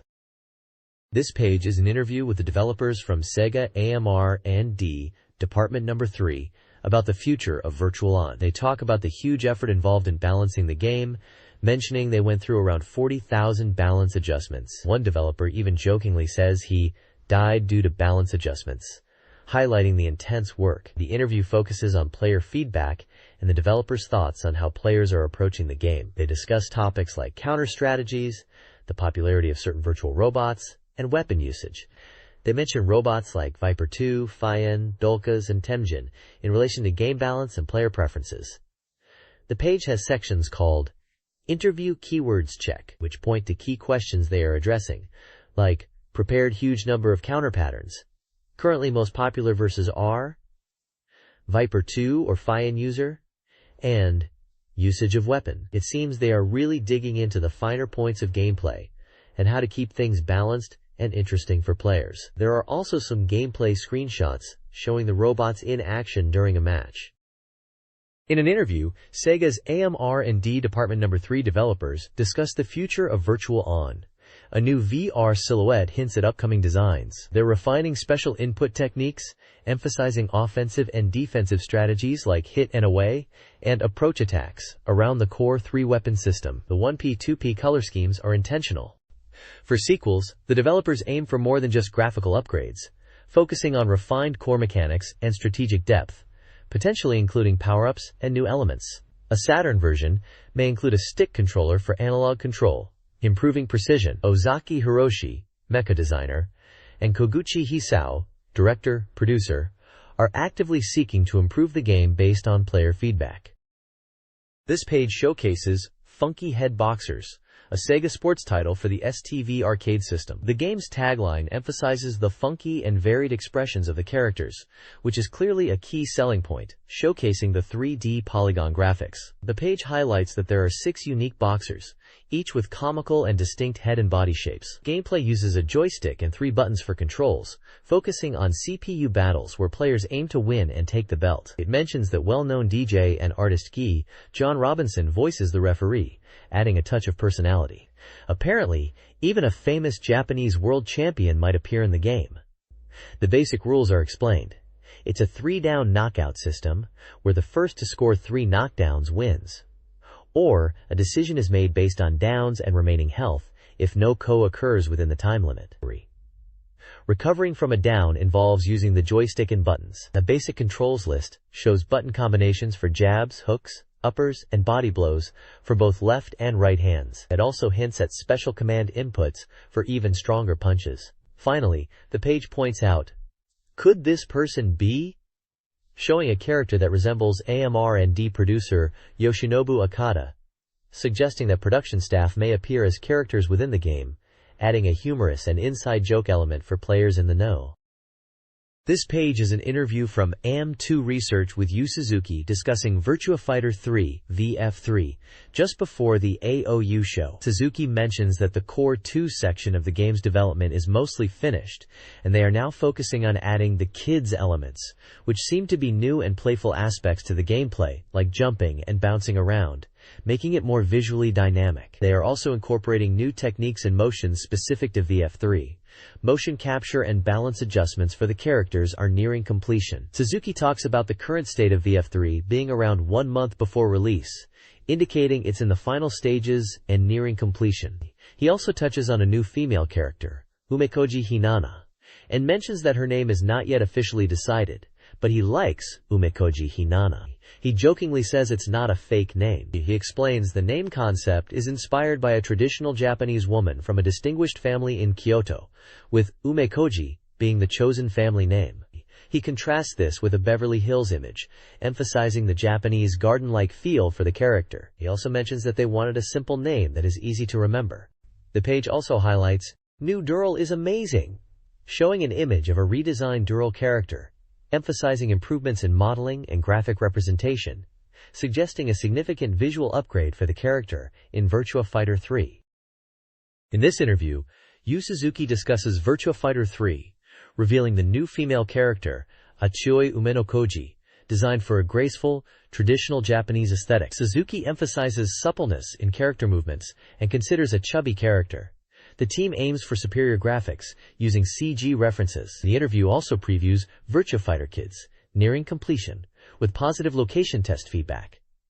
The developers are excited for its public release. Finally, SEGA Sonic Arcade, provisional title, is introduced, promising a new 3D CG experience with 8 playable characters, including Sonic, Tails, and Knuckles, and possibly Amy. The team is working hard for the AOU show and encouraging players to experience the game there. This page announces the completion of the Virtua Fighter CG Portrait series, which started in summer last year and launched with Jackie and Sarah on October 13th. By early January, the series had already sold 50,000 copies and is now approaching its final release. The page highlights Jeffrey and Kagemaru in their CG Portrait editions, which are going on sale on March 1st. The interview with the leader of the VF3 team, Mr. Nakatani, discusses the CG Portrait series in detail. He mentions that the initial Jackie and Sarah editions took a weak per centigram image due to trial and error, but they improved efficiency with experience and library enhancement. For the Jeffrey and Kagemaru editions, they aim to create interesting visuals, like Jeffrey with a Satan shark and Kagemaru in a suit. Nakatani says the concept is to show characters and settings beyond the usual game stages and costumes, like Jeffrey wearing a hat and necklace, or Kagemaru in a suit. He mentions Dural's edition will feature a metallic visual direction and is under development. The interviewer asks about future plans, and Nakatani states that after finishing the CG Portrait series, they'll move to the next project, possibly a Fighting Vipers team project or Virtua Fighter 3. And is looking forward to player feedback. The page features images of Jeffrey and Kagemaru's CG portraits and a Dural artwork hinting at its metallic design. There's also a photo of Mr. Nakatani looking at various CG portrait images on a table. This page is a personal file introducing Nobutaka Ari, a publicity designer and artist who creates cutting-edge visuals. He's interviewed here as the creator of the Virtua Fighter Graphics Model 2 book. Ari mentions that this book is a collection of his graphic work, following on from a previous Virtua Fighter 1 themed book. He explains that for this new book, he used Virtua Fighter 2 modeling to create graphics in his own style. When asked about his influences for this book, Ari mentions the previous VF1 book and explains that the positive response to the first book inspired him to create a second one focused on Virtua Fighter 2 graphics. He also notes that he is interested in working with Virtualon visuals as well in the future. The page also serves as an advertisement for the Virtua Fighter Graphics Model 2 book, promoting its late February release for 2,500 yen. It's 132 pages long and B4 size. The ad features images of Akira and Pai-chan, emphasizing the detailed Model 2 graphics and varied character expressions that can be found within the book. It seems to be a showcase of the high-quality character art and modeling from Virtua Fighter 2, presented in a collected format. Nobutaka Ari cover artist for SEGA Saturn magazine since February 1995, discusses his design philosophy, driven by his motto, "Making what I want to make." He's created around 20 covers, including those for Virtua Fighter 2, and is excited about upcoming projects. He advises aspiring artists to have a strong intention and vision, emphasizing this over technical skill, which he cultivated by focusing on his drawing skills. Design. The page also promotes the Virtua Fighter Graphics Model 2 book, a visual guide to the game, emphasizing its high-quality graphics and status as a visual Bible. Delayed, but worth the wait, it features around 80 centigrams images, includes interviews, and is set to release in late February. The book's visual quality, including both monotone and colored pages, makes it a must-have for fans. This page continues the focus on Virtua Fighter 2 and introduces Virtua Cop. It highlights reader-submitted ideas for Virtua Fighter 2 character birthday messages, showing examples like Happy New Year for January 1st, Happy Birthday Akira Yuki for September 23rd, and versus F.2 Hatsubai Kinenbi for December 1st, suggesting there are around 30 different messages in total that appear on specific dates. There's also a section detailing a cool feature in Virtua Cop, where the sky color in the game changes in real time, synced to your Saturn's clock. It explains that this is unlocked after playing over 78 times, or spending 7,800 yen, and that the daytime, evening, and nighttime sky colors change accordingly. The page also announces the interim results for the Virtua Cop Ranking Attack competition. It lists the top 3 players as of January 29th, with their scores and prefectures. Osakafu's Nakamura Yoshibito in first place, Miyagiken's Otomo Koichiro in second, and Fukuokaken's Kawahara Yoshiaki in third place. The article mentions that 9 people have achieved 9th Dan rank in the game.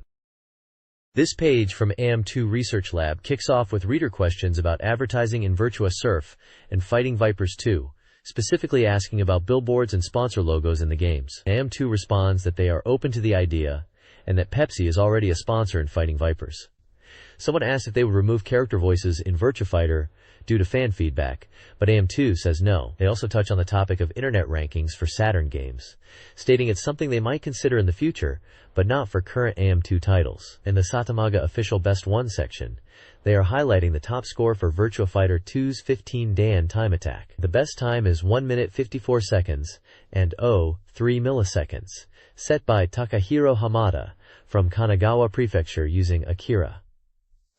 The comments section talks about the Grand Prix Award for character design from the last issue, praising the winner's entry and mentioning it has commercial potential. The AM2 Research Gallery showcases reader artwork, including fan art of Lion from Virtua Fighter smoking a cigarette, Sonic and Tails together with dancing shadows written next to them, and an original cute anime-style girl character. Finally, there's an announcement for a reader participation prize, where sending in postcards with opinions or questions to AM2 could win you a special t-shirt designed by Kenjiro Nimura and maybe other goodies.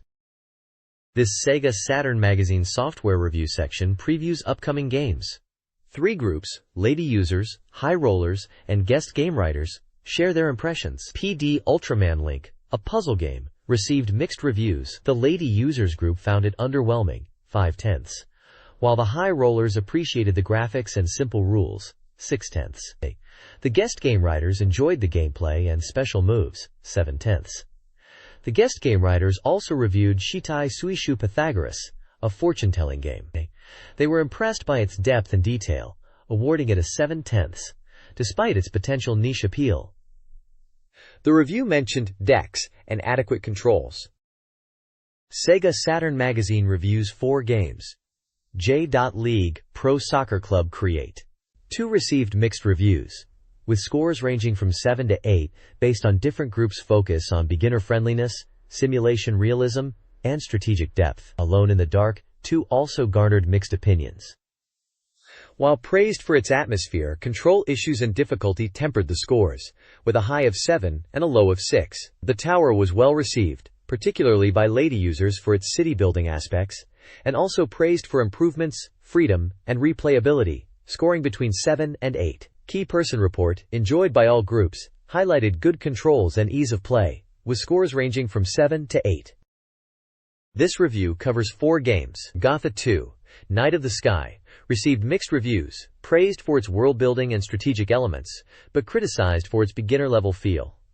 Scores averaged 6. Admiral's Decision 2 was deemed a war game for core fans, with a tedious manual and slow gameplay, receiving scores of 5. Spin Spin Pa, a falling block puzzle game, was considered cute and engaging with new elements, though the mechanic felt weak to some, scoring between 6 and 7. King of Falling Things, another falling block puzzle game, was noted for its chain reactions and strategy, but fell just short of being a classic, with scores of 7. This page of SEGA Saturn magazine reviews a selection of games. Starting at the top left, we have Iron Chef Kitchen Stadium Tour, a game based on the popular cooking TV show. The reviewer, seemingly a female user, enjoyed it, highlighting the polygon graphics and opening movie, though found the quizzes a bit too easy and the overall system a little cumbersome. Another reviewer, under the guest writers section, saw it more as a database for the TV show, praising its data extraction from broadcasts, but finding the gameplay itself uninteresting, suggesting it's only for database enthusiasts. Moving down, Thunderhawk, Fighter of Nations gets a perfect score. The reviewer compares it favorably to MD-era helicopter games, praising the Saturn's graphical upgrade and the exhilarating action. They noted the high difficulty, making it suitable for skilled players. Next up is Gekibo Gekisha Boy, another perfect score. This polygon fighting game is praised for its casual playability, simple controls, and interesting visual layout. The reviewer highlights the communication battle mode as a feature to check out. Finally, the review of the first communication battle feature, seemingly a general comment on network play, is more critical. The reviewer finds the game system only so-so, with sluggish controls and difficulty in understanding enemy positions and radar information. They suggest CPU battles are better, and players seeking depth might be disappointed. This page is a SEGA Saturn soft review, featuring 3 games.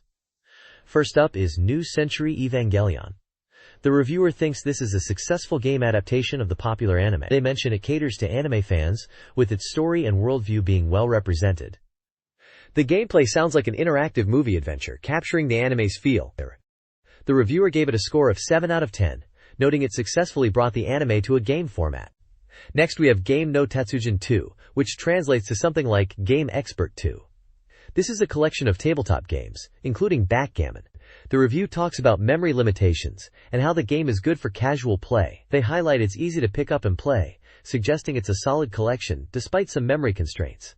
This one got a score of 6 out of 10. Finally, there's Vampire Hunter, which is almost certainly Darkstalker's revenge. The review is glowing, calling it a fresh soft check, and giving it a perfect 100% completion rating. The reviewer emphasizes its arcade-like quality, fast-paced action, and how well it captures the original arcade experience on the Saturn. They mention beautiful character animations and smooth scrolling, praising it as a near-perfect arcade port. At the bottom, there's an editorial department summary, noting that there were many pre-orders in March, and highlighting Hunter, likely referring to Vampire Hunter Darkstalker's Revenge, as a must-buy game. The next page spotlights singer Anne Ruiz, Anne Lewis in English. She is described as infusing rock essence into her music style called K-rock, gaining wide support. She's had numerous hits, including Rakumokuba Musho, and is known for her lifestyle and fashion sense. Apparently, she's releasing her 4th Womanism album this autumn, and is starting to produce a new album while living in LA. The page also features the game Dark Savior. It mentions that Anne is singing the theme song for Dark Savior, a game which they are excited about. The song's title is tentatively Koi ni Nemura Sete, Let Me Sleep in Love, with lyrics by Kyoko Tomita and music by Yosuke Kondo. The release date is March 23rd, priced at 1,000 yen. The writer says they feel like a kid again, excited about the heroic characters in games. They are looking forward to Anne's song being part of the game. They mention the game has special CG movie scenes. The key word, Dark Savior, is hidden in the lyrics, and solving this Dark Savior mystery is a point to check out when listening to the song. They encourage readers to listen to the song. They also add that Anne's fans, and game fans in general, should look forward to it. There is also a picture of the main characters from Dark Savior. This document details secret techniques in SEGA Saturn games from the Next Level Secret Technique League. Mobile Suit Gundam features a stage select unlocked after 8 clears, activated by a specific button sequence at the title screen. It also has a movie replay mode, accessed by another button combination after clearing the game, and a staff roll skip with a separate button sequence. X-Men Children of the Atom offers an easy continue in versus mode, L and R on startup, and in arcade mode, holding L on continue screen. Furthermore, holding A and C on controller 2 at the game's start unlocks a true arcade mode, designed to replicate the arcade experience by removing certain elements and requiring use of the L button to insert credits. This document reveals hidden techniques for several SEGA Saturn games. For Super Real Mahjong P2, a PV demo mode is unlocked via specific button commands in the options menu. Dragon Ball Z True Butoden allows speed manipulation using controller inputs at the title screen. Controller 1 slows the game, Controller 2 speeds it up. Tokimeki Mahjong Paradise unlocks additional visual extras in the Omoid section of the options menu. King of the Spirits features 2 secrets: the ability to change the sky background during races, and the addition of a driver's eye view for replays. The document concludes with a call for submissions of secret techniques for various Sega consoles, offering rewards for accepted entries.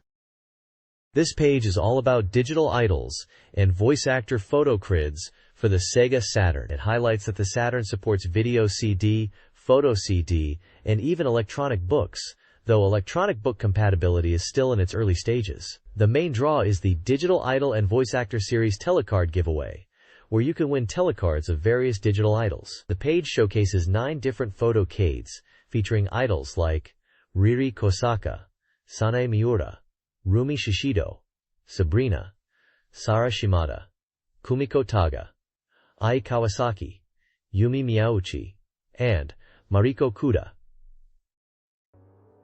These photocades seem to be focused on gravure photography and visual content, with titles like Stories, Je t'aime, Snuggle Time, Paradiso, Letters, 2020, Love Collection, Live, and Memories Hidden in the Forest. There's a contest where 45 lucky people can win telecards of these idols by sending in a postcard.